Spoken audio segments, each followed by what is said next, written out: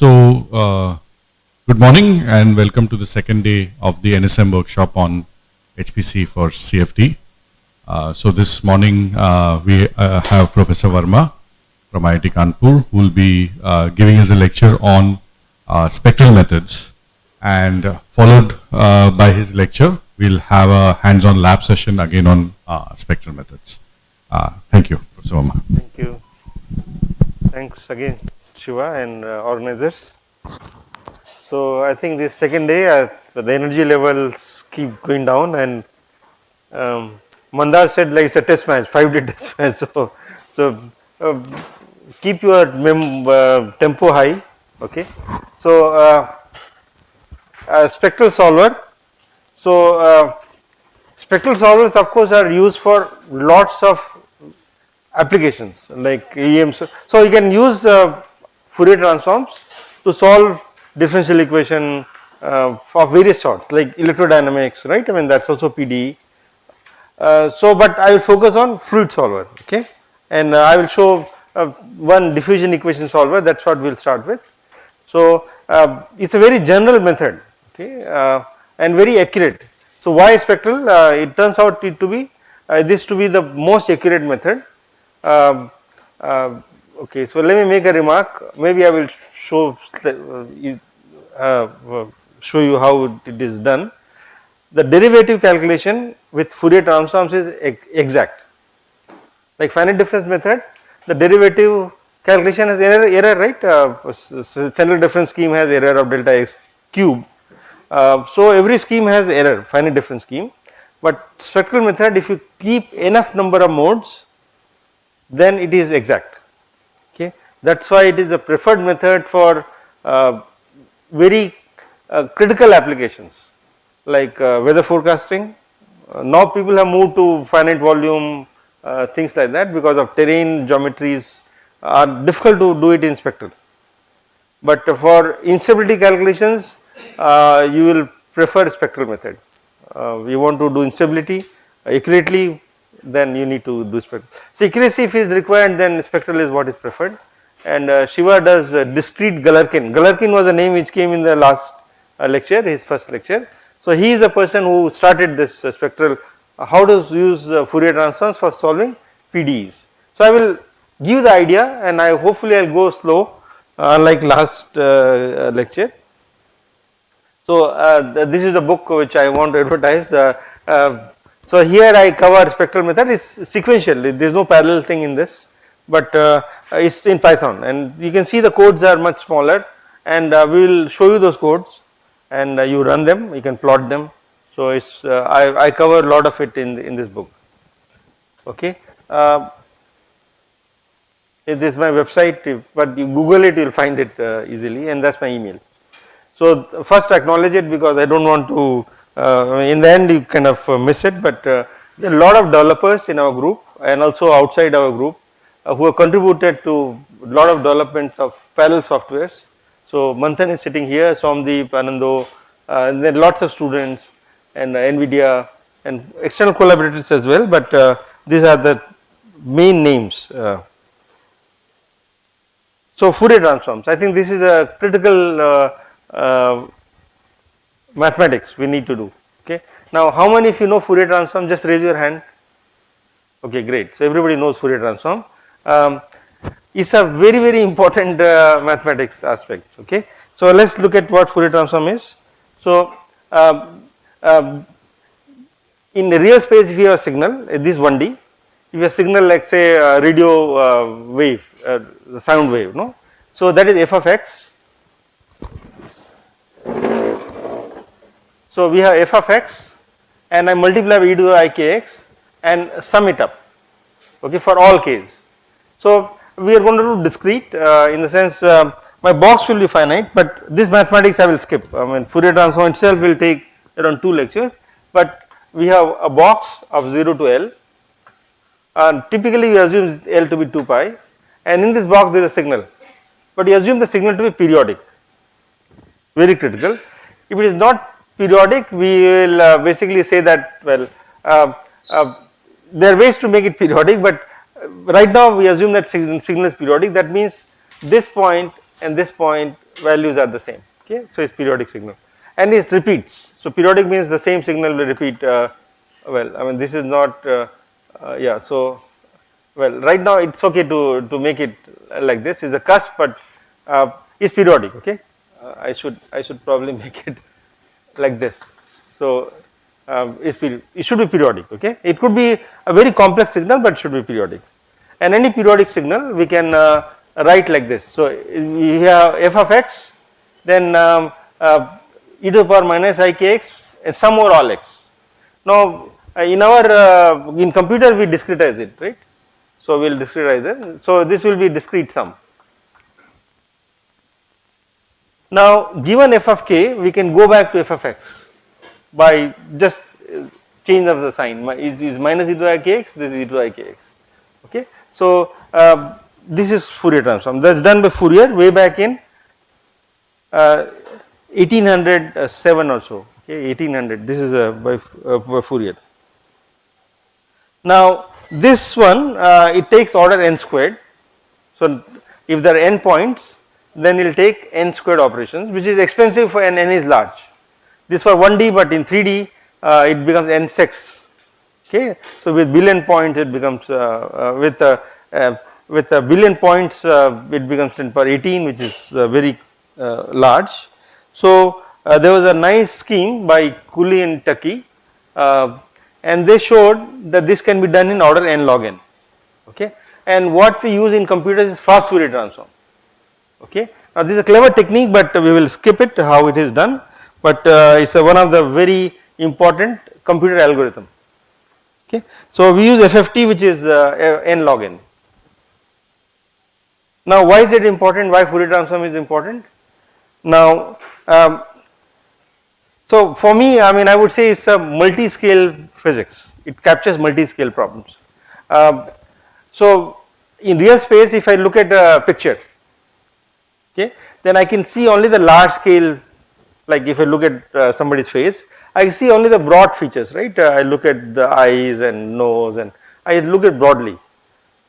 But if I want to dig deeper at my very small features, then I need to go at that scale, and that can be obtained by doing Fourier transforms.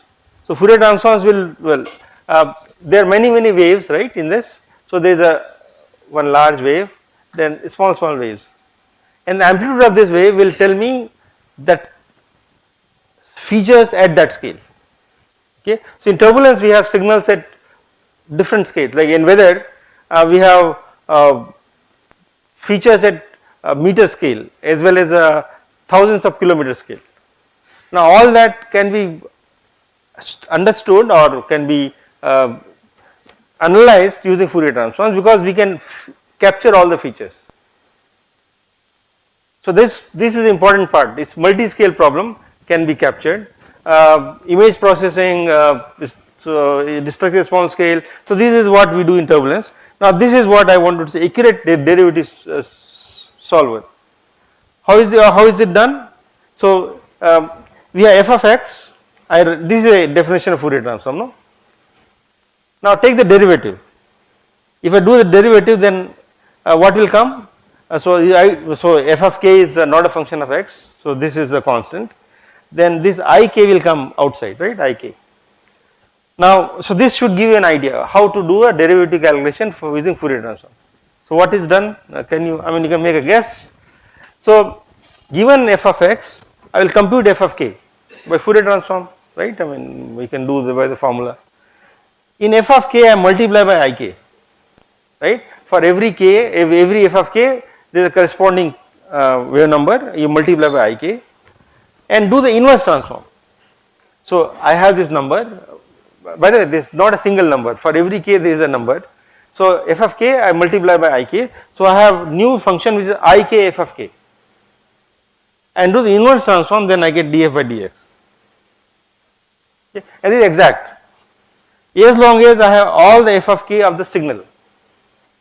So how do I figure out? I keep all the wave modes. So the idea is we do the Fourier power spectrum, right? Everybody knows about what is power spectrum, right? It is a very important quantity. So we have f of k, whether some people put a hat there, okay, but I don't put a hat. This is Fourier transform. You do the mod square. This is called power density, and power density will typically go down like this. So higher wave numbers have less energy, okay, and now this less energy means at some point it will get become 0, almost 0, 10 power minus 15, 10 power minus 16, and then you say, well, these are the wave numbers which I need to keep. It's always finite, it's never infinite. Okay. In real life you always have finite number of modes, and if you keep all the modes up to here, then your derivative will be accurate. Fine. So I mean that's one very important reason why you use spectral method. Is that clear to everyone?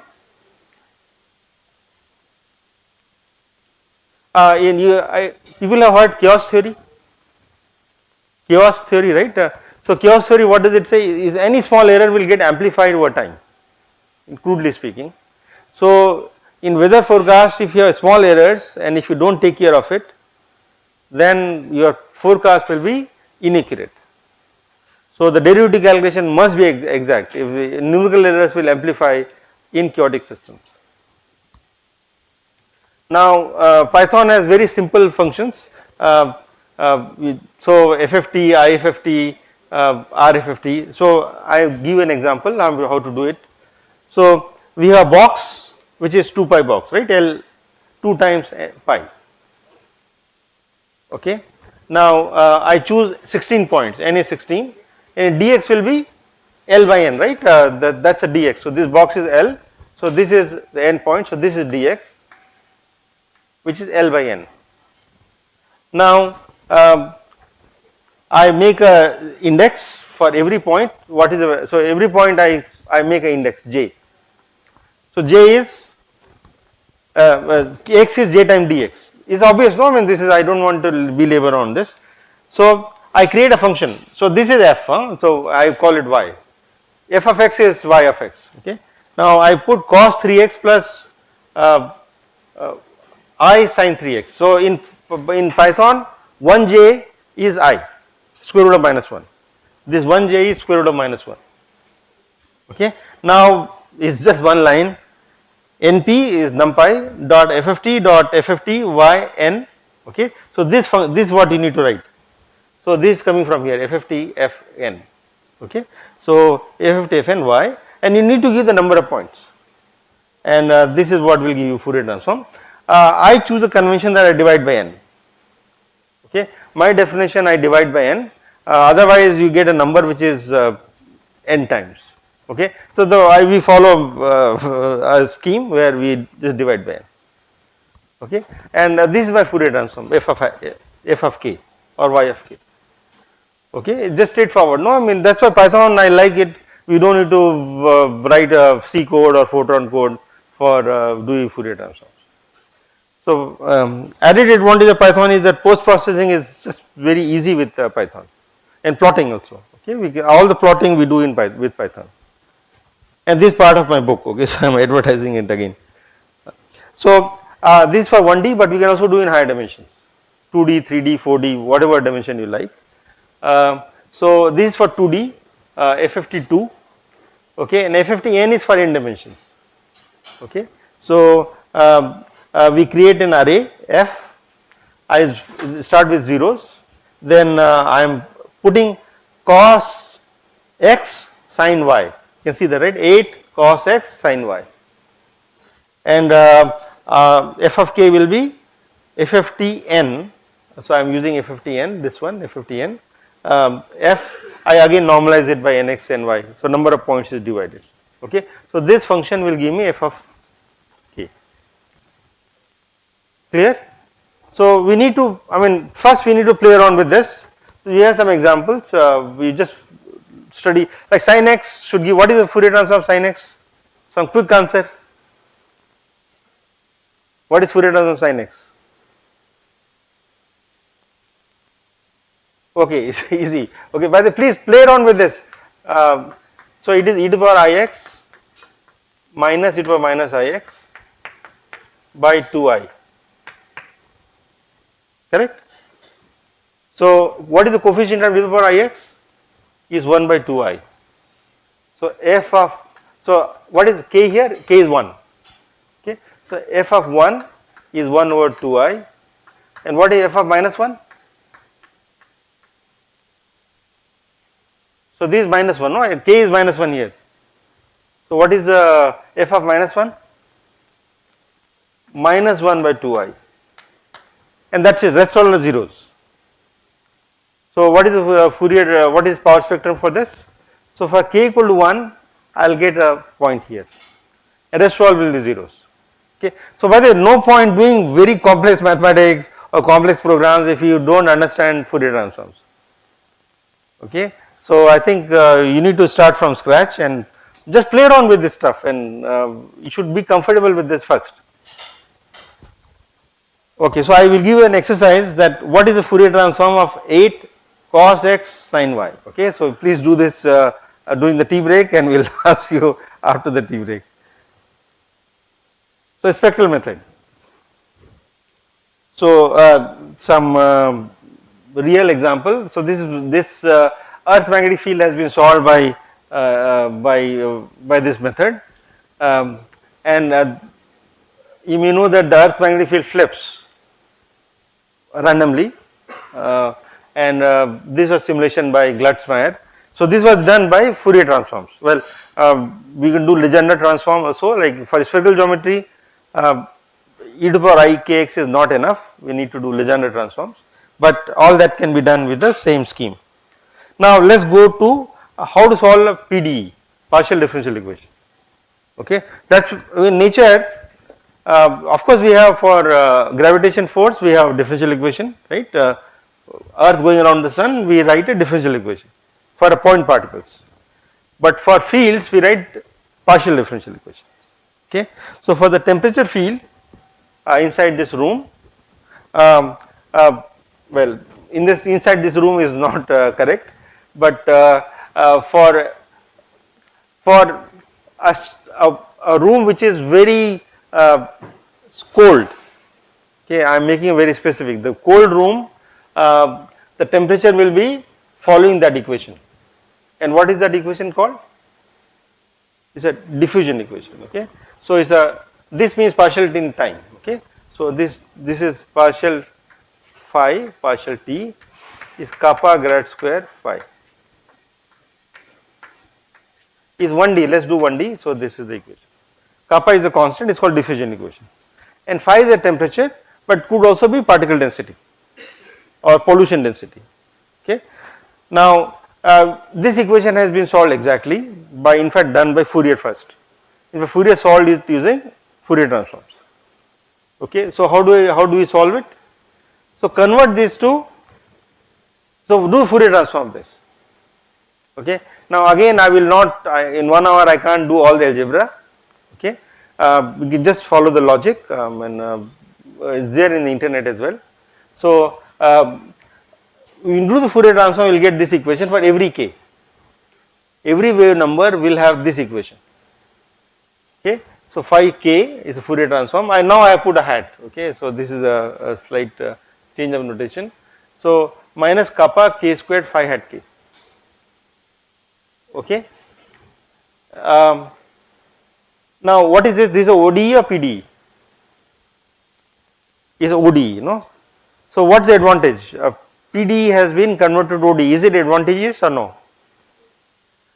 So PDEs, we have standard methods like Runge-Kutta, Euler, Adam-Bashforth. All that schemes can be applied to solve that equation now. In fact, this equation we don't need any of it, is exactly solvable.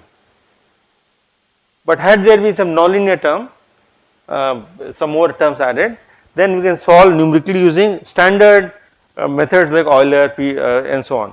So PDEs, there are not many good schemes. Okay, there are some schemes like separation of variable and so on, but for complex PDEs, the way to go about solving it is to convert it to ODE, ordinary differential equation. That's the key. Okay, so finite difference scheme also we convert it to ODE at every grid point. If you look at it, that is what happens. Finite volume you do it for a shell, for cell, not a shell, okay, cell. Okay. So, we convert to ODE and solve that ODE, but it turns out this equation has exact solution and this is the exact solution, right. I mean, this is a 1D equation. Now, once I have phi hat k at time t, then can I get phi of x at time t? What do? I can do inverse transform. So, Fourier space is a different space, huh? It is an abstract space. Real space we have x, y, z, but in Fourier space we have the axes are kx, ky, kz.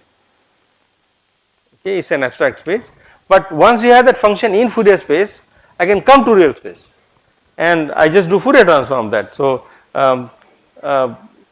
okay, so I have done 2 steps. I think I have another, no, I missed one line. So, this is, well, right now I need this phi hat k at t equal to 0, right. The initial condition is typically given in real space. So, I get given the real space at t equal to 0, I convert that to phi hat k and after that I do the inverse transform. So, this phi hat k will be evaluated at time t and then I can do an inverse transform and I will get the real answer. Okay. And so, this is the code, this just this line, I mean how many lines? 9 lines. So, this is setting up the stuff, this is initial condition, exponential minus 2 x minus pi squared. So, this function is like this in real space and this is at pi and my box is 0 to 2 pi. Okay. Now, I do the Fourier transform of this function fk and this is a wave numbers where I need to do it. Now, fkt I already know that once I have f of k, fk exponential minus kappa k squared t, right. Remember old slide? But you need to understand this equation fully, no shortcut. Then only you can go to PD for Navier-Stokes equation. So, this is the equation. I need to code it and that coding is just one line. This is the one, kappa k is an array, huh? So, k squared will be an array, but exponential of an array is allowed in Python. So, this fk is an array. Okay. So, Python, that is the beauty of it, is just one line, we do not need to do a loop. It is also possible with now with vectorized Fortran codes, it works. Now, once I have f of kt, then I can do inverse transform and there inverse transform IR f of t and we can get f of t. So, this is my answer and unfortunately I did not put the plot, but the plot will be diffused. So, later time this is looks like that. Okay. So, the plot I should have put there, but I do not have it here. So, is it clear this scheme for how to solve diffusion equation in a computer, but this was, by the way, this is analytical. What Fourier did was analytically solve it by same method, exactly same method, but that is what he showed first time, use Fourier transform to solve it. I did not need any Rangakutta, none of it here because it is exactly solvable. Now, let us look at more complicated equation. Before we go to Navier-Stokes, we will just look at Burger's. So, this equation is called Burger's equation. Okay. Without this it is a diffusion equation, but I added a nonlinear term. Okay. Now, I can do the Fourier transform of that equation, I will get this. So, this is a diffusion term, but this is a nonlinear term. Now, how do I write that?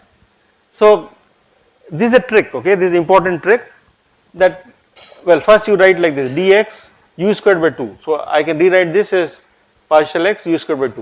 It is visible now, I mean just now I do the Fourier transform of this, it will get I k by 2, that 2 and Fourier transform of u squared.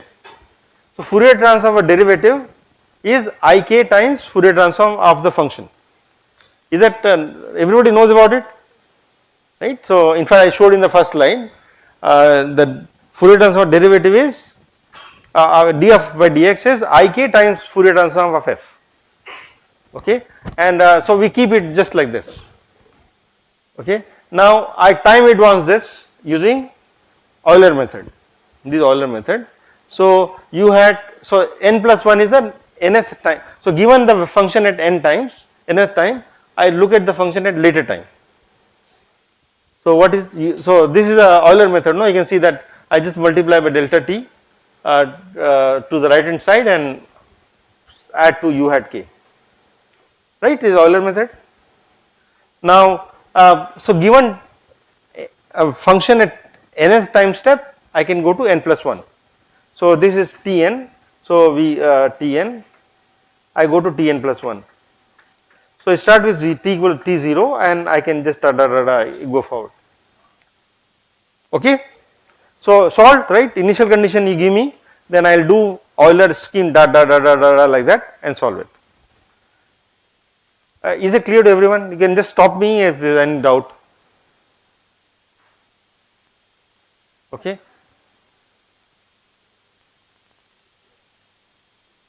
Diffusion equation, okay. Yes.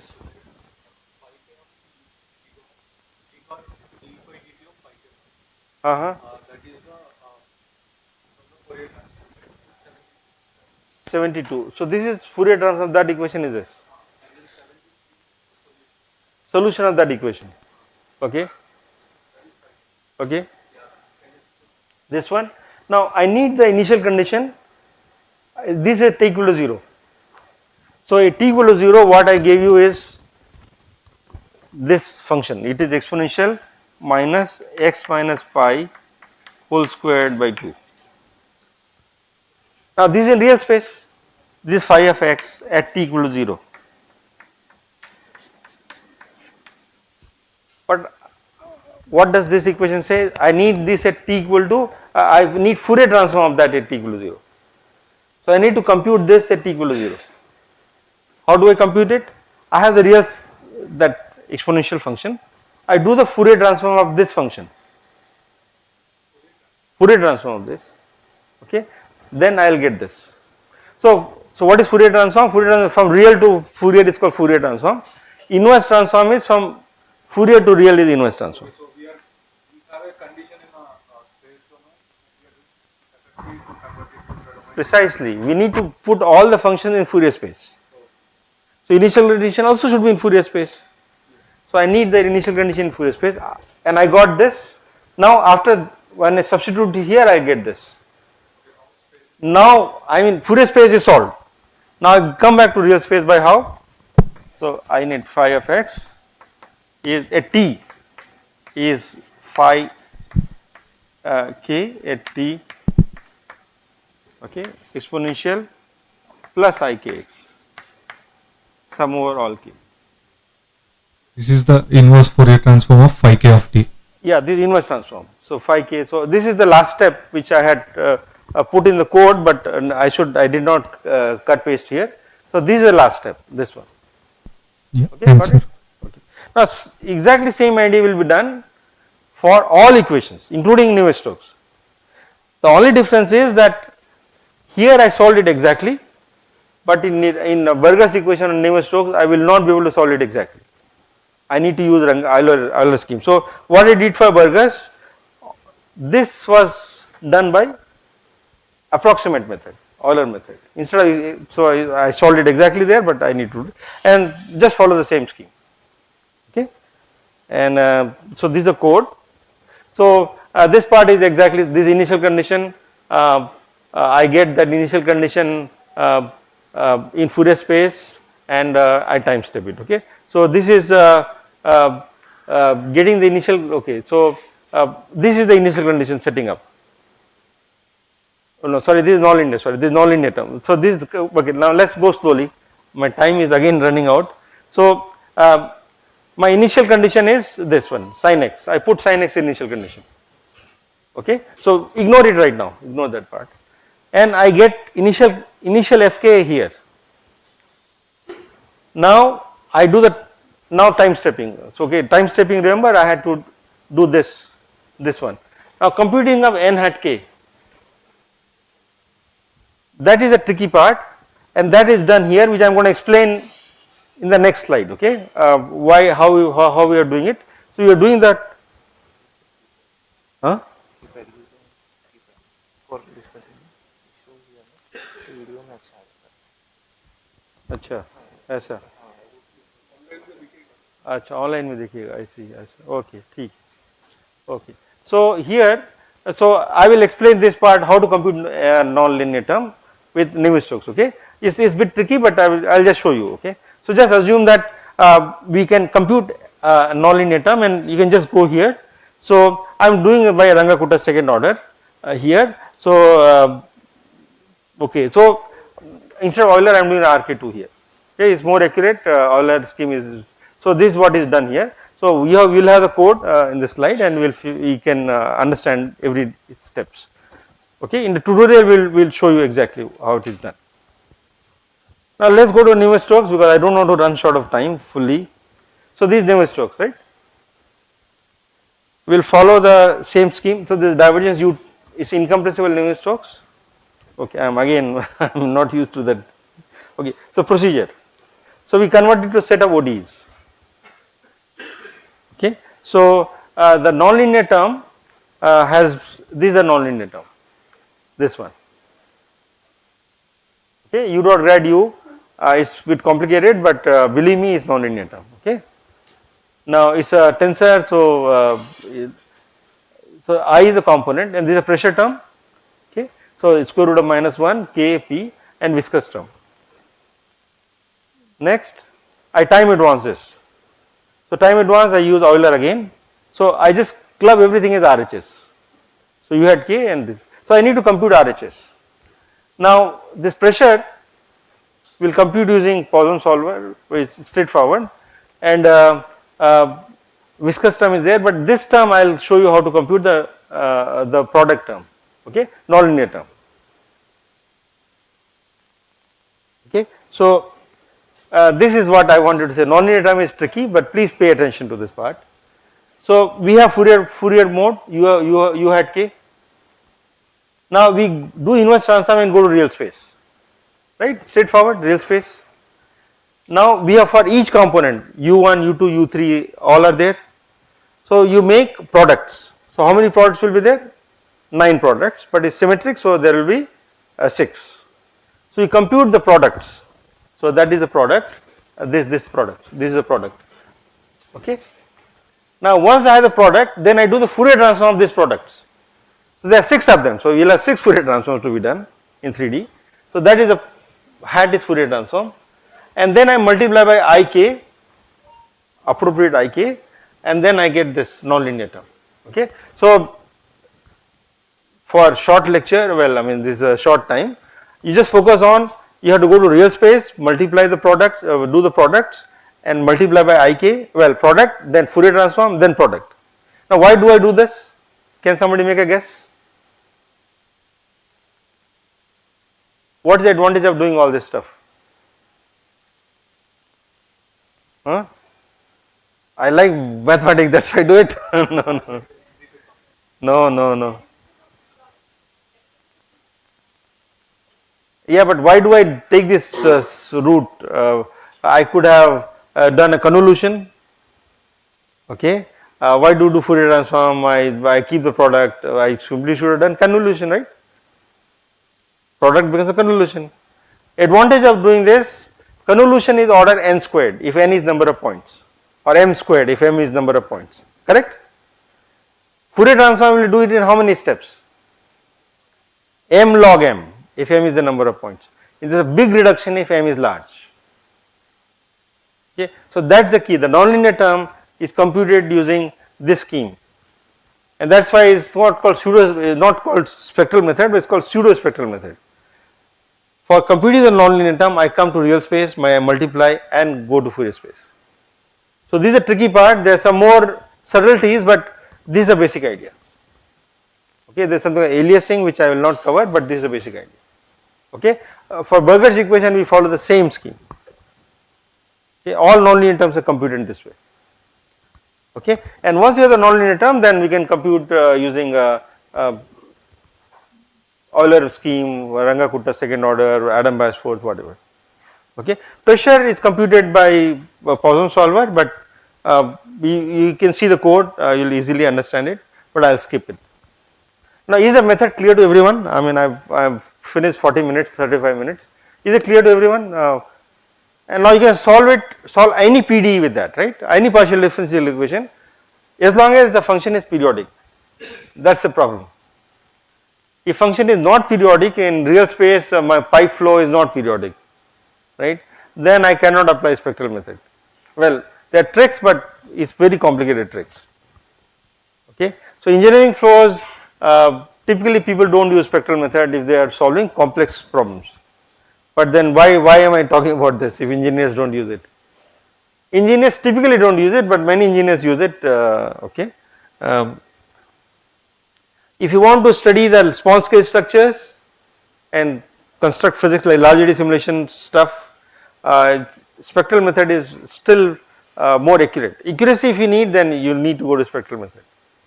Okay, finite element is also accurate, but spectral is zero error actually. Well, there is error in time stepping, but derivative calculation is exact. Okay, so for this is enough for advertising spectral method, but now let's get to some parallel application, but I will not tell you the parallel algorithms, but I will just show you the results. Okay, next 20 minutes. So this is our code, which is first written in C++, but now we gone to Python. So we ran up to 6,000 cube. Okay, it's one of the highest. It is not the highest. Highest is 12,000 cube now. Okay, so at one point was highest, and we ran on 2 lakh processors. Okay, unfortunately, India does not have any machine of this sort. So we ran on Saudi Arabia called Sahin 2, and we got one of the best scaling in the world. So this is a paper published some time back. So Anandu was the lead developer, and we ran up to that many processors. So this code is available for download. You can download it. So our library we call it FFTK. So K for Kanpur. Okay, so that's what we named it, and now we thought we'll just we keep it name on K for Kanpur, and our code is called Tarang. Tarang is wave, no? So spectral we thought. So that name has caught on. People like that name. So just to give you an idea about parallelization, I think I will not get deep into it, but so is the 3D data. I just want to give you the idea, okay, so how complicated it becomes. We have a 3D data. Now we divide into 4 processors. Okay. Now let's think of this scheme, 4 processors. Now remember the 3 sums, k, ky, kz. So we can do the sum. So I don't have the axis here, but imagine this to be z direction and this y direction and this x direction. Okay. Now we got. So I can do the. Let me continue. The benefit of people here. So z here and y here. Okay. So z. Well, I think let me continue it. Otherwise, time will take. So z and y, and along x it is divided. So I can do the sum, right? Y and z and y sum. But x sum I cannot do, correct? Because x is divided among different processes. Is that clear to everyone? So what do I do for x sum? I need to exchange the data. In fact, we need to do some kind of transpose, so the slabs become horizontal. Okay, and that's where all-to-all communication comes. Okay, all-to-all, everybody will talk to everybody. So everybody needs everybody else's data. Okay, is that kind of, you can see it obviously, because to get this data, one processor will have this data, so you need data of these 1, 2, 3 processor. This guy will need data of, so everybody will need everybody's data, and this is called MPI all to all. Now it's not enough like summing of integers, which Siva gave the example in the first lecture. That is, everybody does independently, then we take data local sum, and when the master node does a local sum, global sum. Here doesn't work. For each computation, everybody needs to talk to everybody. Okay. Now imagine 2 lakh processors are talking to other 19999 processors. Okay, I mean, so that lot of traffic is there in this, and lot of data communication is there. So this is one of the most expensive calculation for communications. Okay, communication of FFT is very, very expensive, and what eats up most of the computer time is communication, not computation. Okay, so so this is the FFT scaling. In between I okay, so here so this is what we plot. Okay, so computation versus number of processors, and I put inverse so that so time should be less. So this is another plot. Somebody asked the question in the last lecture. So how do you plot the scaling plots, right? So many people make mistakes. So let me just make this comment. So we write T versus processor, then number of processors will increase, the time will decrease, right? It will look something like that. Okay, if it is ideal scaling, then this 1 by P. Is that clear? I mean, why should it be? If you increase the number of processors, double the processor, then my time should decrease by half. It's ideal scaling.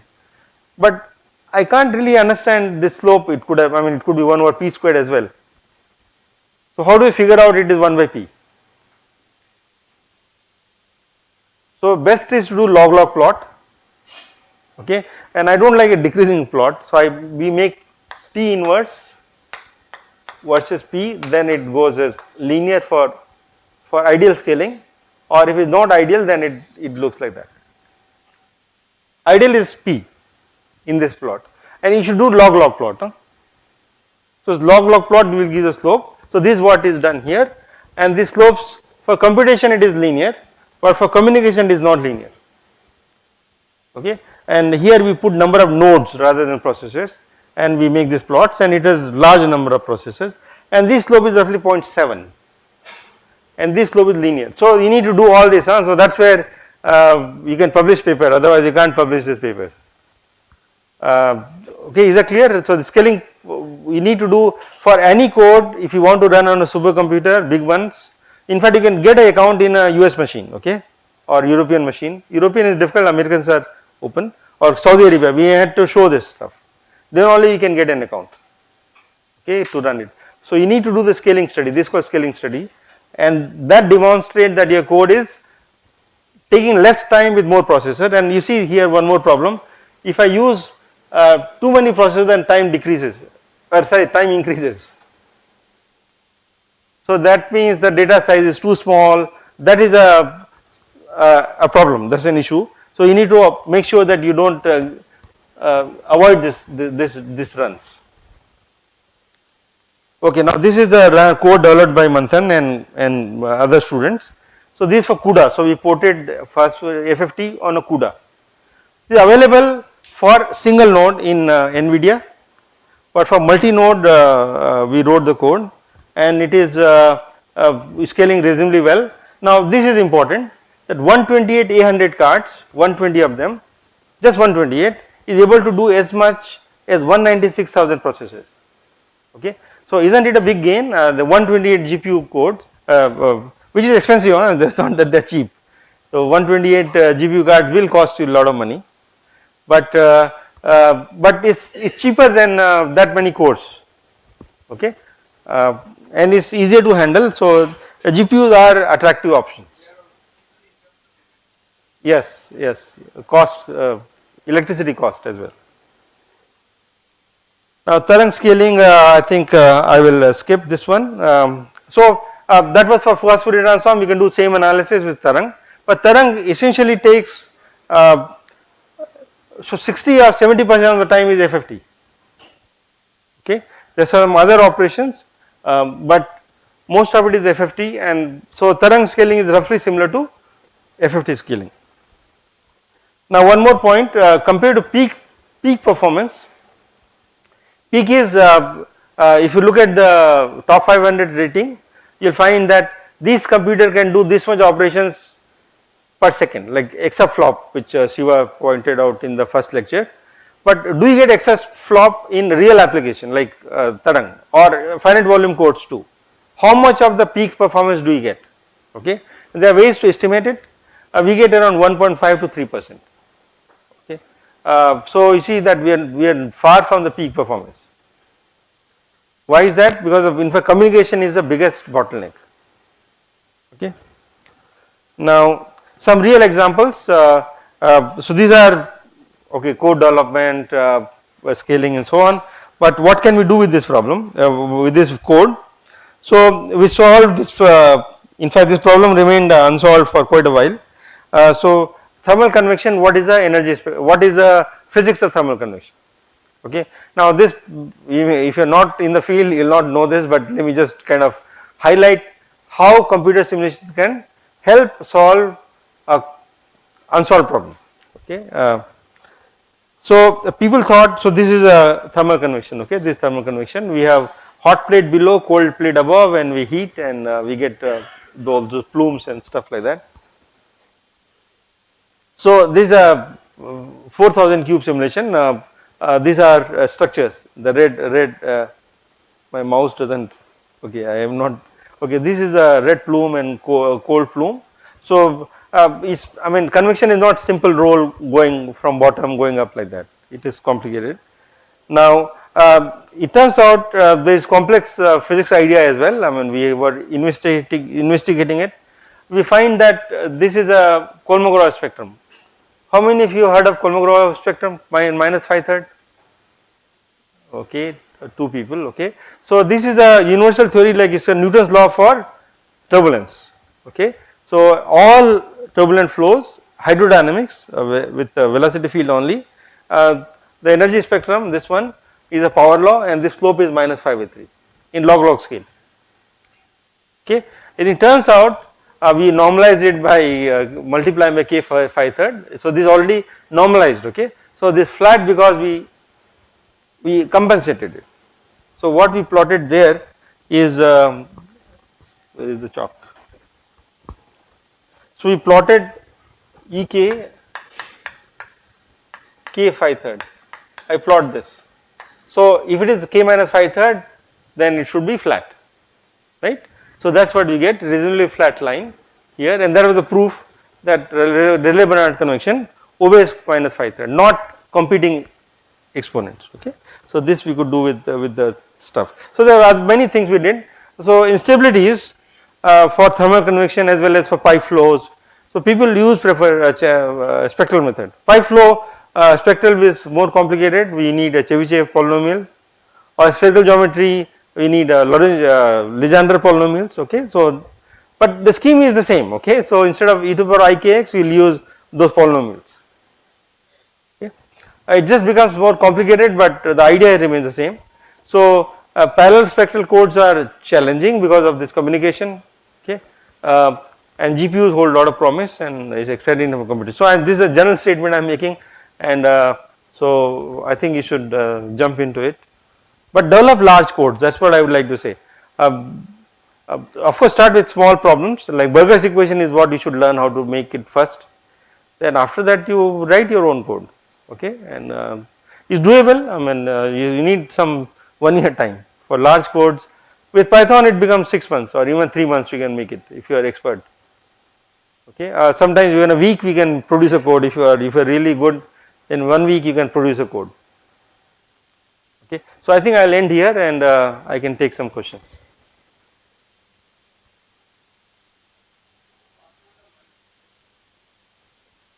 Yes, Shiva, yeah, please.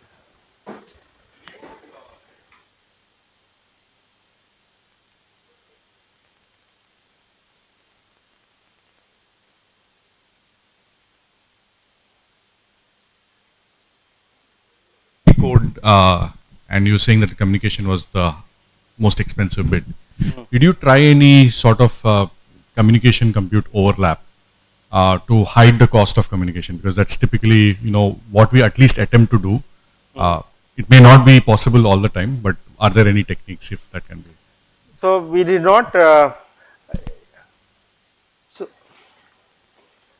communication is so expensive that any overlap is not going to give you much gain. So it takes 98 at the time. So it may help a bit. Instead of 1.5, it may become 1.4, but it's just too expensive, and the coding will become too complicated. So normally large codes do not have that overlap. And sir, you had shown in that diagram, the earlier one, two plots, one for not the much before that. Yeah, Okay. one for compute and other for communication. Okay. Two different ones. No, my question was, Yeah. did you measure the time for compute and time for communication within your code? Yeah, yeah. So it is all computed separately. Okay, so you have the time measurement when your computation starts, you start. Yes, measuring yes, it. yes. So before MPI all to all, we time that part, then computation part, and yes, we did all that. Because at the system level, you will get the complete full time, which will include all of Yes, it. yes. All was done. Now with NVIDIA profiler, we can even get deeper insights. We didn't do it for this particular problem. In fact, the referees pointed out we should profile the code. We didn't do it for this code, but we should profile it. So profiler gives you more information, that exponential part, how much time it was taking, communication, how much time it was taking, within communication which function was taking long time. So NVIDIA profile is quite good. So I think profiler, there are other profilers, we can use them. We didn't do all that, but we separated these two. Yes. Yeah, please. Just a related question. Ah. Was there a significant effect of the communication times and load with respect to the network architecture that is used, and also the version of or rather the distribution of MPI which is used? Because sometimes some MPI libraries are tuned better on certain communication Yes. architecture. So is it like you might have run this on IIT Kanpur's machine and on Shaheen. Was there like a big difference in terms of communication there? So we ran on two different machines of the cows itself. It's a very good question, and it has also interesting answer. So let me tell you the Blue Gene, which was a torus architecture. So what is saying now, this is technical for students, but so these nodes are connected by some topology. You cannot connect every node to every node, right? There's just too many wires. So we connect the nodes. So one simple topology you can think of is called torus technology, a torus topology. So these are the nodes, okay. So this guy is connected with 4 neighbors in 2D. Is that clear? But this guy is not directly connected to this guy. So it has to go via from here to here, then here. Okay. So this is one hop, but this communication will take 2 hops. Okay. So it is more expensive. Okay. So in Blue Gene, our efficiency was 10%. We were torus, but with Cray, it is Gemini architecture. Gemini, no, is Gemini architecture, and it is worse. So the butterfly topology, and it didn't do as well. So I think indeed. But one more thing which you may like, the Japanese Earth simulator. That can you make a guess how much performance A50 they got? 56% on A50. But that was tailor made. In fact, they have crossbar architecture. There a crossbar was okay. This is like this is almost like cross. So there it is basically one hop you could reach anywhere to anywhere. Okay. So crossbar is ideal, and that was Earth simulator that was tuned for spectral solvers. Okay. So they made it for the thing, and that's what they got 56%. Earth simulator was the best A50 solver ever made. Okay, that I can say. Japanese made this. Their machines are really nice. So that's what I have one comment. So finite difference solver, we should make Ashish I discussed once, we should make our own machine, FD solver. What we should do is, so what is finite difference, how do you communicate? Finite difference is not all to all. Finite difference, if you make a slab architecture, then the data talks to the neighbor only, left neighbor and right neighbor. So we should not even use a switch. We should just use a fiber to connect to the neighbor, to the nearest neighbor, and we should just write a very compact communicator for them. No switch. Yes. New generation paramnet that you are making supports 4D torus. We can in fact hook up a system I see. especially to for your purpose. Maybe we can try that out. Definitely. So torus will definitely give better performance. Yeah, But we have that. this, can we make this kind of, we just connect with the neighbors, nearest neighbors, Yeah, left, right. that's and how we it use will slab. happen with paramnet card in each node. Ah. Like, I mean, the smallest one, let's say we can make for a 3D torus is 9 nodes maybe. Like that we can try then scale it up further as an experiment if you wish. Yeah, so in fact I want even a simpler topology. In fact we don't want a switch. I just need a without switch. Yeah, it is without fiber switch. cable. The routing algorithm is built in the network interface card itself. I Like see. where should it go I see. Okay. for a torus? Yeah. So torus will not give the best performance for finite difference. Finite difference we want only the neighbors to talk immediately. Yeah, it will. It will, Okay. sir. It will talk to the I see. to neighbors on. I I see. mean, 6 in 3 directions. So 6 Okay. neighbors it can talk I to see. directly. Okay. In fact I need 1D only. So I don't want So it's a ring that you want. slab. Yeah, ring. That's what you want. We can hook that up. Doable? Sir. Okay. Let's try that. Yeah. Thank you, sir. Thank you. Thank you. Any students, some questions? Okay, I guess we have time for tea now. So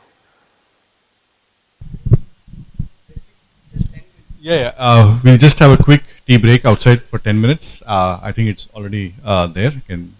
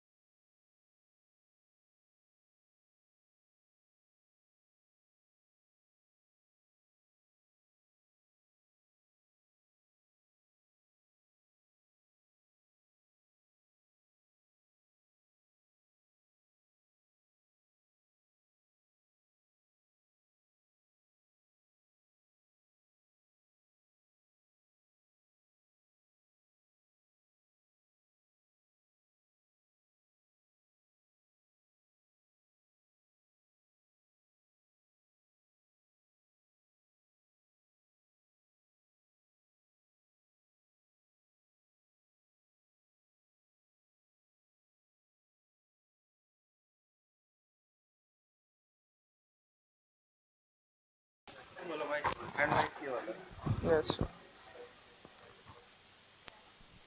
Okay, so what I recommend is that you can use Python of your machine. If you don't have it, then you can talk. You can pair with two neighbors. Collaboration. Is it okay? Because FFT and all, we don't need a cluster.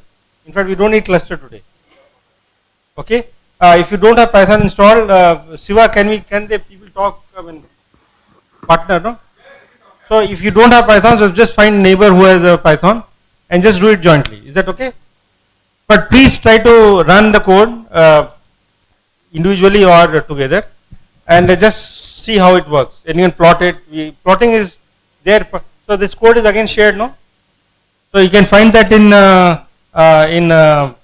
that, what is it called? Slack channel.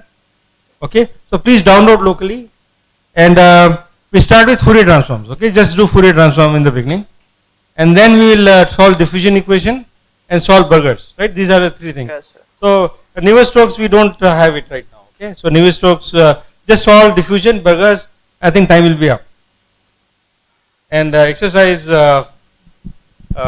you can do when you go back home. You can do Navier-Stokes. Okay. So what about 8 sin x, 8 what are this? 8 cos x sin y? What is the Fourier transform? Someone thought about it? What is that? Okay, let's try to do it in machine. तो FFT वाला कहाँ पर है? ये कौन सा है? FFT का ये sir. FFT का, ठीक है. So we have a function here cos x. Okay, so आपका Fourier.py, you can open Fourier.py and you can play around with it. Okay.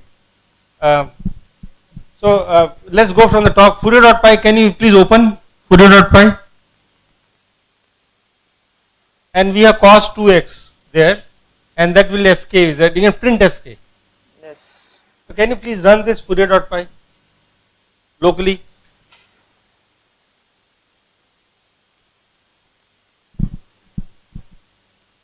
Cos 2x.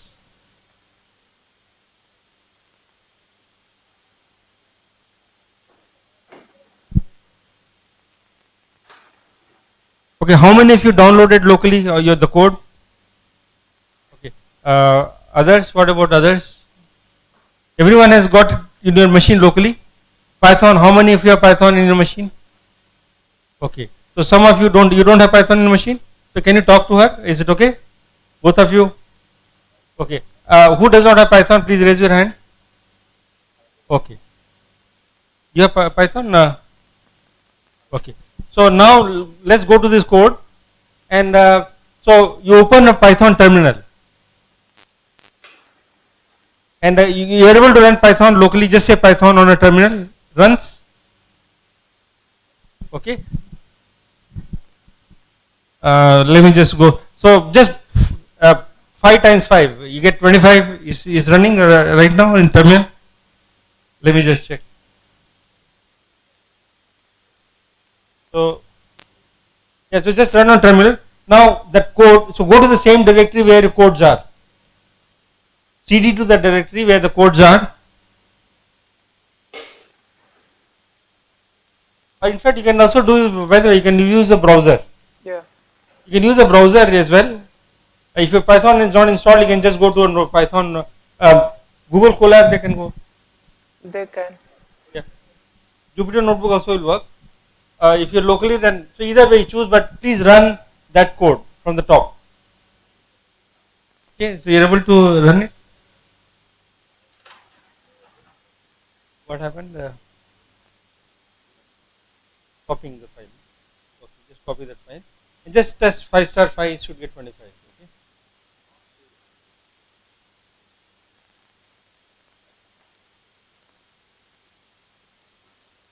Good, you already started to plot. Excellent. So just do 2D cos 2x, 8 cos x sin y. देखो क्या आ रहा है. Then we'll go to diffusion equation. Results are printed.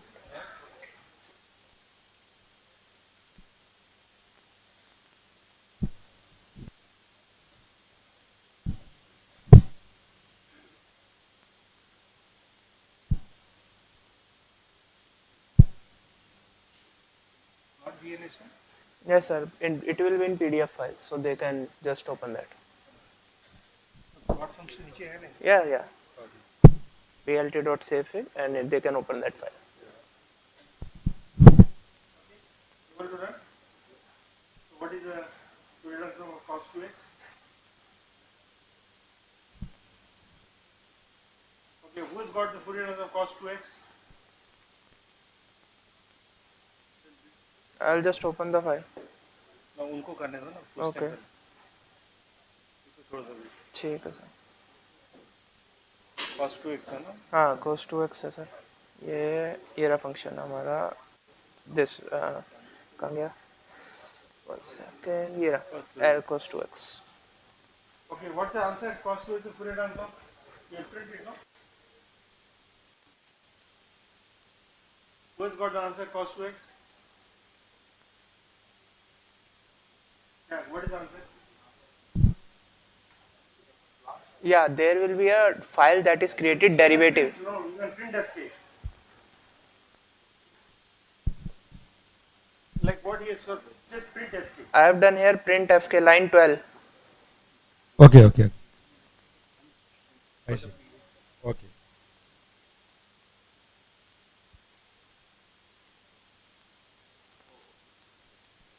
Okay, so there is a question in the online. So any comparison between finite difference method and spectral method on communication overload cost? Okay, it's a very interesting question. So finite difference communication is with neighbors. For derivative, I need to just talk to the neighbors. So it's much less. It's only the neighbor thing, you know, all-to-all communication. So communication cost is really low. But accuracy-wise, the finite difference method loses. Okay.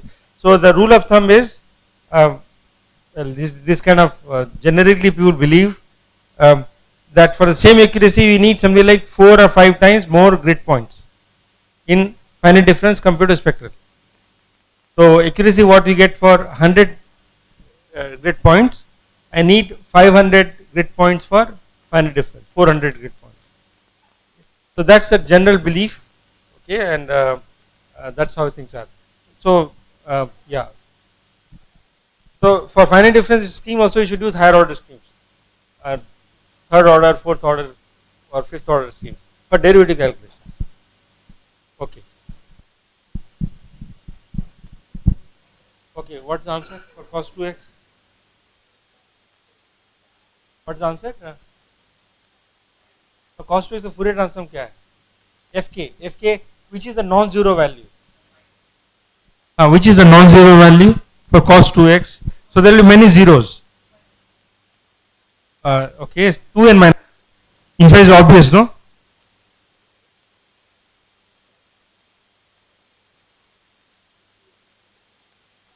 So we can verify cos 2x is e to the power I 2x e to the power minus I 2x by 2. Right? So other modes will have zero coefficient, only 2 and minus coefficient, and half for k equal to 2 and k equal to minus 2. Okay. So is it clear? And you should see that in your print statement.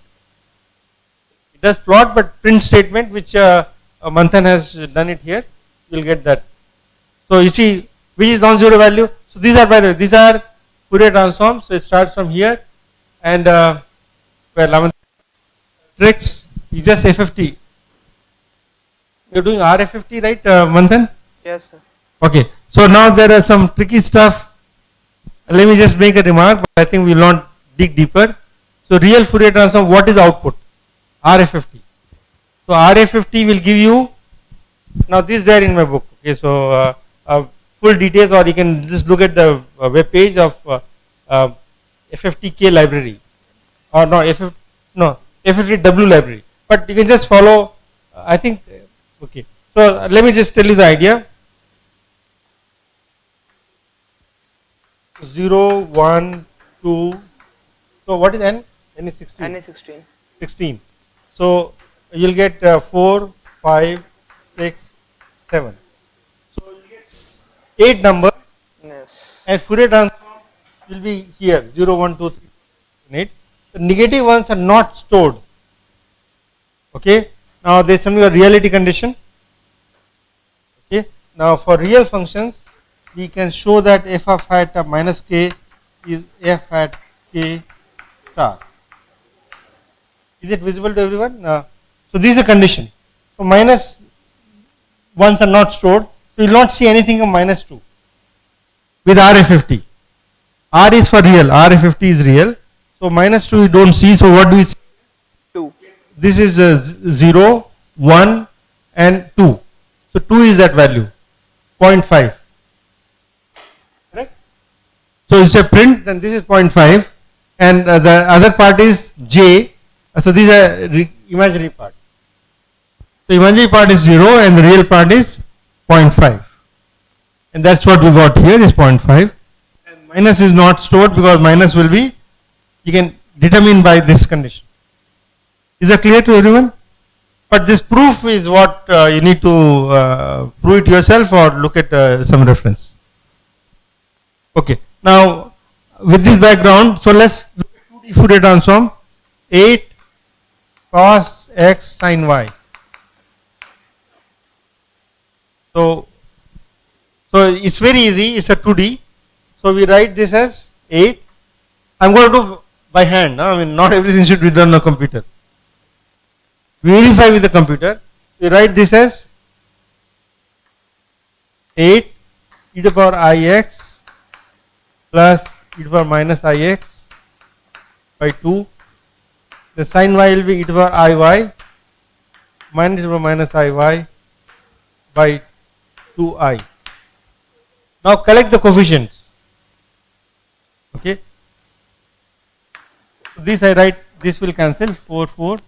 So 4. So I get 1 by, or well, this 1 by I will become minus 2. So minus 2I e to the power I x plus y. Just keep multiplying. E to the power I x minus y. This one the minus sign. Then e to the power I. So this one will multiply with that plus minus ix plus iy and then minus minus ix minus iy. Okay, so what is now k? So this is kx is 1, ky is 1. Correct? So f hat 1 comma 1. What is 1 comma 1? Is 2i. Right? This is a coefficient. So that is 2i. Right? So remember please what do you write? F of x comma y is sum f hat kx ky e to the power I kxx plus I kyy. That's the definition. We just need to collect the coefficients. So this kx is 1, ky is 1. So this is f hat k is 1 comma 1. And that is 2i. F hat 1 minus 1. What is 1 minus 1? Is minus 2i. This is minus 1, 1. F hat minus 1 comma 1 is 2i. F hat minus 1 is 2i. Minus 2i.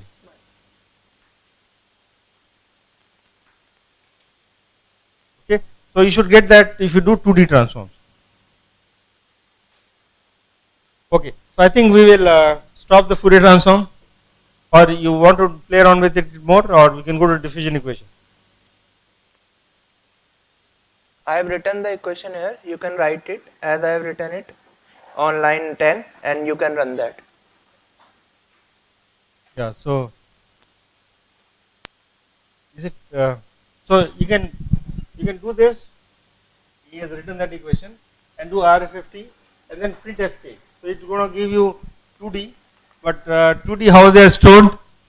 Again, real one storing is I think 2D I think उसको फिर समझाना पड़ेगा फिर है ना. Okay, so let's go to diffusion equation now. So 2D how the FFT returns is also tricky part. So let me give you the answer. Okay, the answer is the following. Talk again. Yeah. 2D is stored like this. Maybe I think this is too much information. So I think you look at the manual and you can get 2D how FFT is stored. Okay, it's a but you can easily derive this, but how it is stored, how the output comes, you need to study.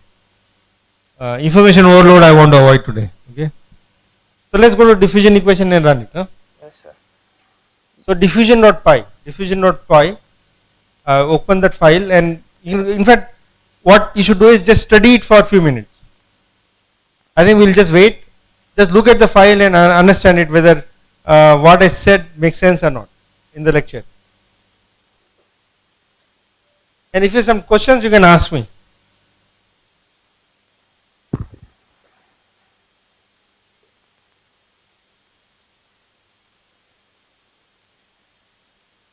You can also talk with your neighbors and so wait for 5 minutes and then.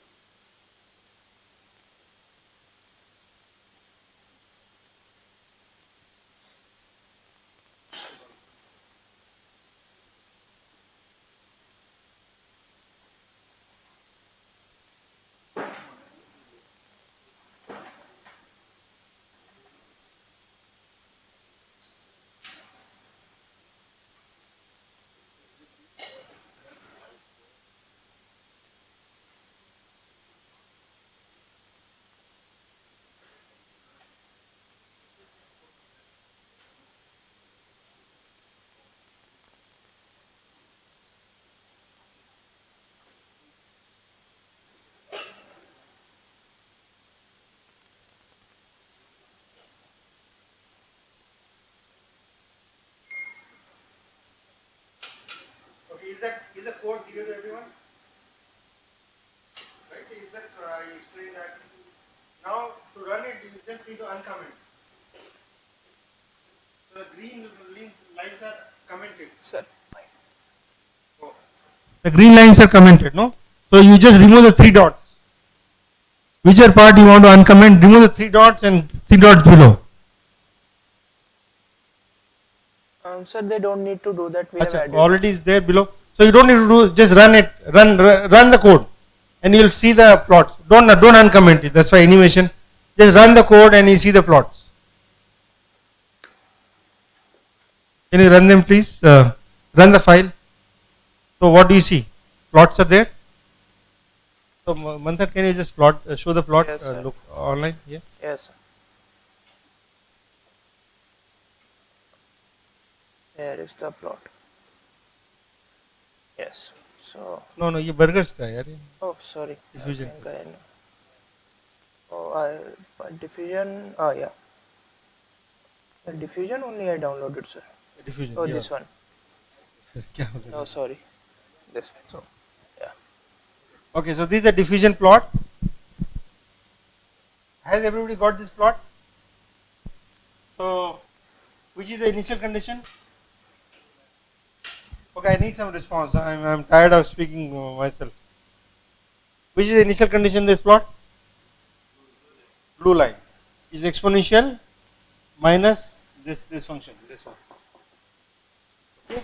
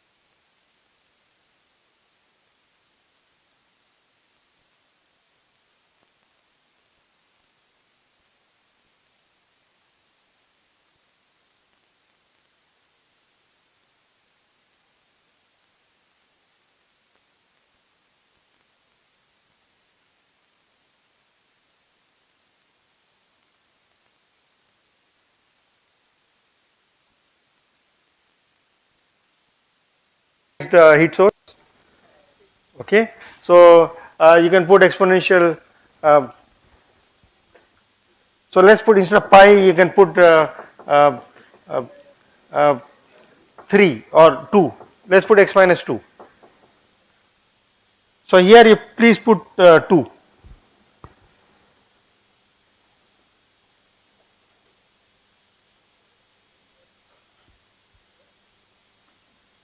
Let's put 2 here and check. Chalk. Okay, so just check what happens with x minus 2 whole squared by 2. So you run it. So what do you get? So the peak is at x equal to 2, right? And it's asymmetric, but you'll get.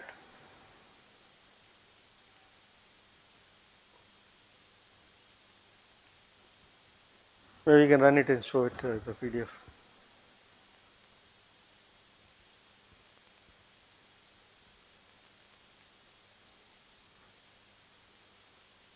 Okay, so the exact गलत आ रहा है. Exact तो पुराना वाला plot है. Exact is ignore the exact because we need to recalculate the exact. This ignore the exact. Okay, comment कर दो exact.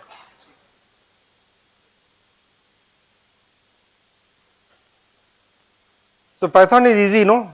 It's cool, right? I mean, you can just see the plot. We don't need to write the long codes. Happy with Python or no? Good, no? Exact, this is the exact, so he got that. Okay, so you can see that there is error because of the box and okay, so shall we go to burgers? I mean, I think we can finish before time and we can go for lunch.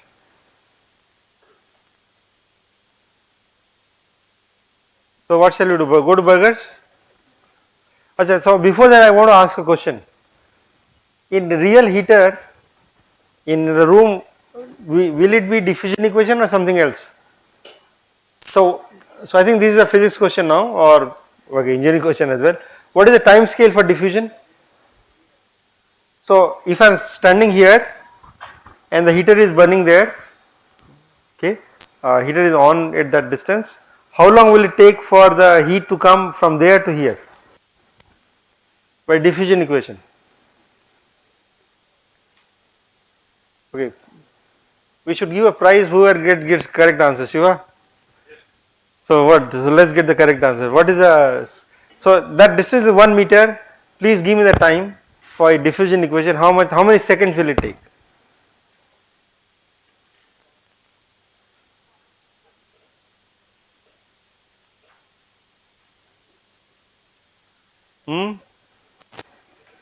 Anyone?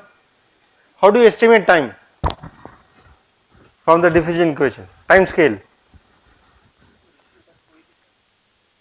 It depends on coefficient. The coefficient has a, what is the unit of kappa?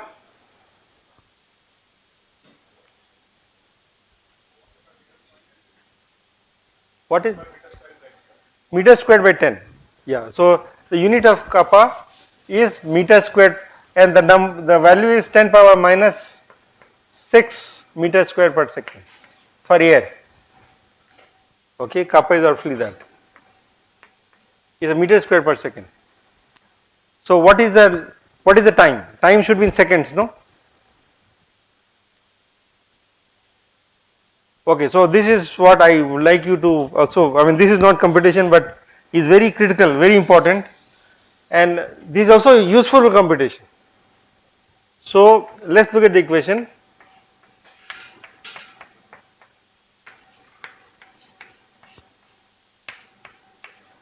So to compute the time scale, please pay attention, this is very important. So we write this as phi by t, like I am estimating, okay. So this phi max or phi average phi, okay. Navier-Stokes, that's what you write, u by t, right? You write the equation, and right hand side is kappa phi by d squared. D is the distance, okay. So if I cut, then t is equal to d squared by kappa. So d is 1 meter, 10 power minus 6, it could be 10 power minus 5, I don't remember right now, but second. So this 10 power 6 seconds. How many days that is, or how many hours that will be? 10 power 6 seconds. So 3600 is seconds is 1 hour. So that's how many, with many hours, right? In fact, I think it's 10 power minus 5, I remember. So that's like a few hours, no? 3 hours. So are you going to wait for 3 hours for the heat to come? But the same thing will happen to perfume as well, huh? So perfume diffusion, it will diffuse by 1 meter in this many seconds. Now is it true or not true? Am I making a mistake, or is there some bogus analysis is being done? Huh? Yes. So here this analysis is correct. So that's why I had said if the room is very cold, if the turbulence is not there, then this will work. Okay. The diffusion is for still air. So who did the first experiment on diffusion? Brown, no? Brown. So it's called Brownian motion. So Brown did the experiment on water and he put pollen in a still water. Okay. And the pollen was moving randomly and that was the diffusion. And that diffusion will take this much time. There is no error in this. Still water, this is the time. Fortunately, there is a turbulence in the air and that will speed up the diffusion. And how do you estimate that time? So let's do this. We have, by the way, this is not waste for computation. So how do you determine delta t? Or if I want to do time stepping Euler, then I have to use delta t much smaller than this time. Okay, so it's useful. Now let's do the real equation, which is diffusion. Real diffusion in air. This is the equation.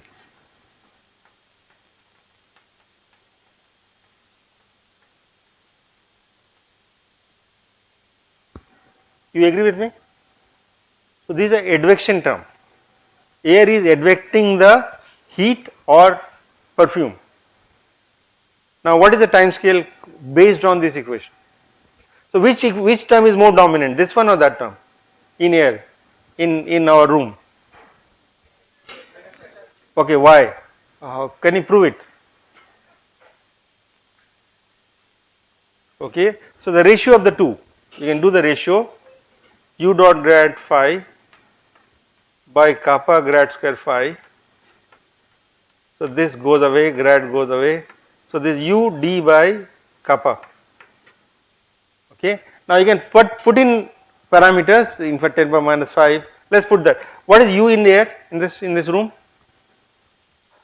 I don't see air moving, but if I put a perfume or if I put agarbatti, then you can see the air moving, no?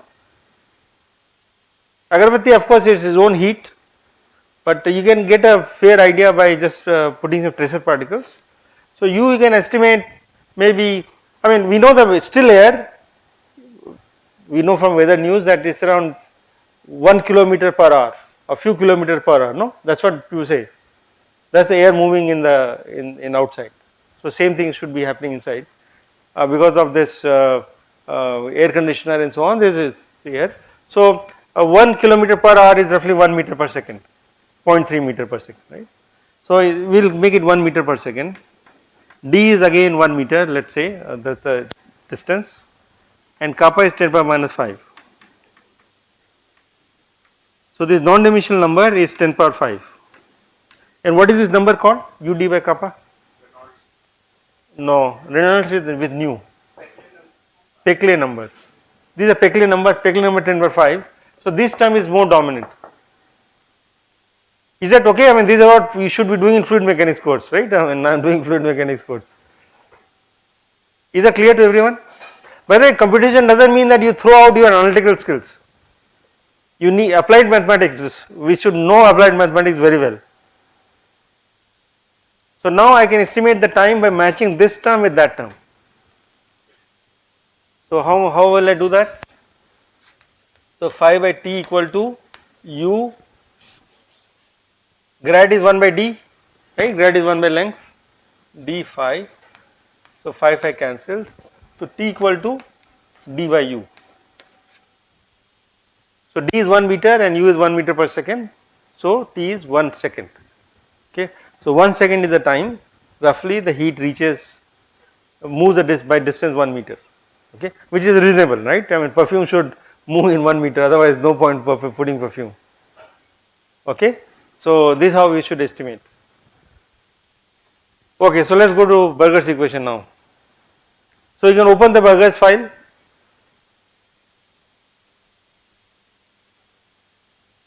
And again, please read that file. And now I think I will not help you, but so the time stepping is done using RK2, Rangakuta second order. Please make sure that it is RK2. Look at the file and what is nonlinear term doing, please understand that part.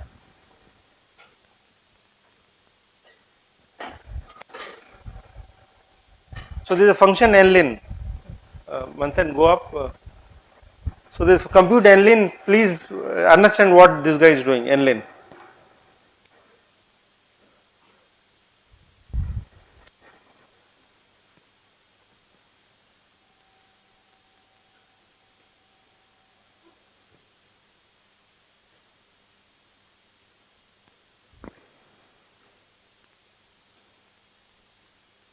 So time stepping is commented, is it? I see. So the dash, the blue color is green color is commented code, huh? So don't look at that code.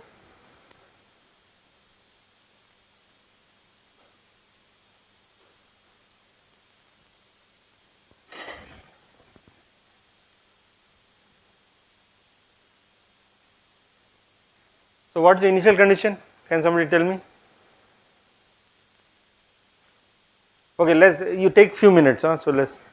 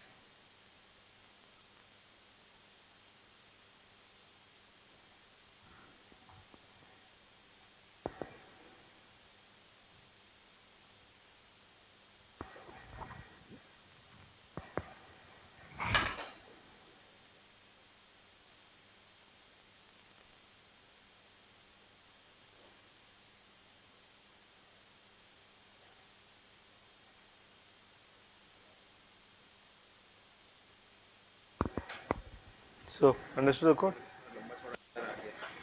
अच्छा समझ आ गया आपको?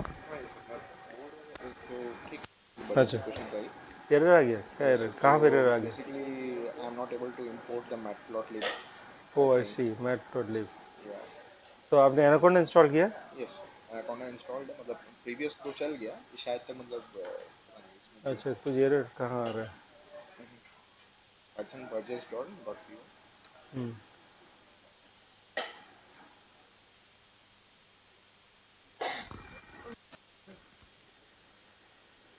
कहाँ पे जा रहा है? वो mouse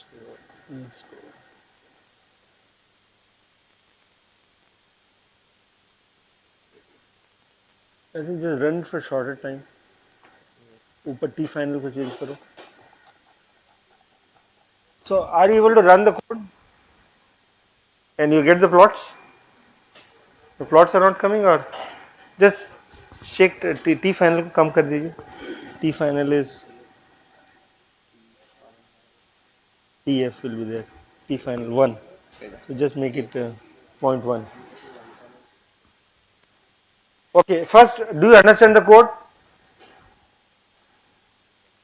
Who does not understand the code? Or how many of you understand the code? Please raise your hand. How many of you understand the code? So nobody understands the code? Not clear? So what's the problem? उसको बड़ा हो सकता है font? Okay, which part is not clear?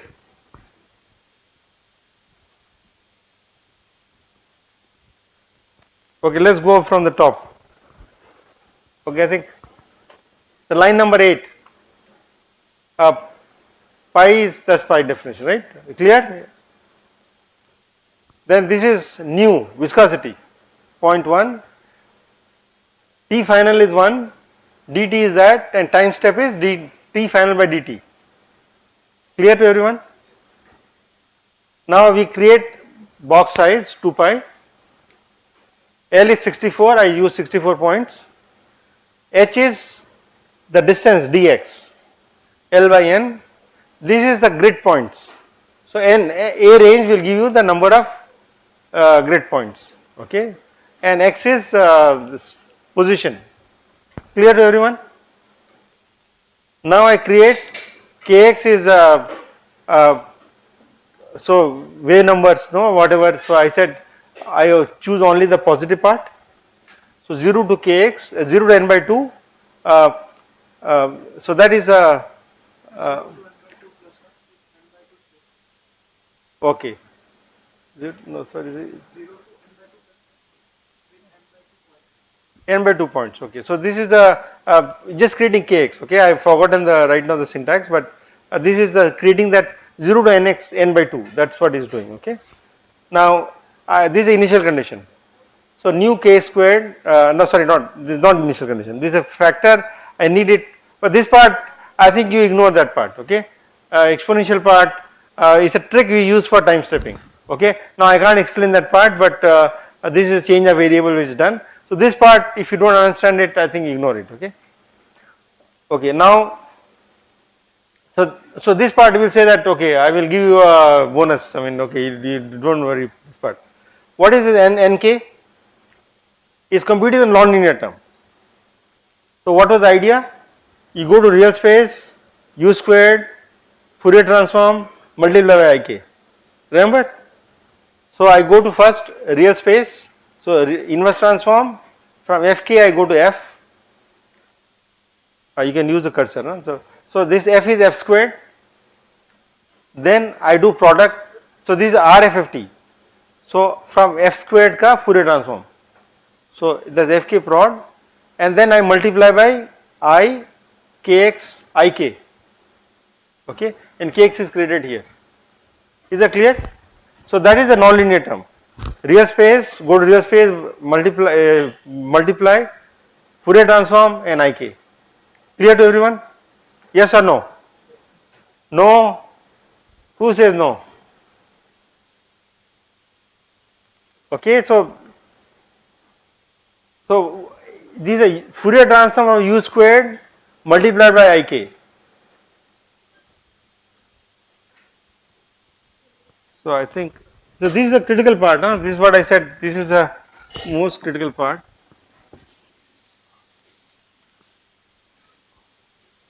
So I need, the one term was this, right? So what is the Fourier transform of this? So d by dx will give you ikx, and the Fourier transform, and the half will come here, half, and Fourier transform u squared. Okay, so that's what I done. Half कहाँ गया, इसमें half नहीं है,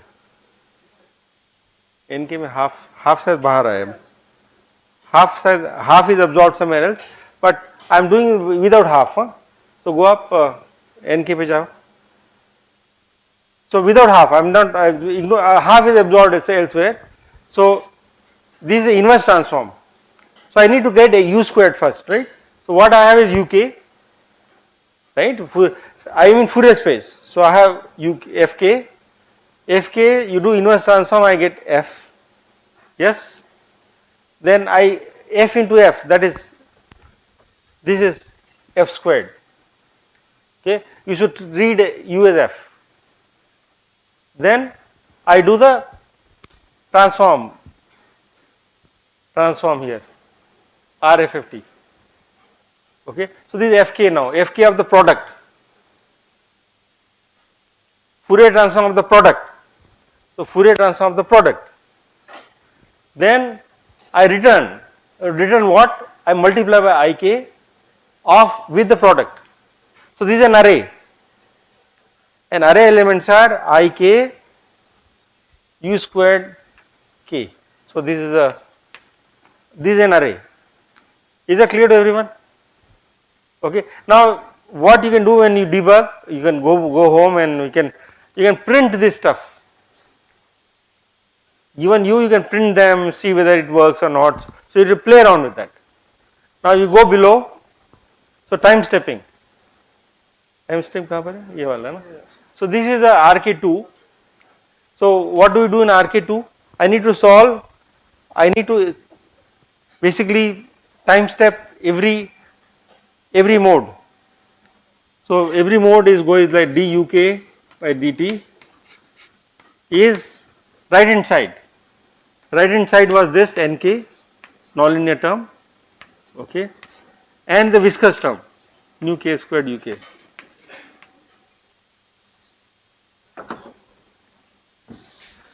Okay, now RK2 what does, so ignore this term is absorbed using exponential trick. It's a very nice trick, but I can't explain right now. Okay, so ignore this term. What is RK2? RK2 is go to the midpoint, right? RK2 go to the midpoint, use a slope and go from beginning to the next point, right? That's our RK2. So what we do is uk mid equal to uk minus nk delta t. Okay, so first I can get uk mid. Now use uk mid to compute nk, because nk involves uk, right? I mean the nk has uk inside. So I use uk mid to compute nlen using uk mid. So this will give me nk mid. So I need the RHS at the midpoint, right? And that's what, so everybody knows about RK2, no? So I need the RHS at the midpoint. So I need the uk at the midpoint, so I compute nk mid. Now with that mid I can time advance it. So now uk equal to uk whatever is the initial uk minus nk mid times delta t. Okay, so that's what would be there with exponential trick. Okay, forget about exponential part, assume it to be 1. So I go to mid, so I compute nk, then I compute this fk, well I mean this part basically given fk I compute this term nk, I need to compute nk first, okay. So with that nk I compute uk mid, nk mid, then I compute, this is fk mid, then so this is for printing, this is a printing, and then I time step, where is final time? In for loop, okay. So this is what is being done here. So in fact, it is being done here. So I use NK mid, and this is this part, NK mid, this part, this part. So these are RK2. Okay, now so here if you look at the code, of course it's short time, we can't look at the code and understand it right away. But this is what is being done. Exponential trick, you have to look at my book. Okay, so I'll probably give that chapter. So I'll share the chapter. Okay, so let's run it now. We run the code. So you got the plots. So how does the plot look like? So let's see the plot, Manthan. Some people are getting error, I don't know, but for short time it works now. No, so he has I think installation problems. Some install. 456 line number because it enables that latex format and some of you might not have installed. I see. So line 456 you can comment. Does it work with that? So that is for beautiful figures. Okay, so plots look better with. Okay, so this is what you should get, and which is the early time? Which color? So what is the initial condition, by the way, in the plot? Sin x. Sin x is the origin. Orange is the initial condition, and then it keeps getting steeper and steeper, and the purple line is the last point, and that's what you should be getting. Okay, so this Burger's equation solution. Everybody got this? Okay, so why? Well, anyone can tell me why does it steepen? Is getting more and steep. Burger's equation gives you what structure of the fluid mechanics? What is this called? The structure which is finally, if you go for even longer time, it will give you what? Shocks. So this is a shock, huh? And why do you get a shock? Sorry? Physically, why shocks occur in Burger's equation?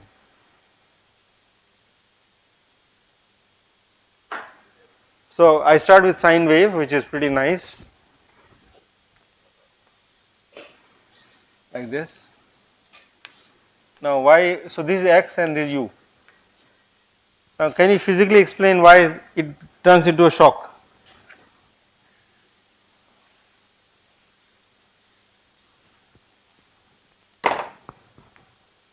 Okay, so in this equation there is no pressure gradient, right? Pressure is 0. Okay, grad p is absent, no? So the velocity, the particles move. Okay, so there is no pressure tries to kind of, if somebody moves too fast, it tries to stop this. Pressure is trying to oppose this. Here there is no pressure gradient. Now let's look at kinematically. Okay, if ignore the viscosity. Okay, so what is the velocity of this particle? Let's say this peak is 1 and this is 0.5, no? So what will happen? This guy is moving at speed 1 meter behind. So the car which is moving at 1 meter per second, and the car ahead is moving at half the meter per second. So what is going to happen to the back guy? So this moves faster and the front is moving slow. So what is going to happen? So the pile up will happen, right? So behind particle will come and collide with the particle in front, right? In fact, if in a road, if the previous people behind move too fast, then there will be a jam. Okay, that's what is happening. So this is moving slow, so it also moves fast ahead. So this guy will come a bit ahead, but this guy moves even faster, so it becomes like that. Then in later time it becomes like this. So that is why shocks are appear. Okay, so it's easy, and you can easily see from here. It's time advances. Okay, I think we are done. Navier-Stokes we can't solve it in short time, but you have the idea now. So you have to solve. You can do it for 2D Navier-Stokes. I mean, if you like, you can just work with 2D Navier-Stokes. How do pressure is computed in the following way? For completeness, let me just make a. So this equation du by dt vector plus n nonlinear term is minus grad p. So, minus I k p of k minus nu k squared u of k. This Fourier space equation, okay, u of k. This is d by dt, this is a total. I can take the dot product of this with k. So, what happens is k dot uk, k dot nk, this becomes k dot k is k squared and this k dot uk. What is k dot uk for incompressible flows? K dot uk.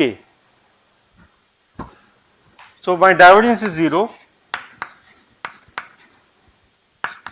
So, if Fourier space this becomes k dot uk is 0. Okay. So, in Fourier space the velocity field vectors are perpendicular to k. This is k and this is uk. Okay. So, this is the Fourier space.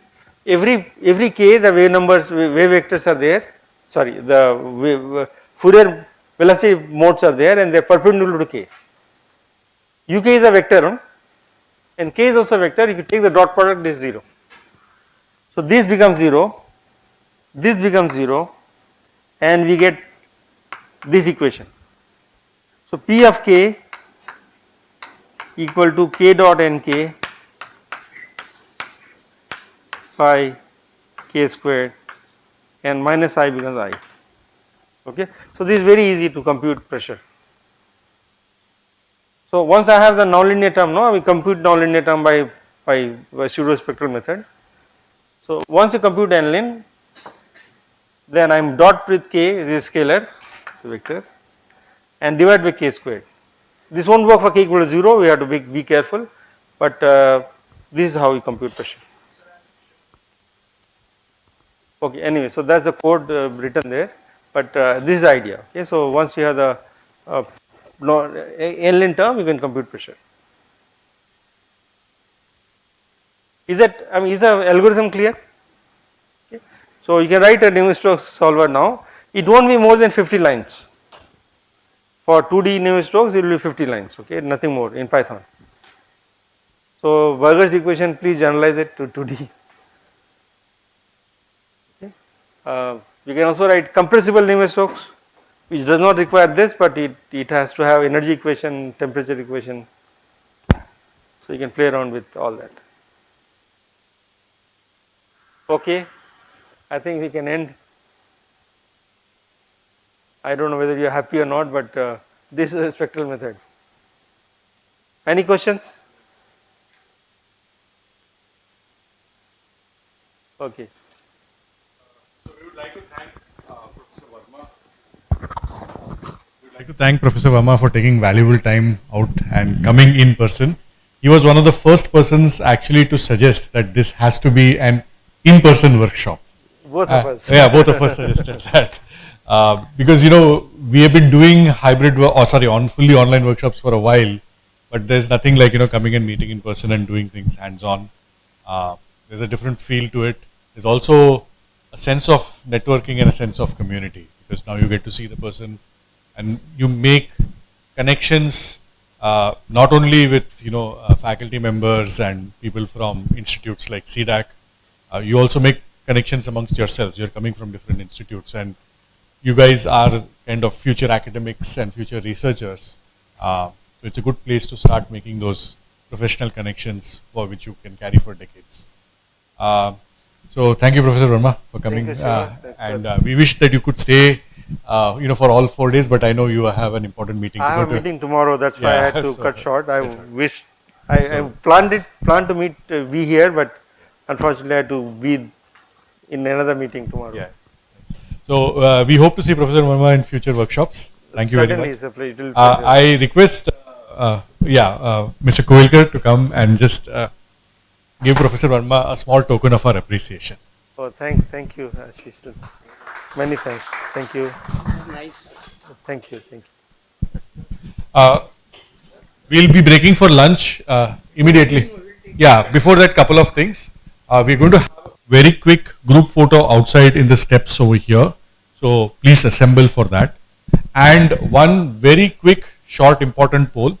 We had planned for a banquet dinner tomorrow night, but there have been some requests after last night's dosa party that we change the banquet dinner to a pizza party. How many of you would prefer pizza over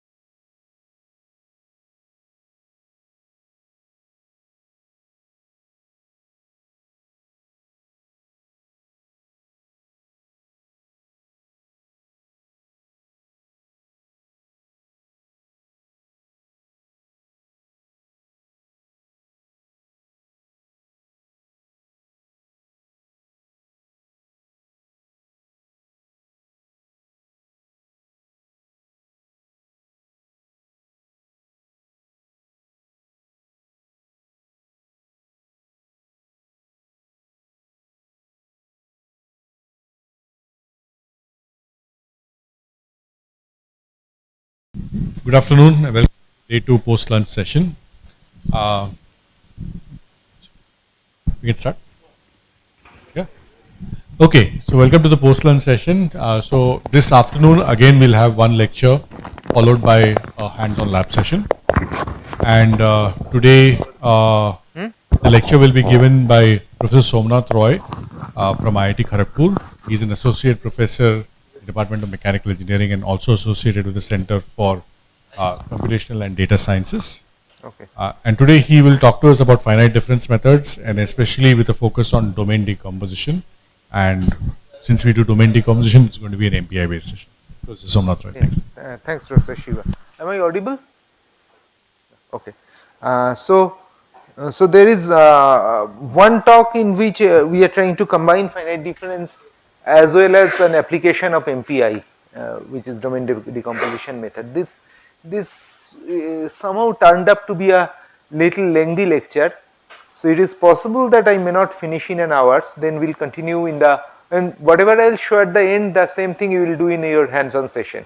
So in that case, we will take a short break and continue in the hands-on session. Let us see if I can finish in an hour, then we will get more time for the hands-on. So we'll see the most common idea of finite difference method, which is Taylor series based representation of differential equations. And there are different other approaches of getting finite difference method equations, but this is most commonly used. Then we'll see once we get the matrix how we solve this, because we probably have not discussed much about the matrix solutions. Professor Shiva introduced matrix solutions at the beginning talk, but we'll discuss little bit on that. And then we'll see domain decomposition method, and I'll show you how you can start from a sequential C code of finite difference method, say an iterative solver in finite difference method, and convert that into a domain decomposition based MPI program. And this exercise I believe will be helpful if you go back and start working with your own code. Okay. So we talk about CFD, that means solution of governing equations in fluid mechanics, and these are a set of equations which has all the nasty things: nonlinear, unsteady, second higher order differential terms, mixed derivatives, not mixed derivatives, coupled set of equations. All these things are there. So we get one incompressible continuity equation, 3 Newton's law equations, 4 equations, and of course you know that these equations are till date nobody has been successful in solving these equations analytically, and that's why you use computer methods for them. And all the issues are first order in pressure, non-linearity, continuity equation doesn't have pressure term, everything is there. And in case we are solving energy equation also, we solve first law of thermodynamics here. So the other representation of this set of equation is for compressible flow, or flow with relatively high or moderate Mach number, where you get the compressible set of equations. Some of the problems in incompressible equations are not there. Even then you need a computer method to solve compressible set of equation. But if we think of solving these equations in computer, we know that computers do not understand anything about differential, continuity, non-linearity, coupling. Computers do not understand anything about that. So we have to convert it to something which computers can handle, and computer can handle addition, subtraction. So we have to convert it to difference equations. So we'll get a set of difference equations which are matrix equation. System of linear equations with multiple variables can be expressed as matrix equations. Physical systems with multiple degrees of freedom also give you matrix equation. And when we talk about the continuum, any equation in continuum, ideally they have infinite degrees of freedom, but we can approximate it to a large degree of freedom, not infinite, countable large degree of freedom system, and therefore we will get a large matrix equation. So we will use Taylor, here we will show Taylor series based approximation, by which we will convert the differential equations to difference equation, and for accuracy we will end up with a very large system of equation, for which we need efficient matrix solver problem. and we can understand that even using computer that should take a high amount of time because the number of operational steps. We had a discussion on flops. Computer speed is known as how many floating point operation it can do in a second. So total number of floating point operations will be so high that you need supercomputers to solve the equations in case of a really complex geometry engineering or industrial application problems. And we also need efficient matrix solvers and HPC. So what we do in finite difference, I believe all of you have some background in CFD, so most of you probably already know that, but we'll quickly go through it. We have a differential equation for steady heat conduction. This is a very simple equation, d2t dx square is equal to 0, and we do not need computer etc. anything. You can directly write down the solution t is equal to x plus b. But if we ask a computer to solve it, it cannot write t is equal to x plus b. So what we have to do for that, we need to identify discrete points inside the geometry, and we will say that instead of solving this as a continuous problem, we will solve it as a discrete problem. We will solve it in a discretized manner. In all these points, we will assume that there is some temperature, some function of function exists as temperature, and then we will use Taylor series expression to write Tx plus dx is equal to infinitely long Taylor series term. Similarly, we will write for Tx minus dx, if we are focusing on point 5 whose location is x, we will write Tx minus dx is again a Taylor series term. Now if we add these two equations, we will get, if we add these two equations, dt dx term will drop out, we will get the first derivative term, that is d2t dx square. d3 dx cube term will drop out, and we will get the next term, so on.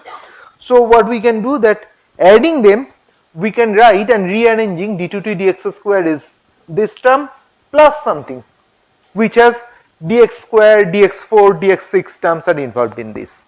And if we are solving d2t dx square is equal to 0, one can very easily see that d4t dx4 must be 0, d6t dx6 must be 0, so these terms are 0. If we are not solving d2t dx square is equal to 0, say I am solving for some heat generation problem, d2t dx square is equal to sin x. Even then d4t dx4, d6t dx6, d8t dx8, all these terms are of some sinusoidal function. So they have a finite small value, and the value is in between 0 to 1 or something, finite limited value. Whereas dx is the term which is the length is x is equal to 0 to 1. So dx is much smaller than 1. Therefore dx square, dx4, dx6, as I increase the powers, these terms are smaller. So we can say that if we approximate d2t dx square is equal to this term, this will be multiplied by derivatives and some smaller terms. And among these smaller terms, dx whole square is the largest term. The other terms are even smaller than them. So we will say that we can approximate d2t dx square is equal to this, along with an error whose largest term is of the order of dx square. So as we reduce dx, the error will reduce.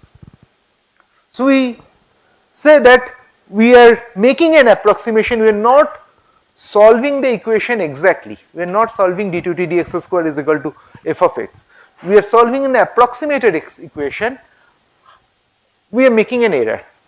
However, we know that error is not large, and as we will reduce dx, as we will increase number of points, dx will reduce, the error will be smaller. This is the basic idea of finite difference method. So we get a set of equation for all the points, just chosen point 5 and termed it as a location x. If we choose other points, we will get similar set of equation, and we will get a set of equations. We will substitute the boundary condition on this equation, and we get a matrix.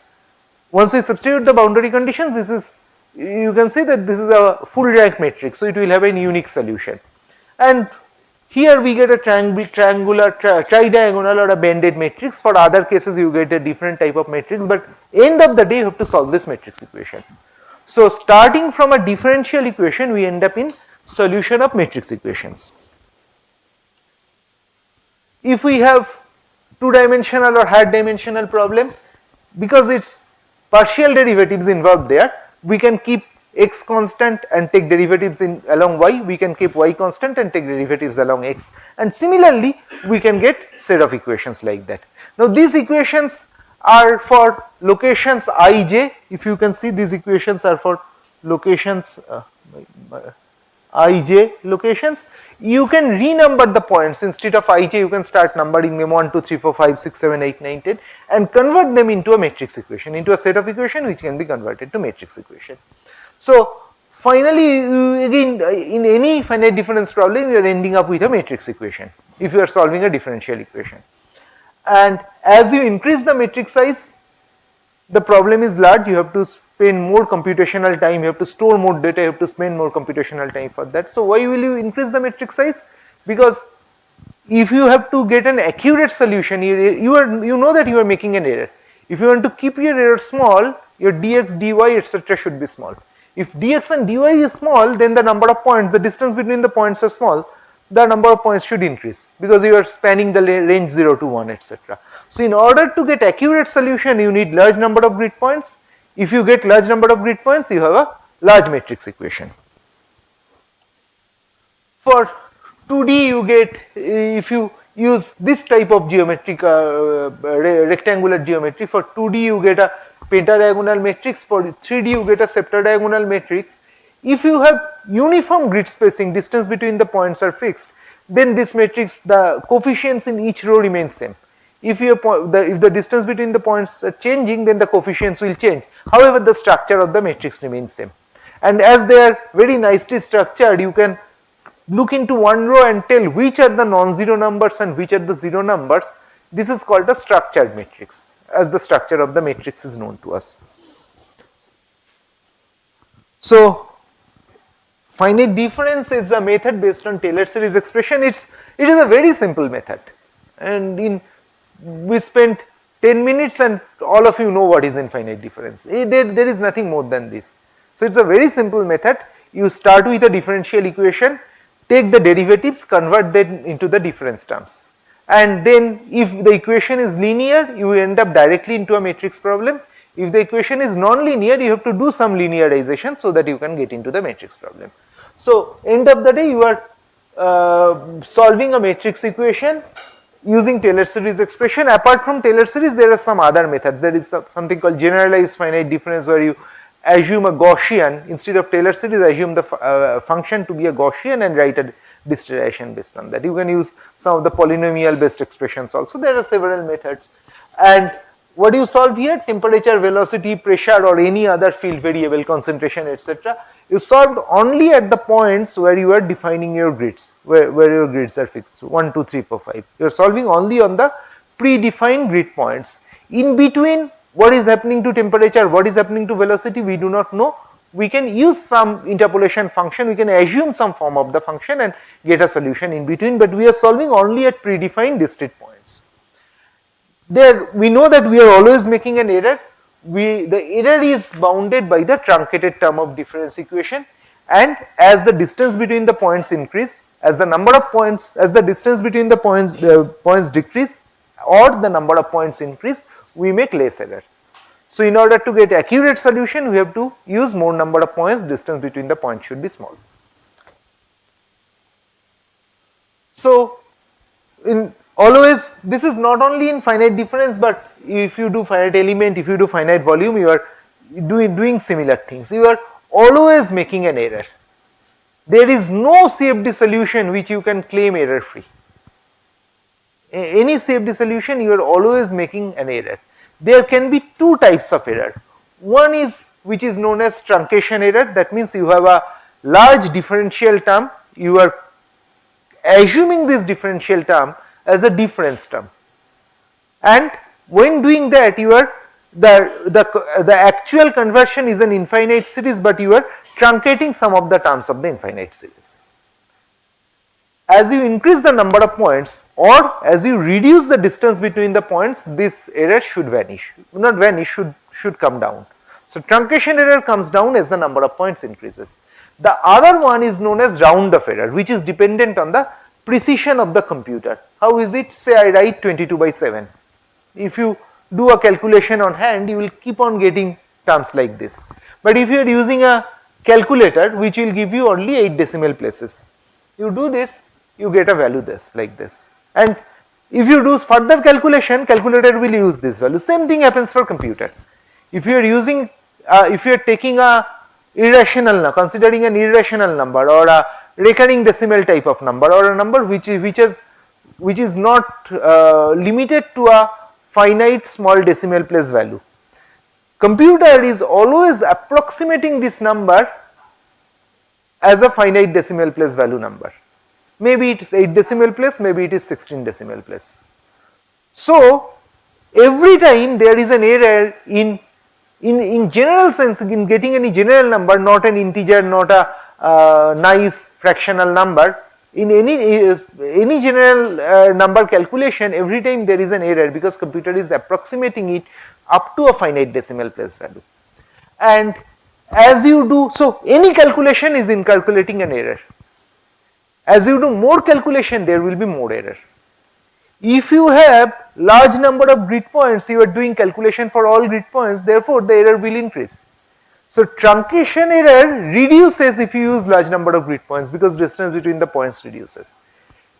Numerical error, round off error increases if you have more points because each point you are doing more error, and the overall number of calculations will also increase. And this is one reason that if you think of a Gauss-Seidel based solution or a Gauss-Jordan method to invert a matrix, the number, if you go for a big matrix, the number of rows say n, the operations are of the order of n cube. In each step you are doing a round of error, therefore in total you do a very large round of error. If your round of error is 10 to the power minus 16 in one step, but you are operating over 10 to the power 20 steps, you end up with a huge round of error. So all these we call numerically unstable because round of error keeps on increasing. So we know that any simulation we are making an error. There cannot be error free simulation. Therefore we have to check whether our solutions are correct or not, and any CFD problem, anybody solves a problem and claims it to be his solution, he must demonstrate that the errors are under control. Everybody knows that your CFD simulation is giving a result which is erroneous, but the error should be small so that the simulation approximates the actual solution. So you have to compare your result with available experimental analytical result. In many cases these results are not available. For example, if you want to see that how the magma is flowing inside Earth's crust at 1000 kilometer depth, you do not have any experimental data for that. What you can do, you can still do some simulation and show that as your mesh points are increasing, your simulation error is reducing, or the difference in between two different mesh is reducing. So you can show that, okay, I do not have experimental result, but I can show that my results are improving with respect to mesh. Then people can accept it. So there are two important cases. One is validation, where you have to compare with available experimental data. In case it is not possible, then you compare with something which is closely available. Even if that is not possible, you have to show that your simulation is nearly grid independent and errors are reducing as you are increasing grid point. Well, so we end up in our main issue that in order to get an accurate solution, we need large amount of points, we need large number of points. We will end up with a large matrix if we need an accurate solution.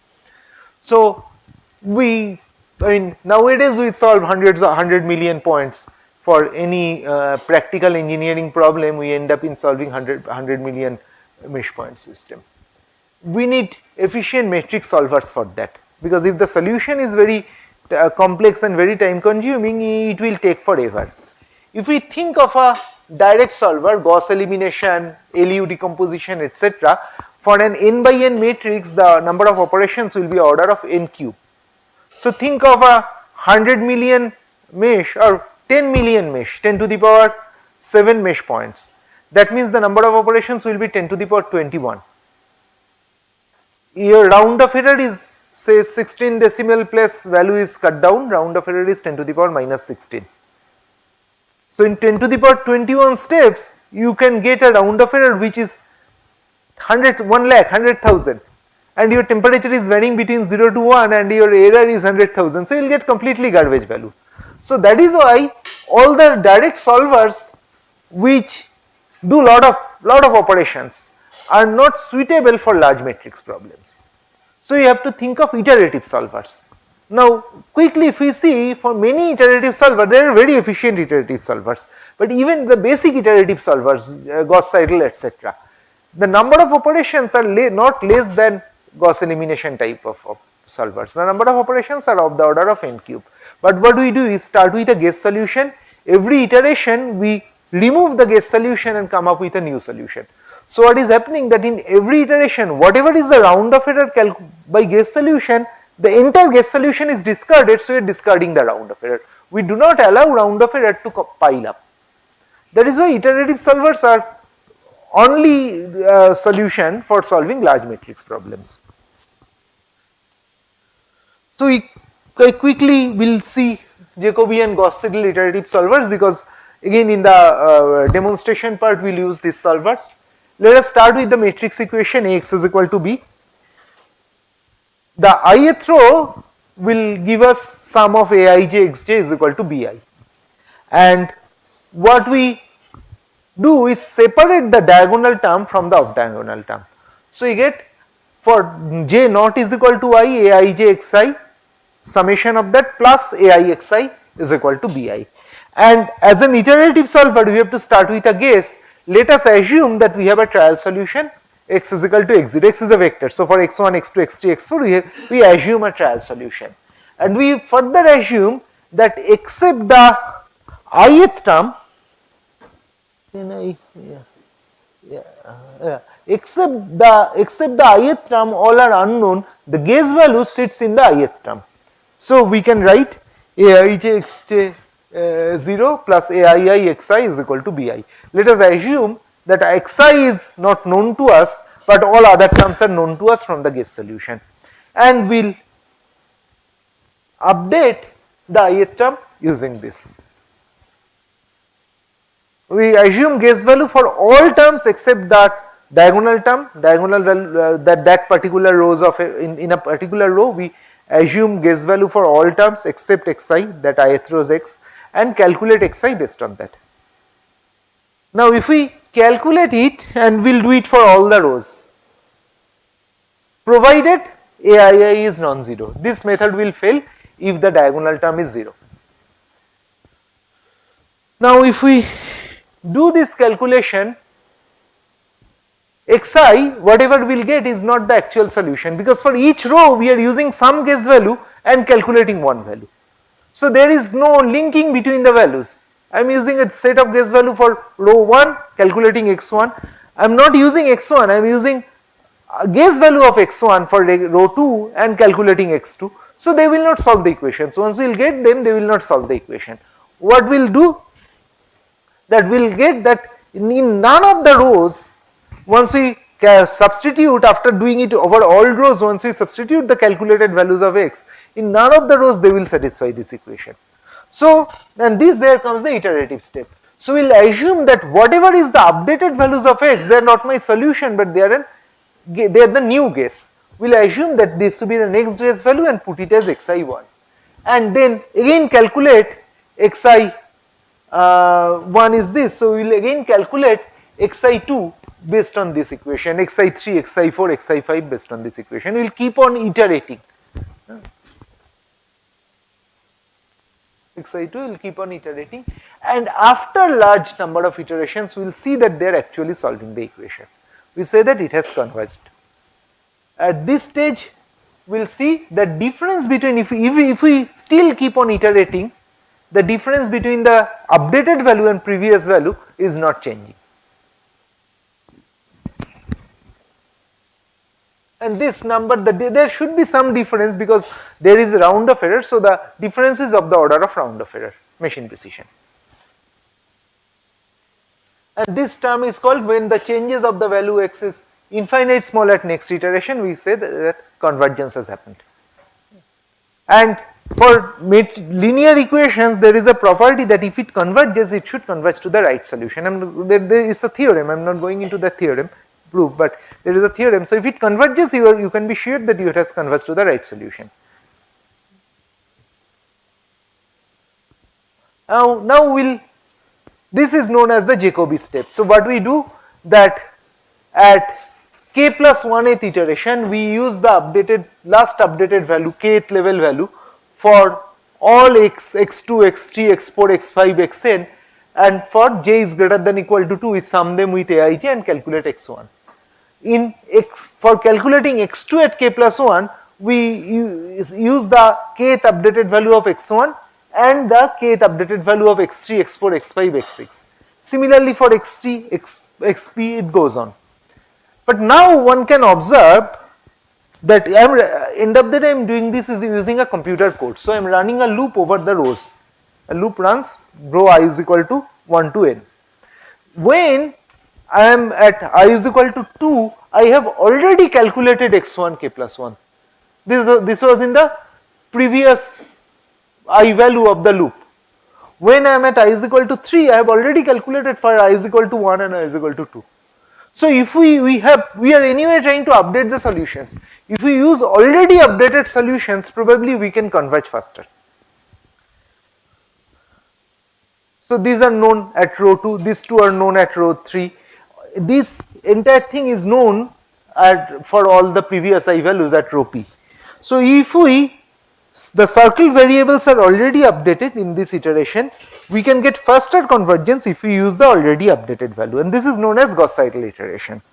So, the Gauss-Seidel iteration says that get x1 k plus 1, use x1 k plus 1 while calculating x2 k plus 1, use x1 and x2 k plus 1 while calculating x3 k plus 1, and so on. And it can be shown that this method takes almost half number of iterations compared to the Jacobi solution. So, it is twice faster than Jacobi. What are the requirements for successful Jacobi or Gauss-Seidel iterations? The diagonals must be non-zero. The modulus of the diagonal term, absolute value of the diagonal, should be greater than equal to sum of absolute value of diagonals in each row. And there should be at least one row in which the absolute value of diagonal term is greater than sum of absolute value of diagonals. This is known as irreducibly diagonally dominant matrix. It can be either strongly diagonally dominant matrix, this is greater, but that is may not many times obtained, we get a form like this. And if you are solving Laplace equation, Poisson equation, advection diffusion equation, etc., if you have substituted the boundary condition correctly, you will end up in a matrix which conforms to this form. So, your solution is never dependent on initial guess. You can make any initial guess, it should converge, provided these properties are there. In case, and this happened to me, that's why I tell it everywhere.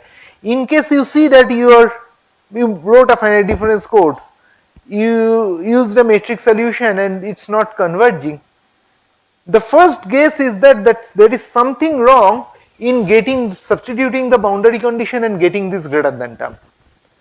Never you suspect your initial guess. We sometimes do that x is equal to 0 is not giving me solution, let us try with x is equal to 1 as the initial guess. It is independent of initial guess, it is only dependent on the matrix property, and the matrix property comes from discretization as well as substituting the boundary conditions correctly. And because these are matrix operations, we can write them in the matrix form.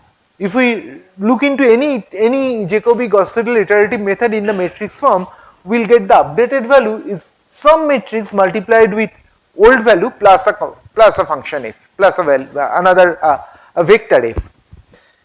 And one can say that the updates between two iteration is dependent on the iteration matrix minus identity matrix into the last updated value plus f. Now there is an idea that if we can increase this update value, if we can increase this value, if we can do, say I've started from some solution and I'm trying to reach there. So I start here, I'll try to reach in the top row. If I do step jump, I'll reach faster. I know that I have to raise my feet by 1 feet if I have to, or maybe 8 inch if I have to move to the next stair. If I raise my feet by 16 inch, I will go to the next stair. So if I know that this difference I am covering in each iteration, and if we go to a higher step, we increase this difference, we can converge faster. The idea is that we say that this is a successive over relaxation step. We calculate what is g minus I xk and multiply a term omega which is in between omega 1 to 2 with this and get the next update. And this is gives you even faster solution provided you have chosen omega rightly. There is a mathematical theory to get the optimum value of omega, but that is difficult. We usually do numerical experiments and find it. We try with different values of omega and find which value is giving me fastest solution. Call that optimum SOR factor. So the method gives faster solution with proper choice of omega. Okay. So those were basic iterative methods, mathematically very simple to explain, but they have limitation because usually even with Jacobi Gauss Seidel, and if you do not exactly get the right omega, your number of iterations will be very large. One of the ideas again that was discussed in the first lecture, Krylov subspace method, that using some of the vector space properties and finding out a method based on steepest descent of the error, finding out a method which gives you fastest solution. One of this method is limited for symmetric positive matrices, is known as conjugate gradient matrix, and it converges very fast. But we will not discuss this method in detail, but what we can see that if we look into this method, there are two matrix vector products. If we go back to Jacobi or SOR or Gauss Seidel, there is also a matrix vector product. You are basically assuming a guess solution and multiplying the entire matrix with the guess solution. So in each iteration you are doing a matrix vector product. If the matrix is of size n, you are using n squared operation. Conjugate gradient also you are doing a matrix vector product. So these are the most, because we are talking about high performance computing, these are the most time consuming steps in the solution, that there will be a matrix vector product. So if you have to parallelize, either we need to do something in parallelizing the whole solution methodology, or we can think of parallelizing the matrix vector product. So one of the hands-on problem will be on conjugate gradient part, where you look into parallelizing the matrix vector product, right? We have a problem in matrix vector in hands-on. So these are some comparison. For 16 by 16 matrix, Jacobi takes 1250 iterations, conjugate gradient takes only 32 iterations. For 256 by 256 problem, Jacobi takes 2,15,000 iteration, conjugate gradient takes for 484 iterations. So you can choose an efficient matrix solver and cut down the number of iterations substantially. The first step should not be directly jumping into a supercomputer. First you should see that whether you are using the efficient matrix solvers, even with a sequential, with your laptop, whether you are using the right method to solve it. If you are not using the right method, you can spend a lot of time because inefficiency of the main solver, etc. There are some other methods like BiCG step, GMRES, there are preconditioners, etc., which gives you more fast solution. Okay, any question up to here? And anybody is looking into the Slack channel, isn't it? No, if any question, I can take it. Okay, fine. Yes.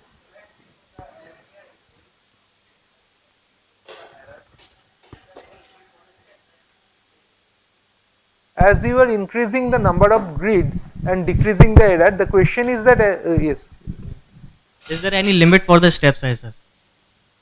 Step size means distance between the points. Distance between Yeah, so his question is that can we keep on increasing number of points to anything, right? Yes, sir. Yeah.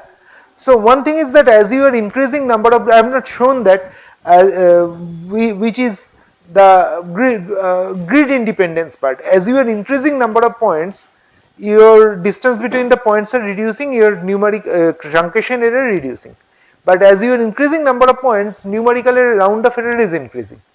So you should not go to somewhere where the number of points are so high that round of error kills the problems. There is a trade off between round of error and truncation error, and if you plot it, you will see a parabolic nature, round of truncation error decreasing, then round of error increasing, in between there is a plateau where the error is independent of grid spacing. We call that is the grid independent zone. So our target is to solve it there. But there are further issues. For example, if you are solving turbulent flow problems, you are increasing mesh points too much, you have gone into the Kolmogorov length scale. And you are using a turbulent K epsilon type of model that fails there. So there are some implications like this also. So we see that accurate prediction of physics over complex domain may require large number of grid points. The associated matrix may have large number of rows. Following up the issues of this group of problem. Storage of the another problem is if you increase number of points too much, the storage will be very large. For a dense matrix, for a sparse matrix, you only know that few diagonals have to be stored. For a dense matrix, total number of points are too much, too many memory has to be used, and you have to use some storage algorithm also. Numerical errors may fail direct solvers. Iterative solvers may require large number of iterations. Even we are using Krylov subspace based method, the number of iterations are, if we are not using any preconditioner, the number of iterations will be of the order of n. So we are doing a matrix vector multiplication which is n square in each iteration, and then we are using n iteration. Anyway, our number of steps goes to be floating point operations are of the order of n cube. So number of operations are anyway large for a large matrix.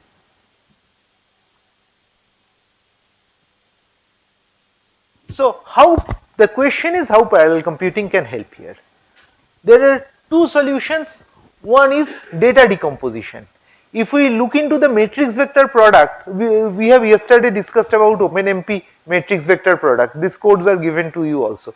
If we launch many threads, each thread will look into each row of the matrix and we can parallelize the matrix vector product. And today you will see that using MPI, that is still possible. The other one is task decomposition, which is known as domain decomposition. Instead of solving the problem over entire domain, we break it into several subdomains and assign different processors to look into different subdomains. They work in parallel, but there are some other steps involved which we will discuss. So these two are the solutions in which you can use parallel computing here. So we have discussed about parallel programming model. One is shared memory model where all the processors see the whole memory which is available, and this is usually in a multi-core system, like there is one memory and many processors are attached to that. The other one is a distributed memory problem where each CPU has its own memory and they are connected to a network cable. So whatever we are doing, we are either using either of these two methods. Either we are considering the whole matrix and asking different processor to look into different rows of the matrix, or we are distributing the matrix to different processors and asking them to look into the matrix given to them. But in the second case, we need to communicate via network cable because it's the disjoint matrices which is part of the main matrix, and the main solution should come into one place.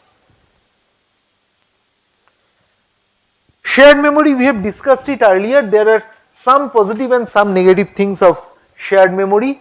One is that it is very easy to program. You take any C or Fortran program, write one or two lines of parallel construct, use a reduction clause, you got a parallel program. It has lower latency in that sense that because there is no network based data communication, the wait time for processors are less, and data sharing between the tasks are first because again it's not communicating to a different processor. There are many cons. The main, you can read these things later. The main issue is that you cannot keep on increasing number of processors on the same motherboard. you can go up to 64 core machine, you can go up to 128 core machine, you cannot go up to 1000 core machine, you cannot go up to 10,000 or Professor Verma was showing today 190,000 processors that you cannot use in a shared memory. There is no hardware which will support 190,000 processors to be communicating with a single memory piece.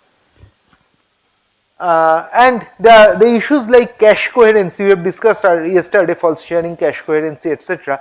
They put some write invalidate protocol. They debar the processor to use the cache efficiently, but all modern processors are giving you faster solution not due to the clock speed, due to better cache management.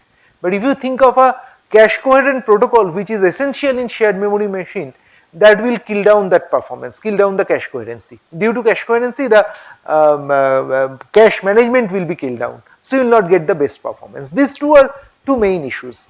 The other solution is a distributed memory program. You have a network switch and many computers are connected to the network switch. Advantage is that you can put more computers and connect to that same network switch. So you can keep on building your system larger, provided you have money. You can buy more computers and put into that network switch, and you can really build a very large system, very large computing platform there, where you can target billion cell problems. You cannot target that in a shared memory system, because you even cannot store the matrix. A billion by million matrix or a 7 billion rows, a septagonal matrix of billion rows, 7 billion elements, you cannot store in a shared memory system. But in a distributed memory system, you can keep on increasing the number of processors connected to the network switch, so the overall memory as well as processor size increases. Less contention due to private memory space, cache conflict, false sharing, these things are not there. And if you have large memory requirement, instead of buying a very large memory, 1 terabyte memory, you can use many 64 gig memory and still handle the problem, because you are distributing the memory in different processes. So for very large computation, these are suitable. And we do that, it is already introduced, we do all the distributed computing using an application programmer interface or API called MPI, message passing interface. What is good in MPI that you only need to know these 6 MPI functions. You can parallelize any code. You can take any sequential code if it is parallelizable, and you can parallelize it in a distributed memory system if you know these 6 calls of MPI. So MPI, we call MPI small, because if you only know this small set of functions, you can work with MPI. However, and among them, these are 2 message passing calls. That means using these 2 calls, a computer can send data to another computer. MPI is also large and inclusive. That means there are many other features, along with them there are many other features. If you know these 6 functions, this is sufficient, but there are many other functions which you can get better efficiency and better flexibility in MPI programming. One of them is known as reduction operation, MPI reduce or MPI all reduce, which is a collective call. That means if you use an MPI send receive, we wrote point to point call, and reduction we wrote collective call. If you use MPI send, say I am giving him an information, if I text him, this is an MPI send, and his receive MPI receive type of operation. But when I am talking to all of you are getting this information, this is a collective call. So as a collective, we can do some data transfer, one to one we also can do the data transfer. So reduction is one of the feature which is a collective call, and it uses the most optimized way to transfer the data in the network, that is done by the compiler itself. And we will use MPI reduction in the program. As the processor have their own memory space, we have discussed it later. So any data transfer, any communication in the processors must happen through data transfer. There are 2 types of data transfer. One is point to point communication, one processor sending data to other, the other one is receiving, like sending an email, sending a text. The next one is a collective communication where one is sending to all or one is receiving from all, like posting a message in Facebook, everybody can see that. So First example is one point to point data communication, and second one is you can broadcast the data, you can scatter the data, you have a data, you can give different components of data to everybody, or different people have some data, you can collect those data and put it in a vector. So this scatter gather, or you can do a reduction operation. Everybody has a local sum, you can take this and get a global sum. Everybody has a local maxima, you can take and get a global maxima. These things are possible. So when we talk about distributed computing program, there are overheads.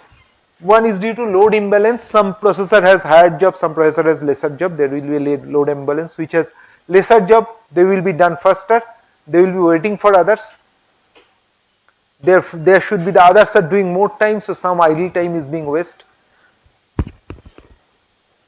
Synchronization, even we are using in OpenMP or shared memory, this is more, but even for distributed memory, sometimes we need to wait. Say we are doing an iterative calculation, we will need to wait whether first iteration is finished in all processors. So one processor may be waiting for others, and we put a synchronization barrier there, that it will check whether everybody else has done that. So these are some overheads, this degrades the performance. Communication, and this is very serious in an MPI program, because communication is happening through network cables. Network cables are much slower than the PCI bus present inside the processor, motherboard. So any data that is being transferred from one processor to another processor goes through a much slower rate. And in general, sometimes people use 1 GB simple network switches or 10 GB network switch, which is slower than the required data, than the internal data transfer rate. So communication, so one of the targets should be that as small amount of data I should be able to, I will be communicating, I will do a better job. I have to reduce the communication. And communication overhead includes 3 components. One is startup time. In order to start any communication, the processor identifies where it should send, which data it should send, how to pack this data, that needs a substantial amount of time. Now based on the data size, communication time increases per word transfer. And if you are sending to a very remote, far away processor which has many network links in between them, in any link there is a delay. So all these things add to communication overhead. So a good idea is that instead of sending data in many packets, sending in one packet, so that startup time is reduced. If you send very frequently, many startup time is there. But per word transfer is fixed. If you have a large data, your time will be more. And send data to nearer processors so that the per hop time is reduced. And this is, we have discussed, this is a general structure of a multi-computer or a distributed memory system. Now we come to domain decomposition method. The idea is that partition the domain into smaller blocks and solve matrix problems into each block in different cores which are working in parallel. So we have a large domain. Instead of solving and we are solving Laplace equation in that domain. Instead of solving Laplace equation in the entire domain, break it into smaller subdomains and solve and ask different processor to look into different subdomains, and they will work in parallel. But if you do that, the difficulty is that you have all these boundary conditions. These boundary conditions are not known. And if you arbitrarily give this boundary condition, the solution in 2 different processors will not match. There should not be any continuity. So what you do, you start with a guess boundary condition and dynamically interchange boundary values from one processor to another processor, so that after few iterations you get a continuous solution. And therefore you need to do data exchange at the boundary rows. This data will come here and work as boundary condition in one iteration. This data will go here and work as its boundary condition in that iteration. So this dynamic, and in each iteration the data should be exchanged. So you need to dynamically exchange boundary values from one processor to another processor to ensure continuity. This is the data transfer step included in that MPI domain. How can you copy? There are 2 different computers. How can you copy from here to where?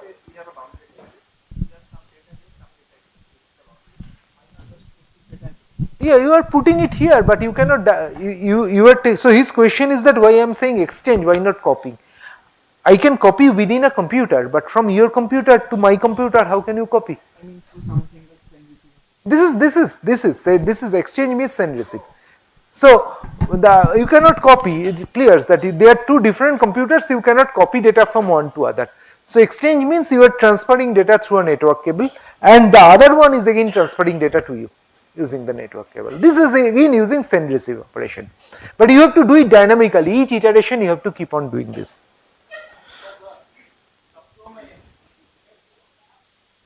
Well, I will come into it in a minute. I will come into it. Distributing domains over different computers show that each problem is of a small each one is a small problem, the matrix size is smaller, and solving each domain independently and concurrently gives you fastest solution. So it takes care of many of the issues. Now his question that we can do domain decomposition in several ways. There can be non-overlapping domains, there can be overlapping domains where some of the cells in between the domains are common. The second one, if you do, it ensures higher level of continuity. You do not need to do anything to, your solution is a continuous solution.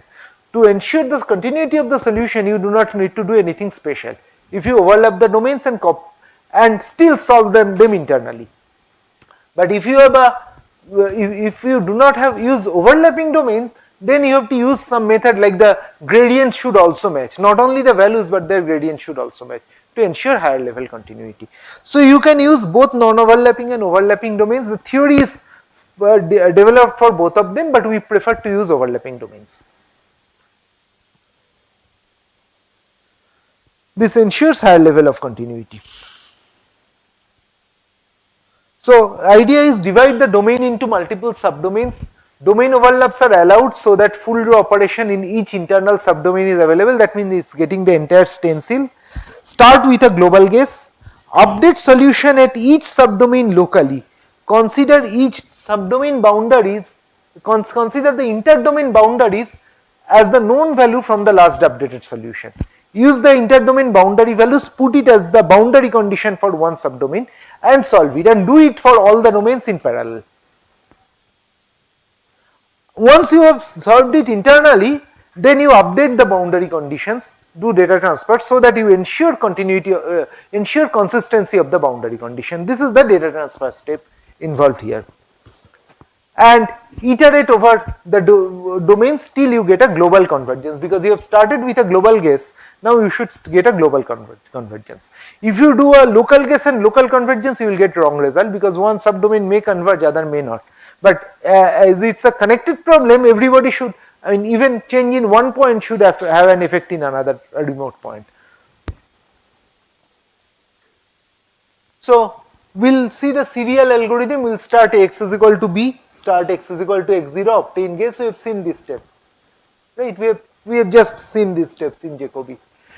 If we look into the serial code, initialize solution over the entire domain, then loop till you get the convergence, loop for iterations, loop over all internal points, update solution at internal point, update the maximum error, and check if your maximum error is greater than tolerance, then you have to copy the updated solution to be old solution, substitute boundary condition and keep on iterating. If it is not that, if your error is less than tolerance, you say that convergence has happened. This is a general structure of a Jacobi matrix solver. Start with a global guess, do over all the rows, do the loop over all the rows, check what is the error difference from last solution. If that is the maximum of the errors among all the points, if that is small, then you say convergence, else you copy the present solution as the guess solution and keep on doing the iteration. So if we parallelize it, what we have to do? We have to divide the domain into each subdomain and use initialize solution at each subdomain, but that must be from a global guess. We have to start from a global guess. So we will take a global solution and give its parts to different subdomains. Independently for all subdomains, do these iterations, solve each subdomain problem independently, and loop over all internal points. Instead of loop over all internal points, now your loop is going for the internal points inside a subdomain only. and each processor gives its finds its local error. Global error is found from combining all the global errors. And then when you substitute the boundary conditions with in the from the global you have to substitute the inter-domain boundary values also, not only the physical boundaries, but you also have to substitute the inter-domain boundaries using MPI send receive. So maybe I will go for 5 minutes and then we will take a break. So we have a block here, we will try to do a domain decomposition so that so we have to balance the load. No, none of the blocks should be solving too many, none of the processors should be solving too many points and someone solving too less points, that should not happen. So we will try to nearly equally distribute the number of points. We have 13 points in 3 processors, so one would get 5, we cannot divide it exactly equally, other 2 will get 4. And processor 1 will get 1 to 5, processor 2 will get 6 to 7, processor 3 will get 10 to 11. Now we will allow overlap. Why we will allow overlap? Because if we are solving conduction equation, we need Ti plus 1j to complete the equation set of equation. So if you have to solve in 0.5, I need to include 0.6 here, and that is where my boundary values will come also. So we will include an overlap. We will add these overlaps. But the overlaps are not solved, overlaps are the boundary points. What will happen in the overlap, we will solve for 1 to 5 using initially guess 6. When we have solved it, we got a value of 5. This 5 will come here and we will solve for this one. Once we solve this, we will get an updated 6, this will be again exchanged and this will come to here. And then we have to give local ID, these are global ID to each process, because every processor will solve a local problem. There is no global problem. We have broken down the global problem, every problem has a local problem. So we have to give local IDs to each of the problems, each of the processes. And data transfer will be required across the domain values. So the red one will go to the data at the red locations, data at the red locations will be obtained from the corresponding point in the attached subdomain. The objective, there is a small algorithm for the domain decomposition, I am not coming here, but this is simple. For complex geometries there are other algorithms in which you can ensure that nearly equal amount of tasks are given to each of the processors. And domain decomposition can be done in many ways, in x direction, y direction, in a pencil domain decomposition where you decompose in both directions. You have to, for a complex geometry, one can use graph partitioning method to do domain decomposition. One have to ensure that the amount of data to be transferred is small and data transfer happens only across the neighboring processors. One should not transfer data to a processor which is mapped very distant from the present processor. So these things have to be taken care of. Number of internal points, so these things you can read later, it writes internal points, amount of computation must be same there. Each domain solve its local points, globally there have been overlap. Amount of data transfer also must be of same order, because otherwise there will be load imbalance. Computation to communication ratio is important, and data transfer with neighboring process has less overhead, etc. Now there will be data transfer across interblock boundaries. Now because the data transfer will be along the boundary, if we think of a 2D problem, we are transferring only value of an array, of 1D array. So data transfer is usually of less order, because we are transferring, and if you are thinking of a 2D problem, we are only transferring a line. If you are thinking of a 3D problem, we are only transferring data of a plane. So usually data transfer is of less order in these cases, because 1 or 2 planes we are transferring. And also it is important because this can be a disjoint T1, T5, T9, T18, etc.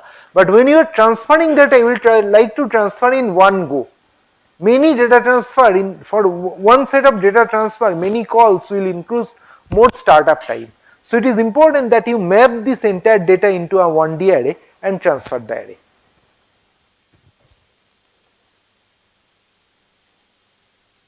The received data must go to appropriate location. Program has a local view of data. Program doesn't, when you run an MPI program, it doesn't know where the data will sit, because each process looks into only its local view, 1 to n. Where this 0th cell or n plus 1th cell data will come and sit, it has no idea. So programmer has to write instances so that he specify processor 1 send data to processor 2, processor 1's nth row's data comes at the first row, will be received by processor 1 and sit in its first row. So programmer needs to keep a global view of data, and he needs to keep the ghost cells. Ghost cell we are calling basically the halo cells, so at the overlapping cells, so that the data will come. For example, this data will go here and sit in the halo cell.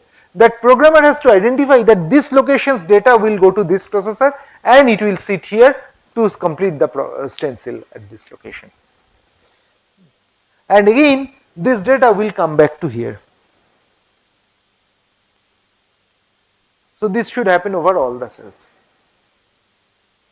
Processors which has physical boundary, they do not need to, these are end processors. This processor do not need to do any data transfer here. This processor do not need to do any data transfer here. Processor with physical boundary does less data transfer. So you need to keep this. So then there are some synchronization issues. We have to, another important thing is that we have to avoid bottleneck. Bottleneck is that you will give me your pen, I will give you my pen. If both of us try to give our pens, nobody is there to receive. So when one is giving, other one will receive. When you are giving, I will receive. So there should be an odd even branching. Odd processors are given, events are receiving.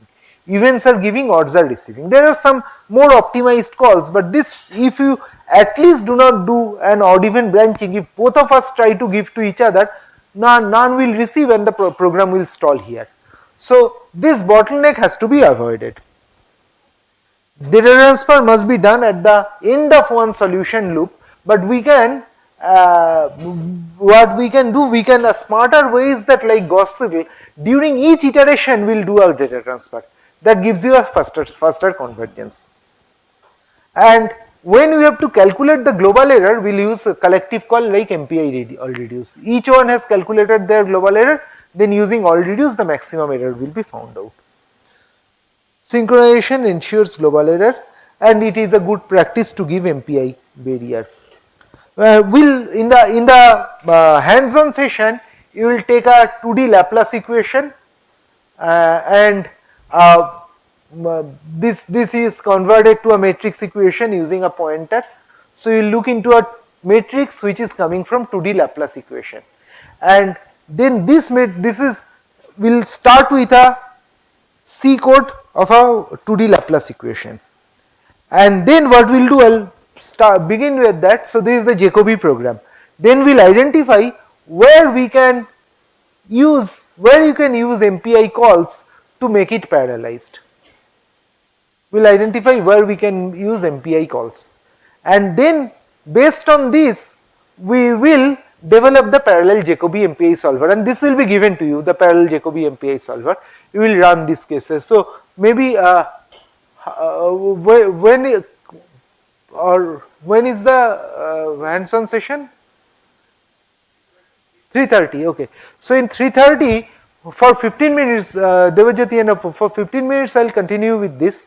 That we will come up with a Jacobi solver. We will discuss the Jacobi solver and show how parallelization has been done. Or taking a break will probably help me. Yeah. So yeah. So T-break is at 4:30. So maybe I'll take a short break and we'll start at 15:20 and then continue with the hands-on session. So what we'll do is that we'll explain the Jacobi code and then show where the parallelization instances should be there, and then this code will be given to you. You can start working with this code. But any question up to here?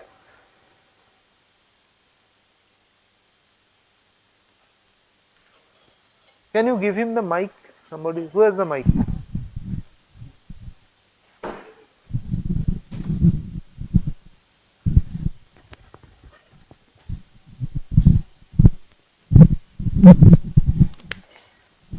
during domain overlapping, we may get a multiple solution for a single grid point.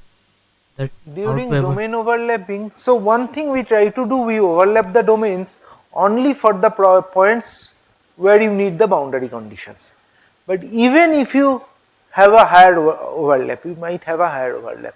Initially the solutions might vary at those points, but because you are finding a global convergence, they must converge to the same solution. So there should be a consistency of solution in multiple in the overlaps in two different domains. But you can solve same point in two different domains. You can overdo the problem. You can solve it in domain 1, same problem point can be solved in domain 2. There initially there can be some difference of some inconsistency. Whatever is solution here, the solution may not match here. But as iterations go on, they must match. Anything else?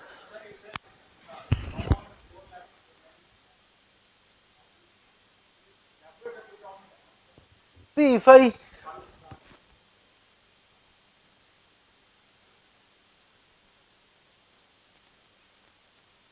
what is the, if I think of a domain decomposition like this, I am ending it here.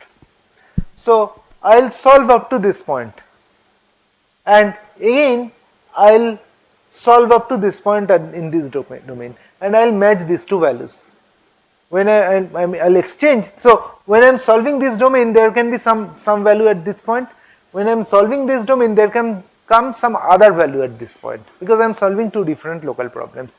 So I need to match them, but not only because the solution has to be minimum C1 continuous, not only matching these values will be sufficient, I have to match the derivatives also.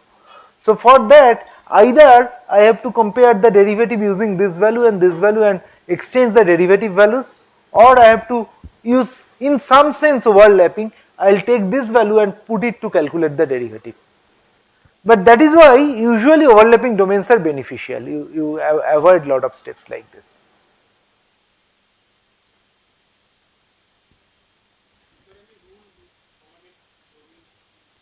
The rule is that you try to see that your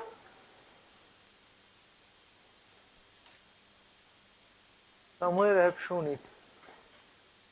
Yeah. Just 1 minute. You try to see that your stencil is complete.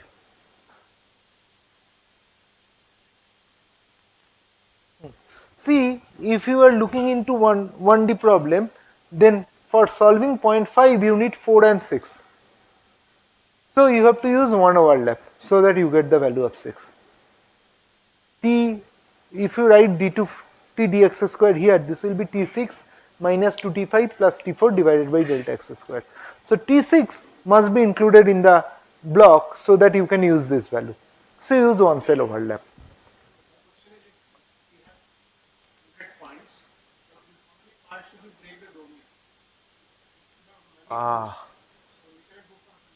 No. So there is a in modern today's computer, in today's calculation, there is a thumb rule. So it should come considering the fact that how much computation you are doing and how much is the overhead. And if it is zero overhead, zero communication overhead, zero synchronization overhead, you will like to use 100 computers. Because there are overheads, you cannot do small calculation and do too many communication. So, and also what is the synchronization error.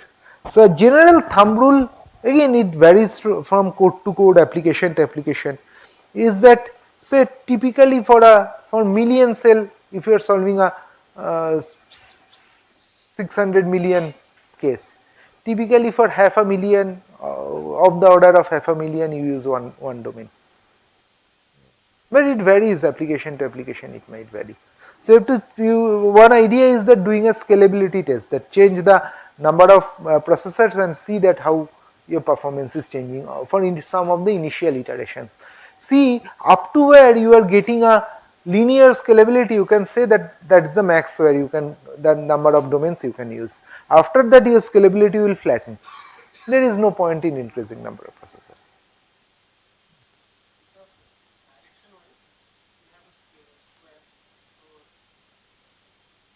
in 4 parts in the x direction. Is it okay or cutting in And both has connotation wise? if it's a small problem, cutting it in X is generally better because programming complexity is less on that, and data transfer is also in one direction.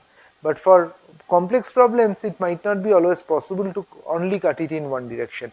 Say you have a S shaped geometry, you cannot cut it in one direction, so you have to use multiple directions there. For small simple problems, one direction may be beneficial.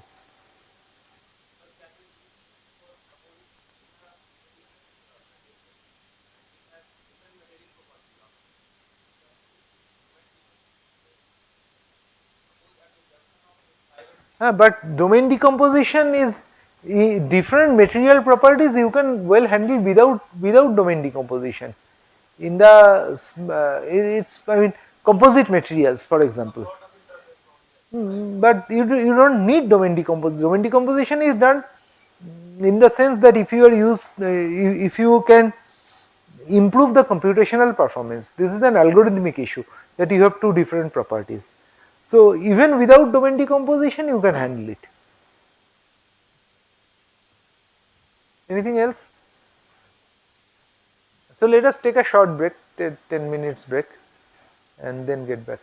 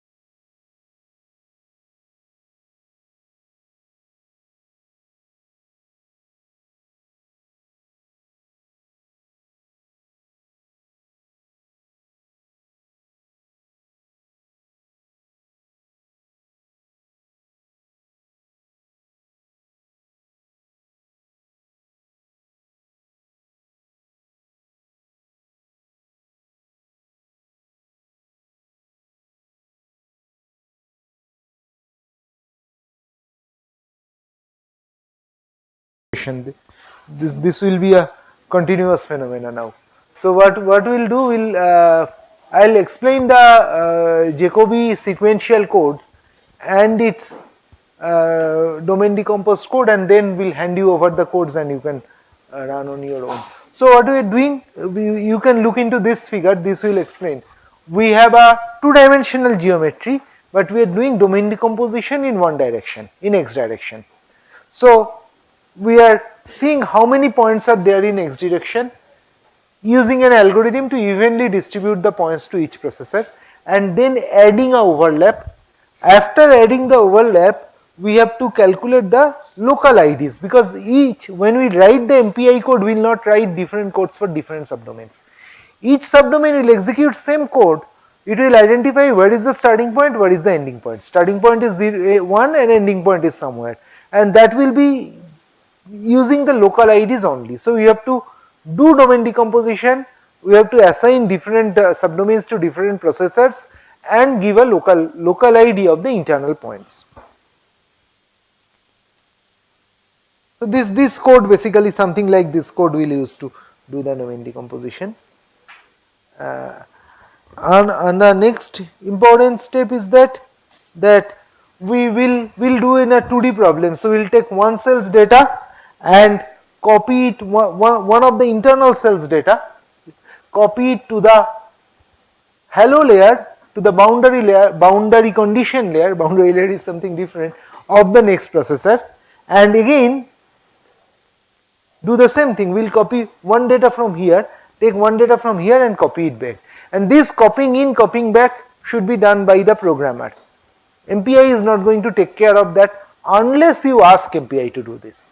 Like in OpenMP, when the data will be go to processor, what will happen to cache, how the data is seen by different processors, you do not need to do it. Compiler does it itself. You have to only write a OpenMP construct that I want this part to be run in parallel. But here you have to do everything. Programmer has to write all the instances. And the third important step is finding out the global case. So we'll consider this problem. If we write the problem in discretized manner, we'll get an equation like this. Now if we use a pointer that each ij will be pointed to t1, t2, t3 based on this formula, we end up in a matrix equation like this. We will take this matrix equation and solve it, and then we will see how to substitute the boundary conditions. At boundary we know the values, we make the rows corresponding to the boundary points all 0 except diagonal one, and in the right hand side we substitute the boundary condition, boundary value. So we add the boundary points into the matrix itself, and the same thing should be done for the interblock boundaries, because they are boundary points only their values will come from the neighboring subdomains through send receive. So if we look into the Jacobi C program, first calculate we read from the user what are the number of steps in x and number of steps in y, and calculate dx dy. And if you see, this is the pointer which converts from ij to the matrix form. Tij, it cannot be directly written in the matrix form, you have to give t1, t2, t3. So this pointer takes the ij value and gives points it to the vector, so that you can write in matrix form. If you write an MPI program at the beginning, you have to include the MPI header, and then MPI init etc. has to be given. When you are reading this number of steps, these are small information, they must not be read by all the processors, then there will be a contention. So only one processor will read from it and it will broadcast the data to the other processor. So whenever there is scanf, reading from some file etc., this must be done by one processor and broadcasted to others. Once you get the number of points in x and y, you have to distribute them among the processors or do a load balancing. Now what you do, you are forming the matrix, initializing the matrix and the vector, right hand side vector, solution vector, guess vector to be 0.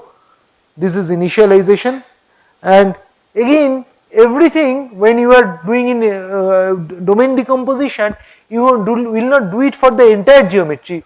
Each processor will do it only for the local geometry. So all the matrices, all the vectors must be initialized, defined locally only.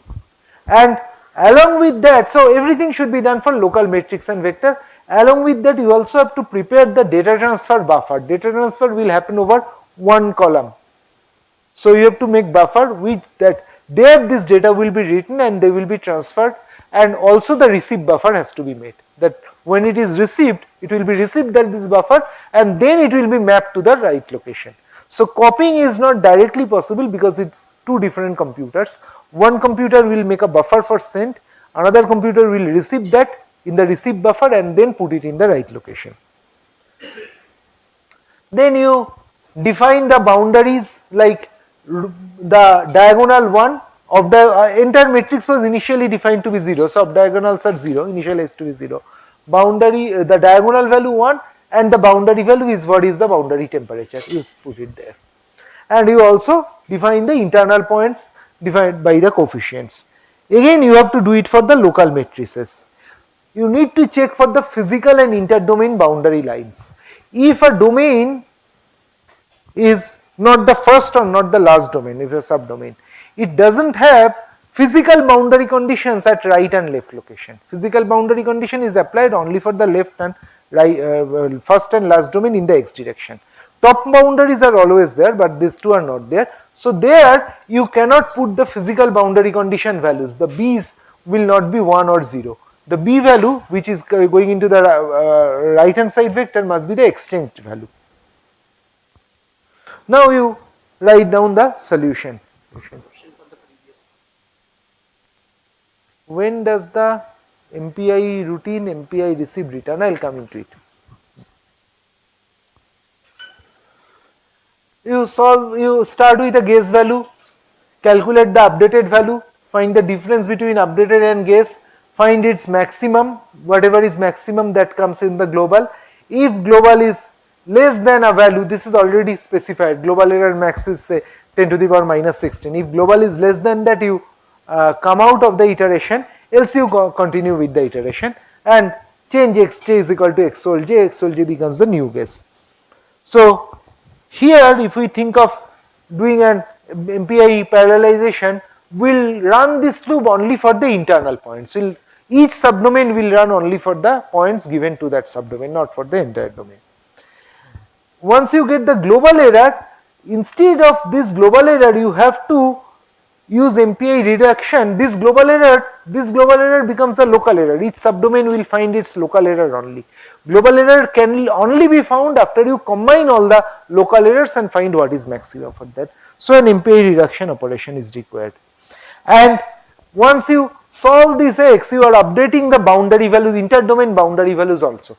The node next to the inter-domain boundaries will go to the next subdomain and act as the boundary condition. Once you do an iteration, these inter-domain values are updated, so you have to calculate them and do an MPI send receive and transfer them. So there was one question on MPI send receive, when does the MPI receive return?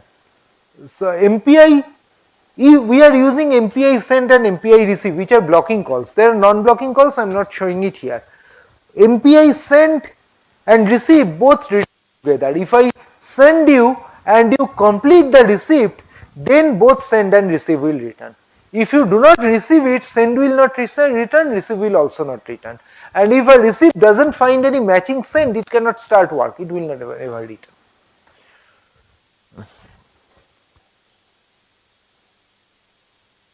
So we come to the parallel Jacobi code. As you can see, we have started with an MPI header file, and then MPI init calls are there. Then what we are doing, we are finding out the COM size, total number of processors involved in this problem. How is it getting COM size? That is through your MPI execution command. You are specifying a number, MPI run -np executable and a number. That number tells how many processors this program will run. So this will, when you write COM size, that number will be, the program doesn't know about the number. When you run COM size, program will know about the number and that will come as nproc. Each particular processor, so when you run an MPI program, if you run an MPI program and give a top, Top means how many programs are running in your computer.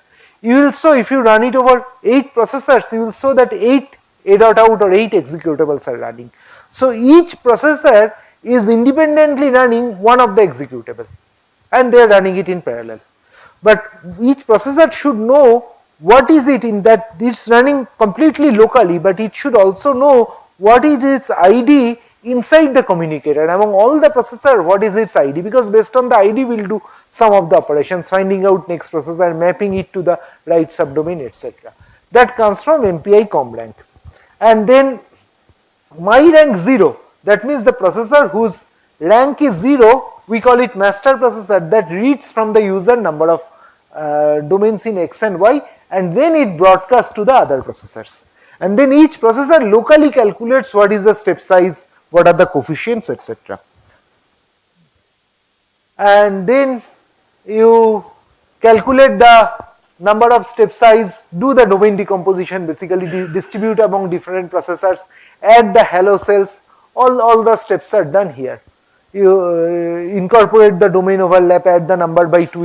If it is not a physical subdomain, then there are two, one overlap right, one overlap left. If it is a physical subdomain, my rank 0 or my rank 0 or my rank n plus 1, last two variants, then there is only one overlap in one left or right side.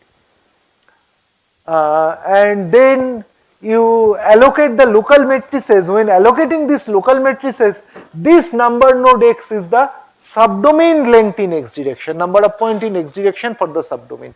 So when allocating the local matrix, you are looking into the total number of points in the local subdomain and doing all the allocations there. And initializing all the matrix vectors in the local subdomains. Now you have to prepare the, you have to set the boundary conditions. The top and bottom boundaries are physical boundaries present in all subdomains. So for the top and bottom boundary for all subdomains, you specify the boundary conditions. For left and right boundary, if it is the my rank 0, then only the left boundary is physical. I cannot see the pointer. Yeah. Let me turn on the laser pointer. I should have done this. This is physical if it is my rank 0. So only for my rank 0, right hand side gets the physical boundary condition. But if my rank is non-zero, then this is a boundary, but it's not a physical boundary. The value will change based on the next subdomain's send value. So we are not setting the B matrix where the boundary condition should be stored here. This will be set only after data transfer step. Similarly, for the right boundary, if it is last processor nproc -1, then you are specifying the right boundary condition value, else you are not specifying it, you are only telling that the row should be 0 and 1 because it's a boundary row, but what is the value, we'll get it during the solution, during the iterations we'll get the updates.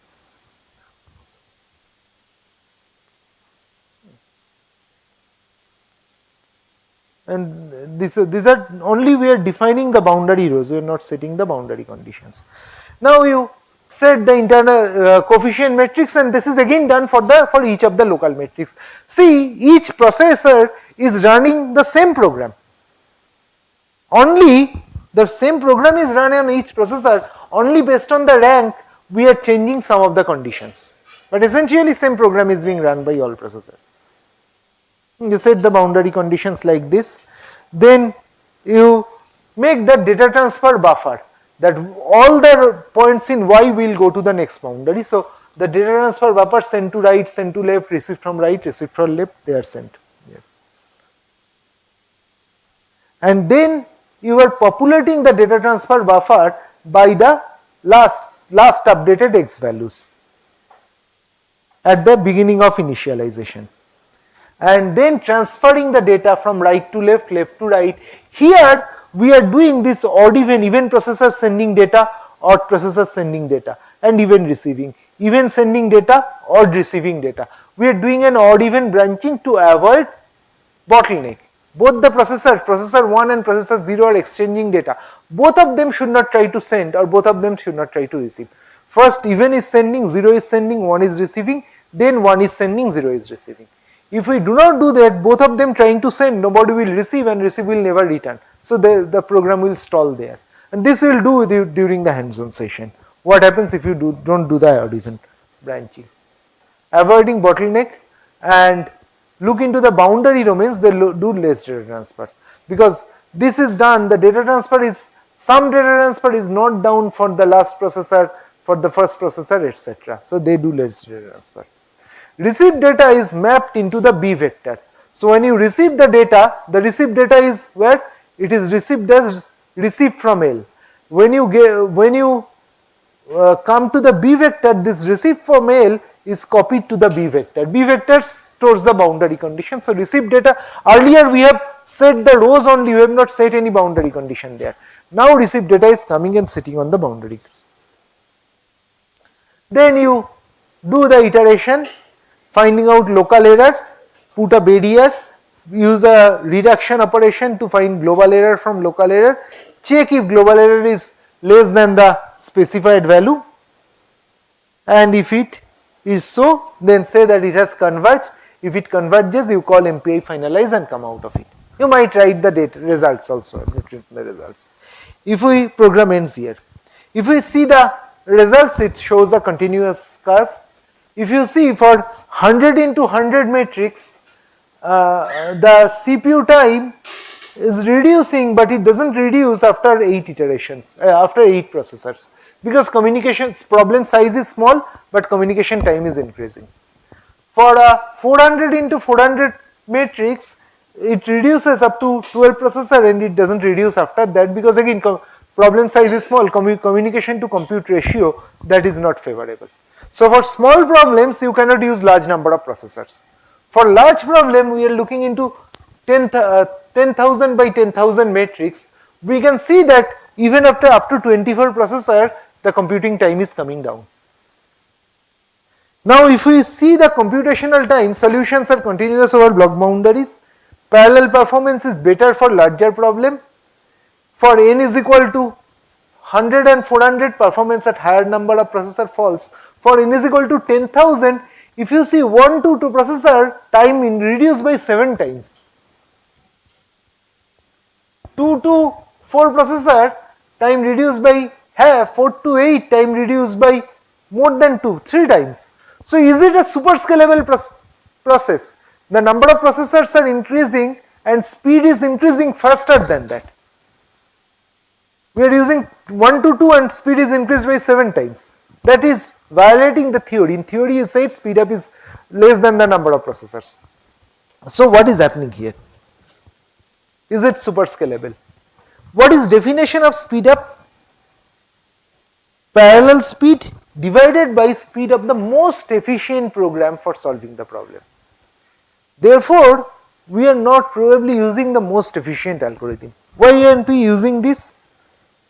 If we see, we are doing this Jacobi operation, and as the number of processor increasing, the number of operation in a row reducing, because the number of elements in the row is reducing. We are distributing the row in many processors, and there are many zeros. It's not affecting the solution because all these terms are 0. Only few rows are non-zero, apart from everything is 0.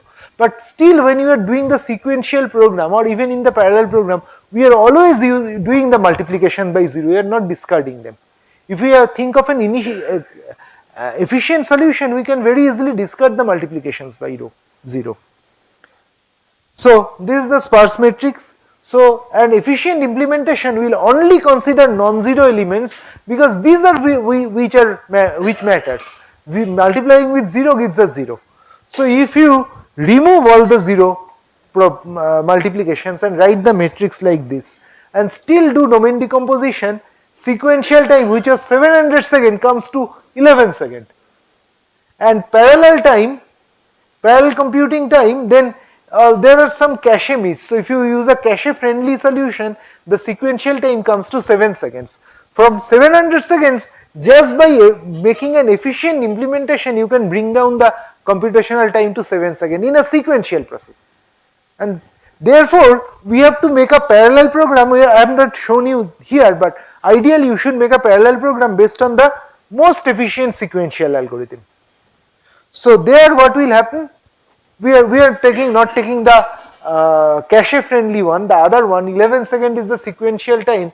In 2 processor it is 8 second, it is not less than half, it came down but not less than half. In 4 processor it is 7.28 second, in 24 processor it is 2.54 second, so it comes by 5 times in 24 processors, which is as per theory. But in small number of processor it actually starts showing very bad result because computation is anyway smaller. So you can see the lines in 400 by 400 performance degrades if you go for 4 processor 2.8, 2.25 and 2.44, 400.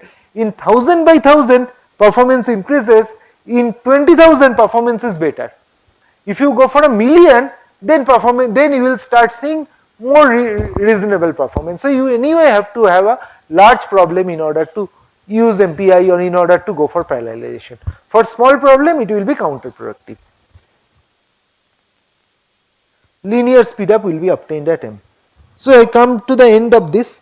If any question I will take it and then you can directly go to the hands-on. We will not show you the efficient solution in the hands-on, we will show you the basic solver which took 700 seconds and its parallelization, but in one step you can later convert it to be the efficient one. Any question? I have answered it already. Okay, so Apurvan Devajyati, stage is yours.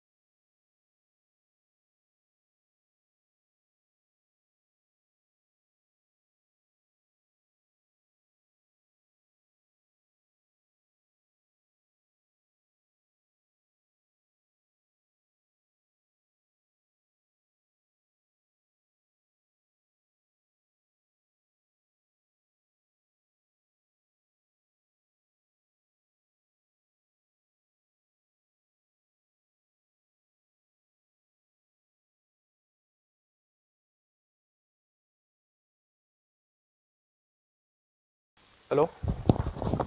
I'm audible? Okay.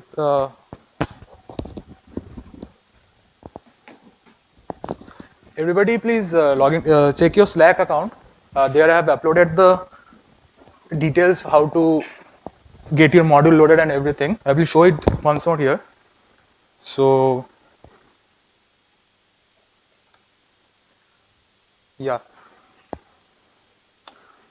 So first of all, to get your codes into your account, just execute the first command, cp -r home cfd019. It should be cfd019, not your own account name ID.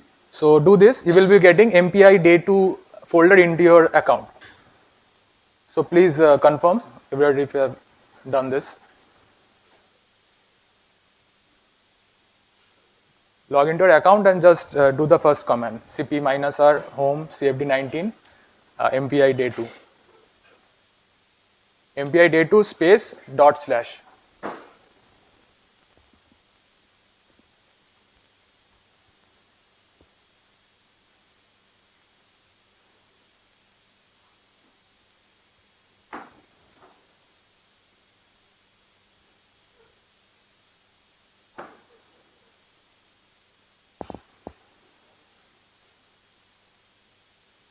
Everybody got the folder in their account? How many did not get? You did not get. What is it showing?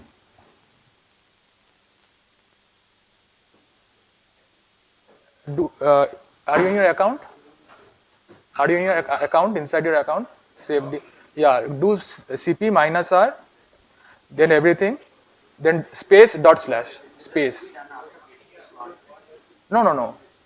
Just this is just for copying the codes into your account. After doing this, do ls, and you will be seeing a MPI day 2 folder inside your account, right? Or go into that folder, cd MPI day 2. So let me show you this. So do cd MPI date. Yes, sir. Do cd MPI day 2 and get into your the folder which is inside your account. Okay. Everyone is done till here issue. So check your Slack, check the PowerPoint also. You have to load a module. It's in the second point, I think. Let me check. Yeah, after you have done this, load the module. We will be using this OpenMPI module. Module load OpenMPI 4.1.1. First step was for copying all the codes. Second is for loading your modules.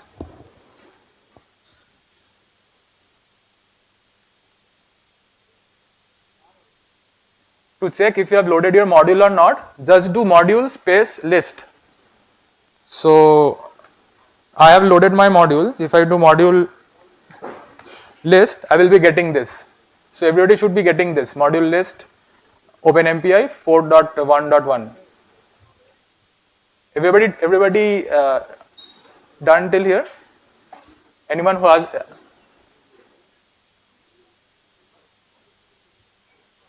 So today yesterday we were using interactive mode for running the codes. Since this is MPI, I will be jumping to nodes. I will be using more than one nodes. So that's why we will not be using interactive mode. Okay. So we have a job.sh file. If you just okay, so let me show you. So we had some issues regarding using the Vim editor or editing a file. So I put the basic commands here. Okay. So just open the file, do vi file name. It will open your file. For those who don't know how to do this, how to edit, you will just press I. You will have the insert option below. Use your cursors to navigate within the code and do the changes. Okay. Next, to save, press escape :W_Q. Okay. You will be saving your code and exiting. Bus. So if I show you show you an example. So see, vi Jacobi. So if I do this, vi Jacobi domain decomposition.c, I will be getting inside the code. Okay. So I will do I. You will be seeing a insert option at the bottom left. That means now you can navigate with using your cursor. Okay. So if I just say I want the number of steps to be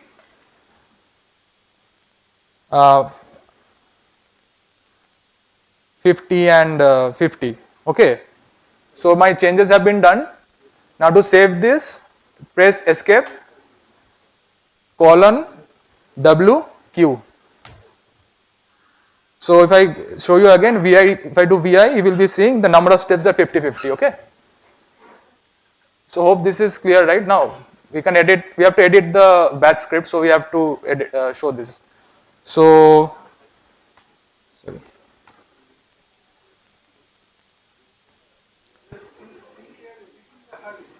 So we have to edit the file this time because the batch file.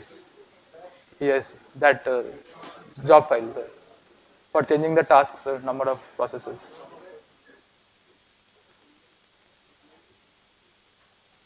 Yes. So after this we will be okay. So these are the steps for compiling and running the codes. So first we'll just compile and see what's happening. Okay. So just follow what I'm doing. Okay, just follow. So you have a Jacobi domain decomposition .c file, right? Do mpi cc MPICC Jacobi domain decomposition dot C. Everybody. Done? Do ls, you will get a dot out file. Everybody got a dot out file? Correct. So now, okay.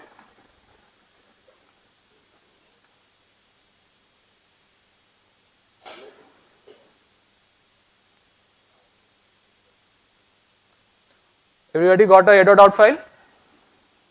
Now do sbatch jobs.sh.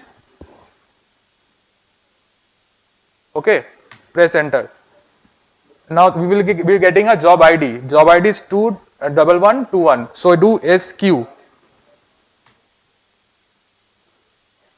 Everybody will be getting something else, some other ID. Okay.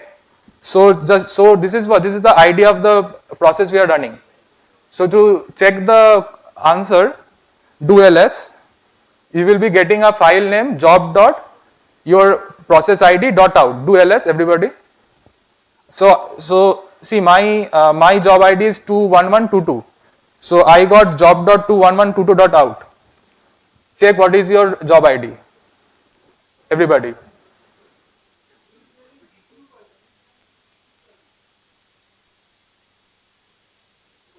Someone CFD 007. Someone. Yeah. So no one will get GPU if they use batch because this is CPU.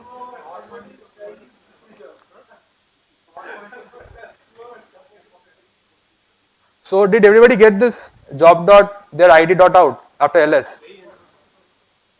Who did not get? Yeah.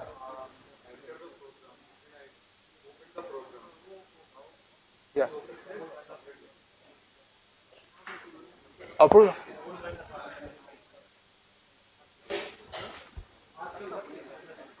Everybody got the file job dot, right? So please go inside the file job, do vi job dot.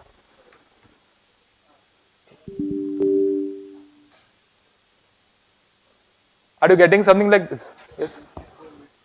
Okay, sure. Okay. Okay, so I am just saying once more. So first you have to do sbatch jobs.sh to submit your code. So this is basically we are allocating the resources and we are running the code. The code is that a dot out that we created from compiling the domain decomposition, Jacobi domain decomposition. After doing this, we will be getting a process ID. So for my case, it's 211 something. For your case, it will be something else. So this generates a file, output file, whose name is job dot.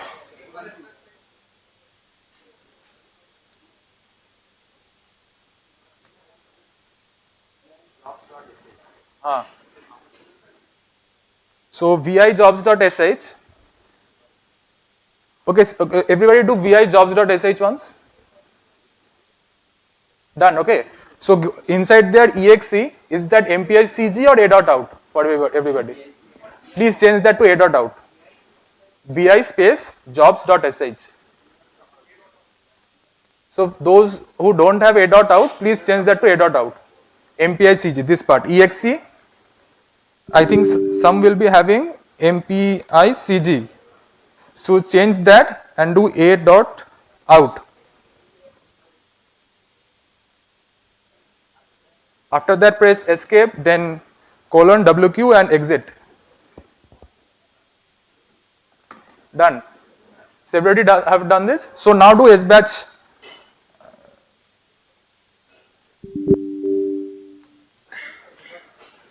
Sbatch jobs.sh. Okay, everybody. See, my ID is 21141 now. You will be getting some other ID, process ID. Right? Now go to that. So this will create a file, output file, which is job dot this process ID. For me, it is 21141 dot out. So that there we will be seeing the output of the code, and there, it will be generating one more file, which is job dot process ID dot err, which is the error. So there we will be seeing the error. So let's go to job dot. So mine is vi job dot.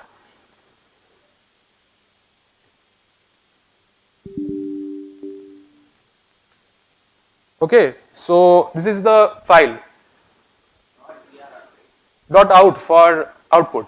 Dot er for the error. So we will be checking the output file. Your id dot out. It's in the init directory. Just do ls. Okay. So everybody got this, something like this. Who did not get something like this, some output like this? Okay, no one. So just do shift G. Everybody, G. Shift G. After entering the file, can you see this? Convergence attained, time taken. Okay, so this is, so we ran a code, we ran the Jacobi domain decomposition. For me it was 50 cross 50 domain. Okay, and the convergence is attained. We got error of 1e minus 4 so 1e minus 3 it was, and time taking is 0.23 seconds. Okay, so so everybody has done till this part. Everybody got the answer? Who did not get? Yes, sir.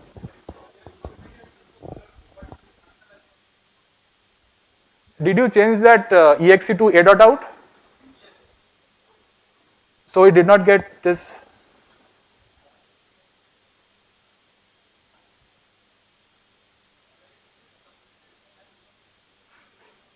Okay, so everybody got this, right? So now let me go to the, so what we have done, let me show you there. So go to vi jobs.sh, everybody.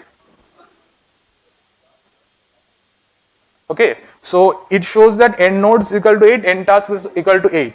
So you are taking 8 number of nodes, and for each node we are taking one CPU, one process, and then we are doing the MPI run. So if you check the PowerPoint, it's given there, all the commands. So this MPI run, okay, so this is the command for running your code. MPI run minus NP. This $NP is 8 mentioned here. If you just see above the echo line, NP is equal to 8, and $ex is the executable file. We have kept it as a.out. So you can change to whatever you want. Okay. So basically what we are doing is we are running 8 process on 8 nodes. MPI. So last day we were doing OpenMP, which was shared thing. So shared means we cannot go across nodes, because nodes are not, they don't share the memory, which sir was telling. So since it doesn't share memory, we are doing MPI. That's what is happening here. So if we do OpenMP, you have to do in one node only. And yeah, so now let's change the let's make it 16. I mean, let's make it 4. So we will be going to nodes 4. Each node will have one task, and we have NP. So we will be running on 4 CPUs process. So make this NP as 4. Please make all these 3 changes. Yes.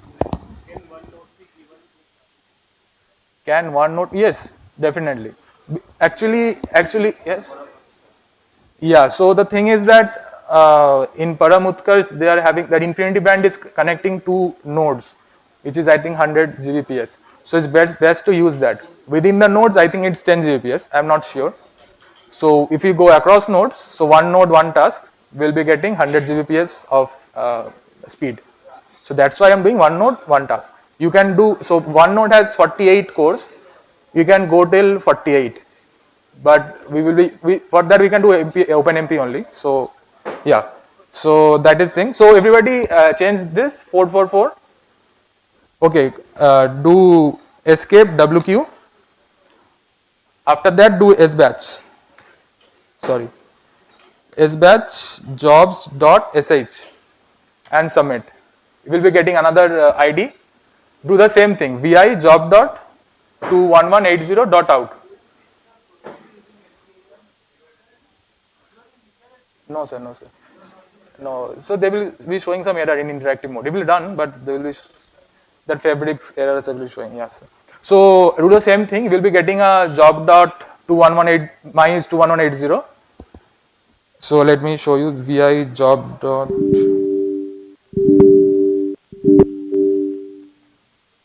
Yeah, so you already got this again. So it is showing you number of nodes allocated is 4, number of tasks allocated is 4. So basically 4 nodes, each has 1 task. Do shift G to go to the bottom and you will be seeing it's 0.4. Last time it was 0.23. So it's basically scaling, okay. For 8 it was 0.23. For 4 we are getting 0.45. So it's scaling. Everybody got till this part? Who did not get?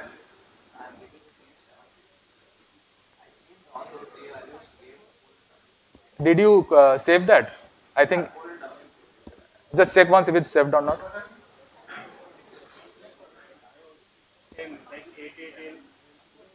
So one thing is I think domain is 50. Your domain may be 100. So you will be getting more time. Yeah. So mine is 50. So okay, let me change it to. Okay, you can also do this. So go to Jacobi domain decomposition dot c vi. Okay. So the number of steps are number of the grid spacings or number of grid points you are taking in x and y direction. Okay. So I took 50. You can also take. Okay, let's take. Okay, take 50. Everybody, 50. So number of steps in the x direction, number of steps in the y direction. Basically the grid points. Yours is 100 at this point. It's in line number 31. It's in line number 31 in Jacobi domain decomposition dot c. Change it to 50.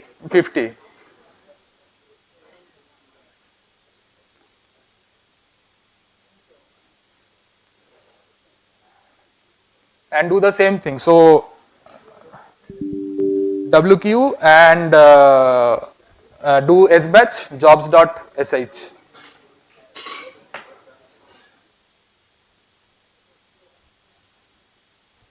You should be getting 0.4 something, 0. As a timing.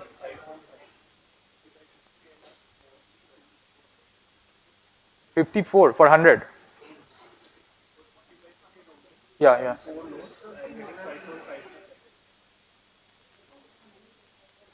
For 100, how much were you getting?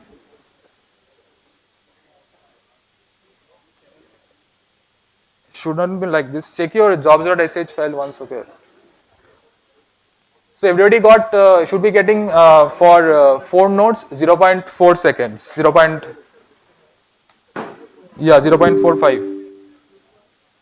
for 50. Number of processes 4.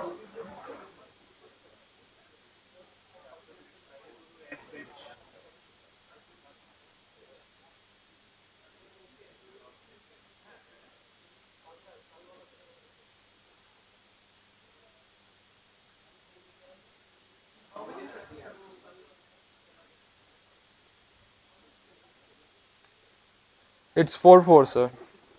4, sir.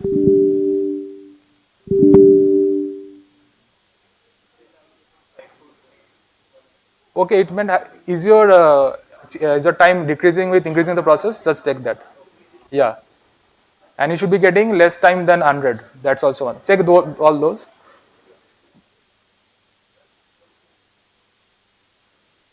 So did everybody able to do for 50 cross 50? Anyone who couldn't do 50 cross 50?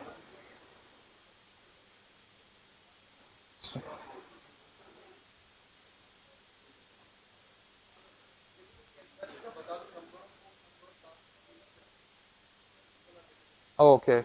So number of nodes. So if I want 8.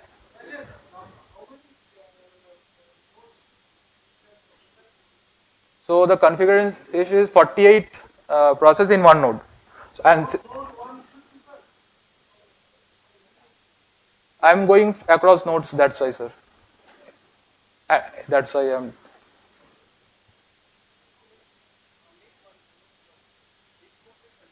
Okay. Okay, sir. Okay, so you can do nodes 1. So it will be in the same node. So nodes 1, your timing might change, but if you do nodes 1, everything will be in the same node. So all the 4 processes will be in the same node. and if you do for nodes 4, it will be one process in each node. So you can change that, and you have to change this also, np equal to 4. np equal to 4 means basically MPI run minus np. $np says that I am using 4 process. This is the command for running the MPI code. Huh? So to delete a particular job, go to your process ID, do SQ. So yeah, and do scancel job ID, space job ID. Scancel space job ID.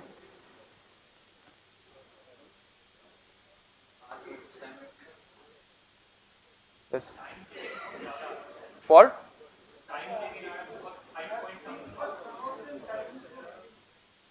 550. For 50 cross 50. For 50 cross 50. And for 100? Same. Did you recompile? Yeah, did you recompile the code?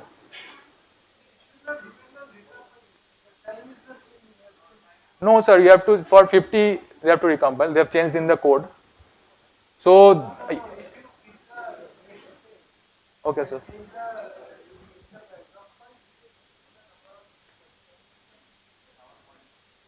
What? But I am, okay, let me see, sir. Let me see. No, no,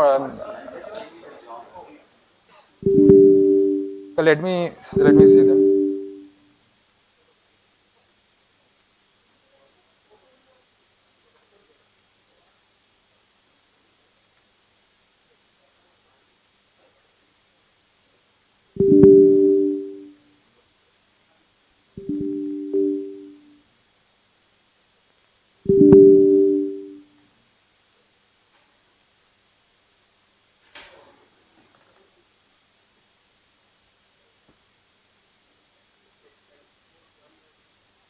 It's for one node 8. So the time will be different now for one node, if you're using one node and same process. I mean, we can use OpenMP here because it's in one node, but we are using MPI because I think maybe the resources are issue. All of you are accessing the resource. Maybe it's an issue. Within the same node, if it's shared, you can do OpenMP. Yeah. Not similar. You have to do message passing, and that's override is there, which is not there in OpenMP. So everybody, yeah.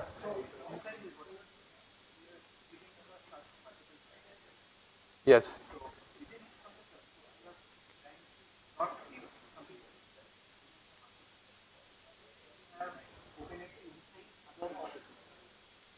Sorry, OpenMP inside? Other racks. Because you have multiple loops Yeah. other racks, right? Can you put hash pragma on top of this? Yeah. Understood. Yeah. So, okay. So for one node, you want to do the OpenMP and then transfer it for others. Yeah. Yeah. That is possible in GPU also. GPU, like they do accelerate in the particular node and then do MPI for. So everybody could do till this, irrespective of the timings, whatever timings you got. Okay, let me do once more. Okay, so sorry. So VI, yes, sir. Yes, sir. So I'm showing you once more. So VI, Jacobi, domain decomposition dot C. So number of steps I am taking, say 150. Okay, you have to compile this MPICC Jacobi domain decomposition dot C. Okay, now do S batch. So let me show you what we have. So I have one node, 8 tasks within the same node. Okay, and this would be 8. Okay, make sure you have done the 3 changes. Okay, one node. So n tasks equal to 8. One nodes is 1, and NP should be 1. This NP should be NP should be 8 according to number of process you want to take. So I do, after this I do S batch jobs.sh.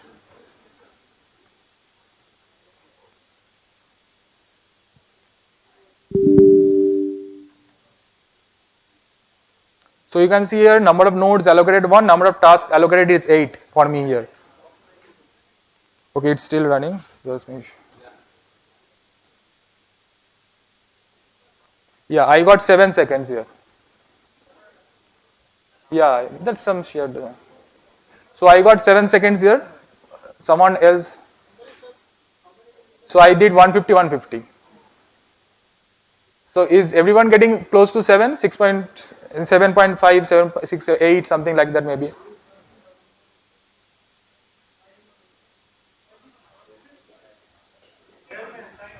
Yes? Do one node and n tasks 8.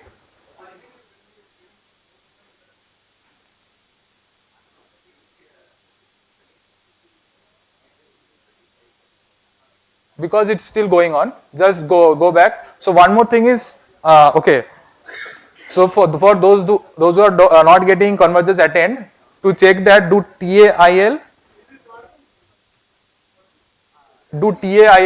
so it will show the bottom part. Okay, TIL minus F job dot 21244.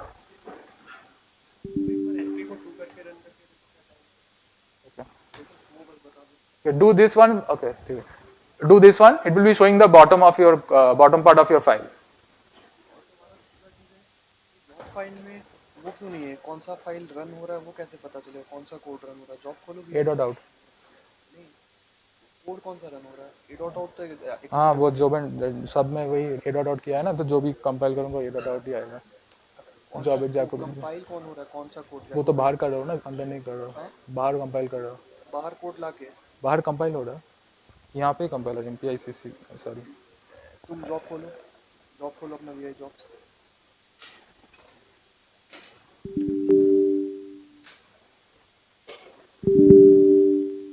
एक तो यहाँ number of procedure 2 करके दिखाओ, दूसरा चीज़ है यहाँ पे code कौन सा रन हो रहा है, हमको जॉब फाइल से पता कैसे चल रहा है कौन सा डॉट सी? मैं तो बाहर कर रहा हूँ, बाहर कंपाइल कर रहा हूँ, नोट पे कंपाइल कर रहा हूँ.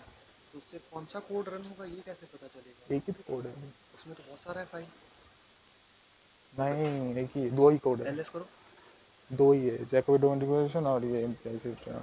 तो कौन सा रन हो रहा है इसमें? ये अच्छा, जैकोबी क्या है ये दो? और ये सब क्या है फिर डॉट सी? वो सिंगल प्रोसेस, जैकोबी डोमेंटिफिकेशन है. वो सब नहीं रन होगा.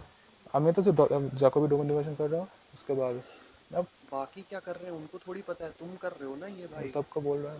हाँ, सबको बोलना पड़ेगा ना ये बोला बात. क्या? जैकोबी डोमेंटिफिकेशन चल रहा है. No, मतलब people are asking that in the job file, which file is running? They don't.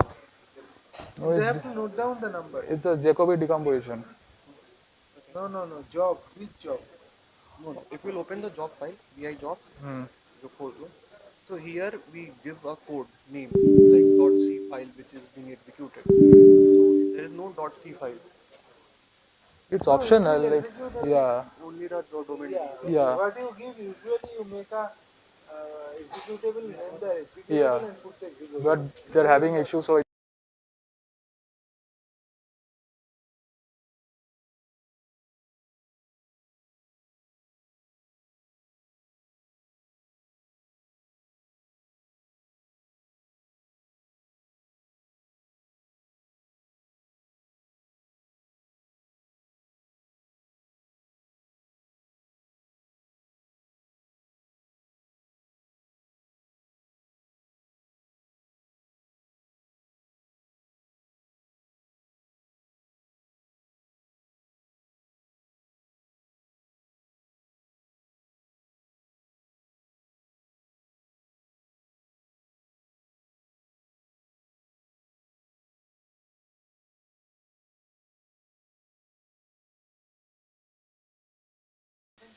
data, yes. Sir.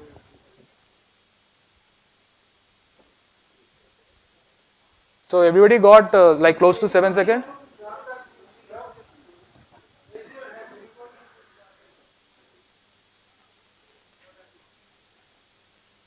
Has everyone run the first code Jacobi? Jacobi domain decomposition. Everybody ran that, right?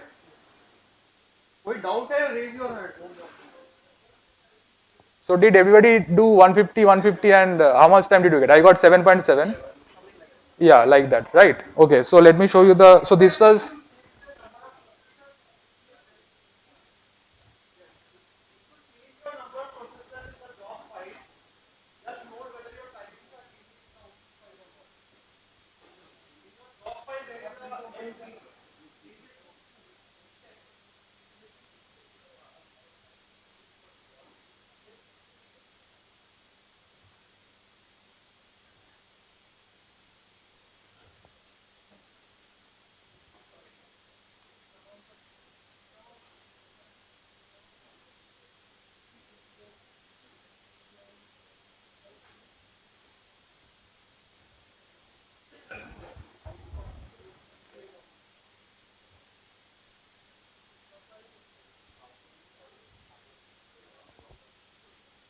If you have Windows, then use WinSCP.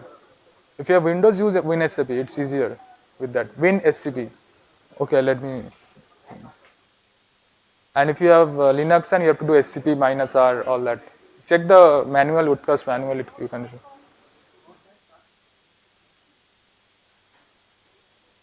So for Windows, you can use this WinSCP to transfer files. For Linux and Mac, all those you can use. You have to do the command SCP min. Yes, yes, yes. Param Utkarsh. Yeah, SCP minus R. Yeah, you can check that. That's in the module.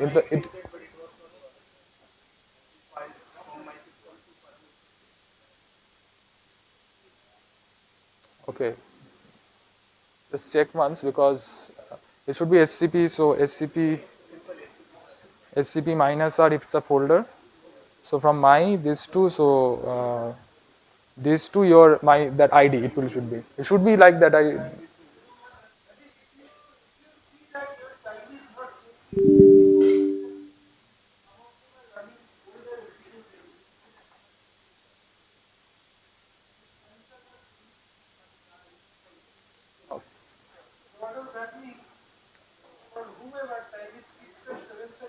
They are running the previous. Okay, sir. Understood. Okay, sir. So everybody got.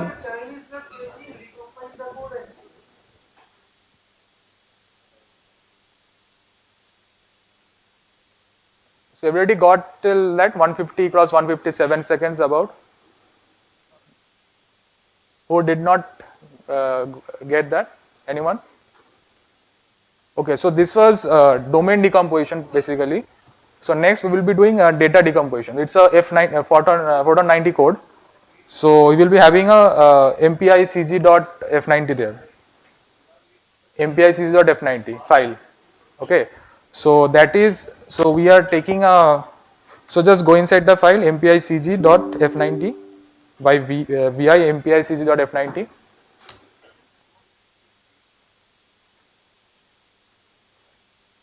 So this is basically, so the matrix we are taking is a very simple diagonal matrix. Okay. 1, just sorry, not 1, 1, 2, 3, 4, 5, 6 according to the rows. A, and the B is same 1, 2, 3, 4, 5, 6, whatever it is. So the answer should be 1 basically. So we are solving the system using conjugate gradient, which sir showed. So if I okay, let's run this first, and then we will check what's happening. Okay, so first compile this. So this is a F90 code, photon code. You will be using MPI F90, not MPICC. So MPI F90, MPICG.F90, and let's keep the executable as a.out itself. Okay, so let's keep that as a.out. So is it compiled for everyone?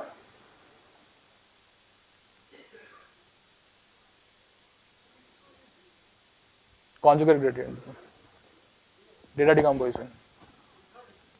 Yes, he does in Photon solver.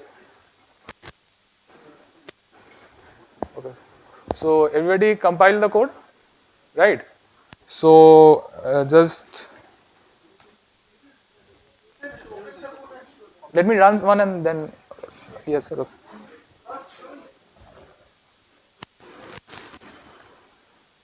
So do vi, sorry, yeah,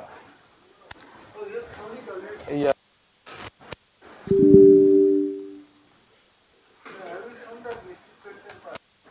that I will show after like running once. Yeah.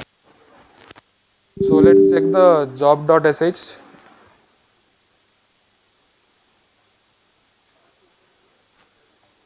Yeah, so we are taking 1 nodes and 8 tasks, and let's start running with NP2. So we are running with NP2 process first for now. So do sbatch jobs.sh and do this will just show the last 10 lines of your. And they are saying that it's not coming, that converses that head.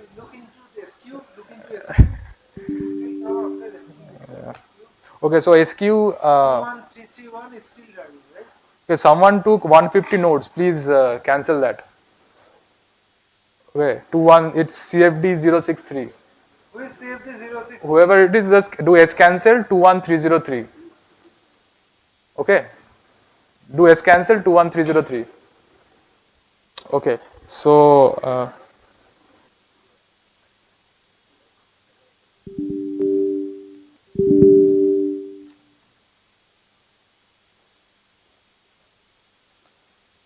yeah, so check your file, job dot whatever you are given the name. So I got time taking as 20 point something.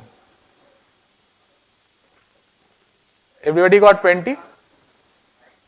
19, yeah, 19, 20, 21 maybe. Yeah, fine. Everybody got this till this part? Who did not get?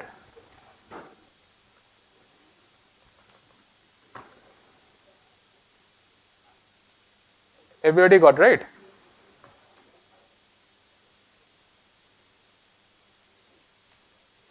You're getting 16. Okay, so let's change the number of process. Okay, so we had np2. So go to vi jobs.sh and at np2 do np4 and do wq to save it.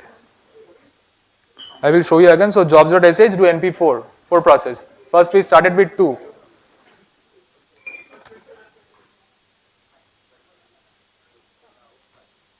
Okay, so now do S batch,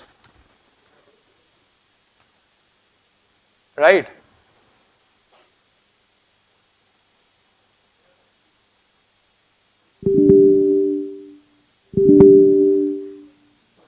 Yeah, so I got 9.9. So I changed NP to 4 for process. Yeah. Huh? MPICG, conjugate gradient. It's in that folder itself. MPI F90, MPICG.F90. Compile it and then, yeah, it's S batch, whatever. Yeah. So what timing? Everybody got something like this? 9 point.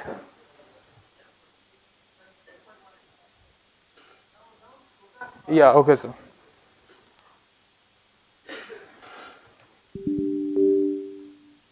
Okay, so let me show you. So this is the basic, we took a very basic matrix, just a diagonal matrix with the diagonal element as the row number. So the A is this and the B, Ax equal to B, the B part is 1, 2, 3, 4, whatever that is. So the answer X should be 1. If you print the answer, it will be 1. Okay, so this is what we are doing is the data decomposition. So first we are doing domain decomposition. So we had a domain, we decomposed the domain and each domain had its own matrix and we solved it independently and just transferred the hello cells. But here we are just decomposing the matrix. Okay, so we got the matrix, we are decomposing it and then we are doing load balancing. So basically say this load balancing part n local. Okay, so say we have 10 rows, 10 cross 10 matrix, okay, and we have 2 process. Say 11, we have 11 cross 11, we have 2 process. So this load balancing will do like 6, 5. It will give 6 rows to first one, 5 to second. So for if it's 11, and we have 3 process, it will be 4, 3, 3. Sorry, 4, 4, 3. Okay. So what it is doing at n is the number of process, okay, and n is the number of rows, n proc is the number of process. So we did np4, so n proc will be 4. So n proc we got from this MPI com size, which sir showed in the PPT. So MPI com size tells you how many processes we have taken. So we took np4, so n proc will be 4, and my ID will be giving you the rank. So it will be 0, 1, 2, 3 for my ID, okay, and we have allocated a nn for the complete thing. Okay, so next, so load balancing you can see for n local. So these things are happening for each process. So it's basically each process is executing n local, n rem, if, all those. Okay, so n local for each process becomes n by n proc. So for if it's 13, n is 13 say. So n proc for each will be and n proc is 4. So n local will be for each 3, right? It's dividing 3, 4th is right, and now one row is left. So we'll be giving it to first process. So that's how we are doing. N rem is the remainder which is 1, and if the my id, so say my id 0 is less than n rem 1. So we are doing n local equal to n local plus 1. So this is what the load balancing is doing here. Okay. So basically we are balancing the rows equally, almost equally within each process, so that one doesn't take less time, another doesn't take like it's not taking less time. Okay. So okay, so we used MPI all gathered here, all gathered V here. We will be seeing that in below code here. So MPI all gather, if I just show you, all gathered V. So if you just go to the slide,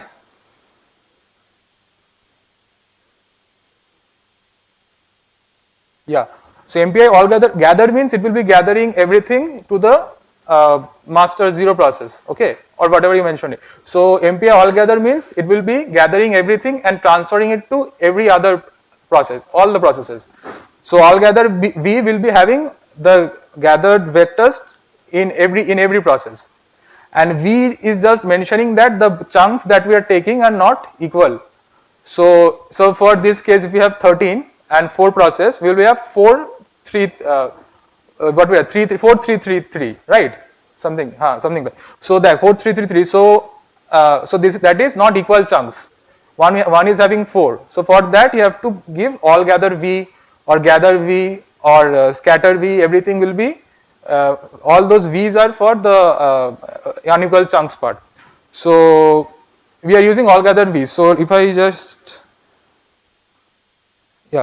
so what is happening here is the receive count and display, these two parts, these two are arrays. So we have to, so since it's not equal, we have to mention like from where we are taking the chunks and how many chunks we are taking. Okay, so this receive count and displacement are these two arrays mention tell the algorithm that receive count is the number of counts we are taking. So it's so if it's 10 for say 3 process, we have 10 rows, 4 3 3. So receive count will be 4 3 3. The array should be 4 3 3.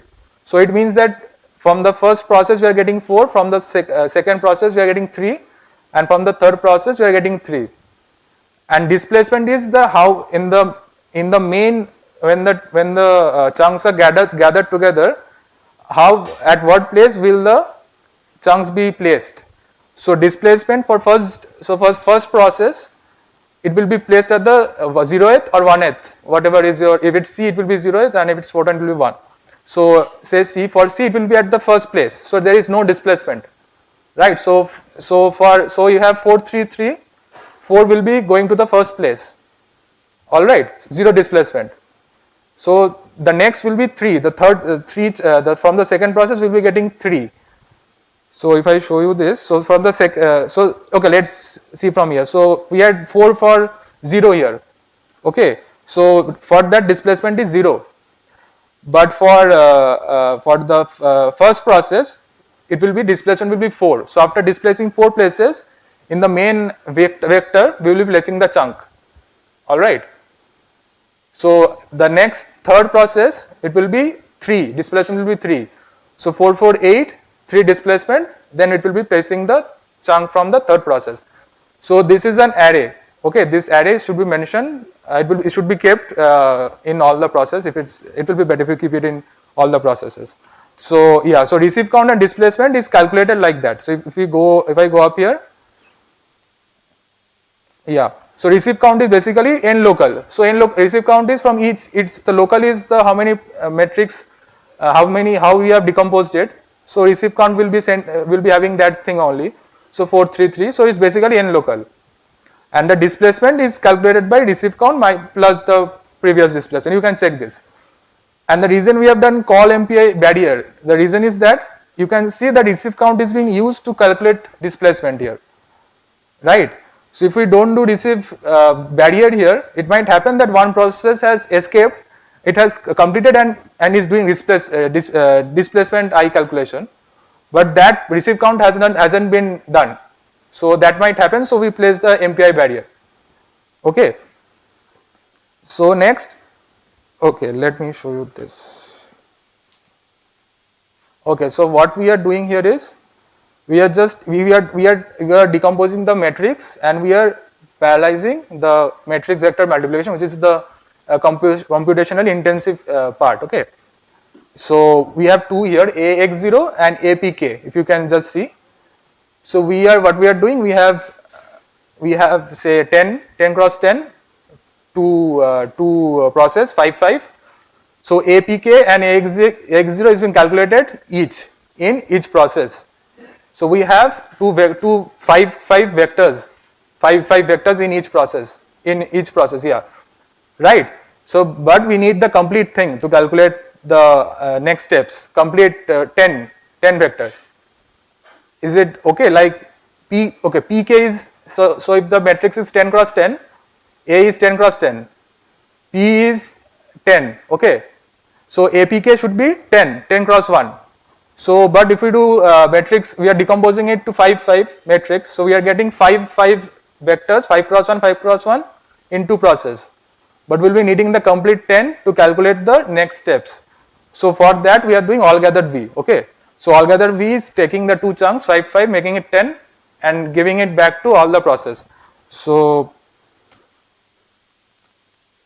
yeah, so this all gathered V is doing this. So C1 is basically the AX0.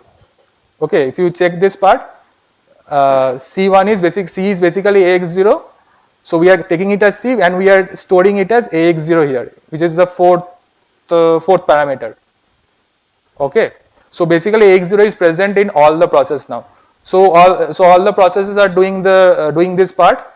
Again we need here AP0. So calculating AP0, this part you can see we are storing first it in T. So T is basically 5, it's not 10. And now when we do all gathered V, we are taking T from each process and storing it in AP0, which is 10. Okay, now again we are using AP0 and everything, all the processes are doing this.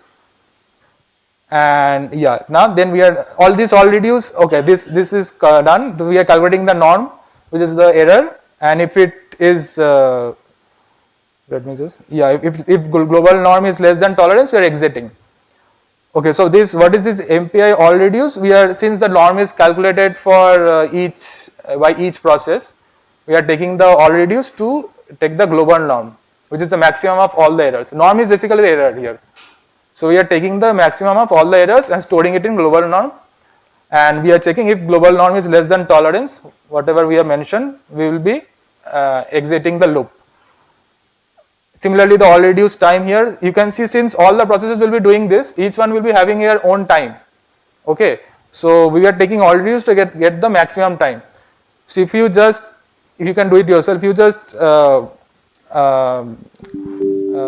comment this part, and instead of my ID 0, comment my ID 0 also in if. Then you will be seeing the number of each process will be giving its own time, which will be near to the same, almost same, because we have done load balancing. So it will be almost same. So one more thing is that why we did not do the vector multiplication also like parallelized, because we showed last in OpenMP that since it's n, order of n, it's not that scalable. So we skipped that part. So we only did the matrix vector multiplication n square. So it's shown here.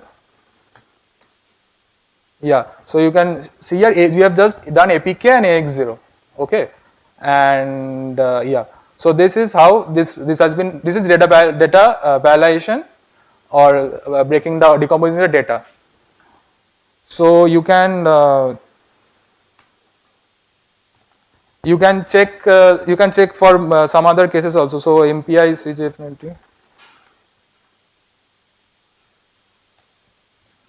So for let's check for say 16. Change the nodes to 1, n task 16 and np 16. Compile is MPI F90 because photon 90 code, and MPI CG dot F90 S batch. Just check everyone.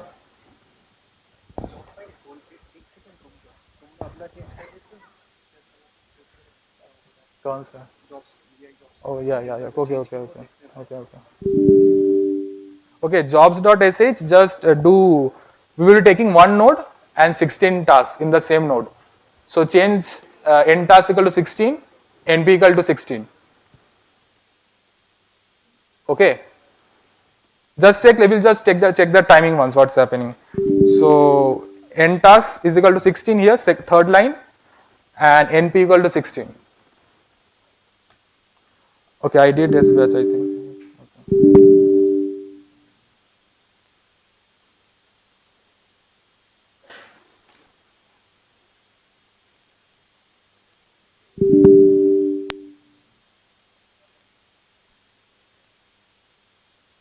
Everything is error out. Yeah. Okay, I got 2 seconds. Did anyone do? 2.6, 2.58. So this has been capped for 50 iterations. Okay, you can go to the code. So let me show this. Vi mpi cg dot f90.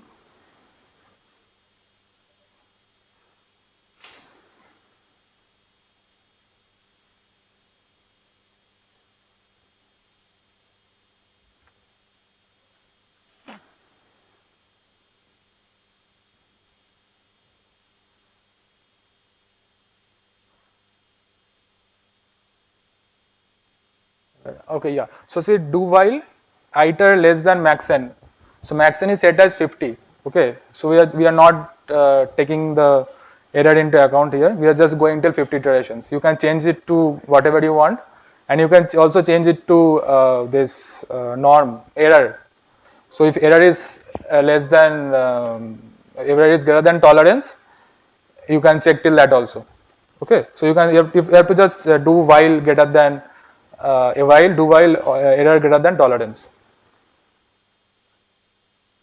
Yeah, so everybody now you can change the domain also. So int n equal to, it's 10,000 here. You can change it to 20, 30, 40. But at some point you will not be getting the result because it will be out of memory. You can check that also. I think if you do 1 lakh, okay sir, if you do 1 lakh, you will be seeing that maybe there is some memory issue. It will not run. Okay, so yeah, so that was it. Check the PPT for everything, and the codes are given also. Thank you, sir.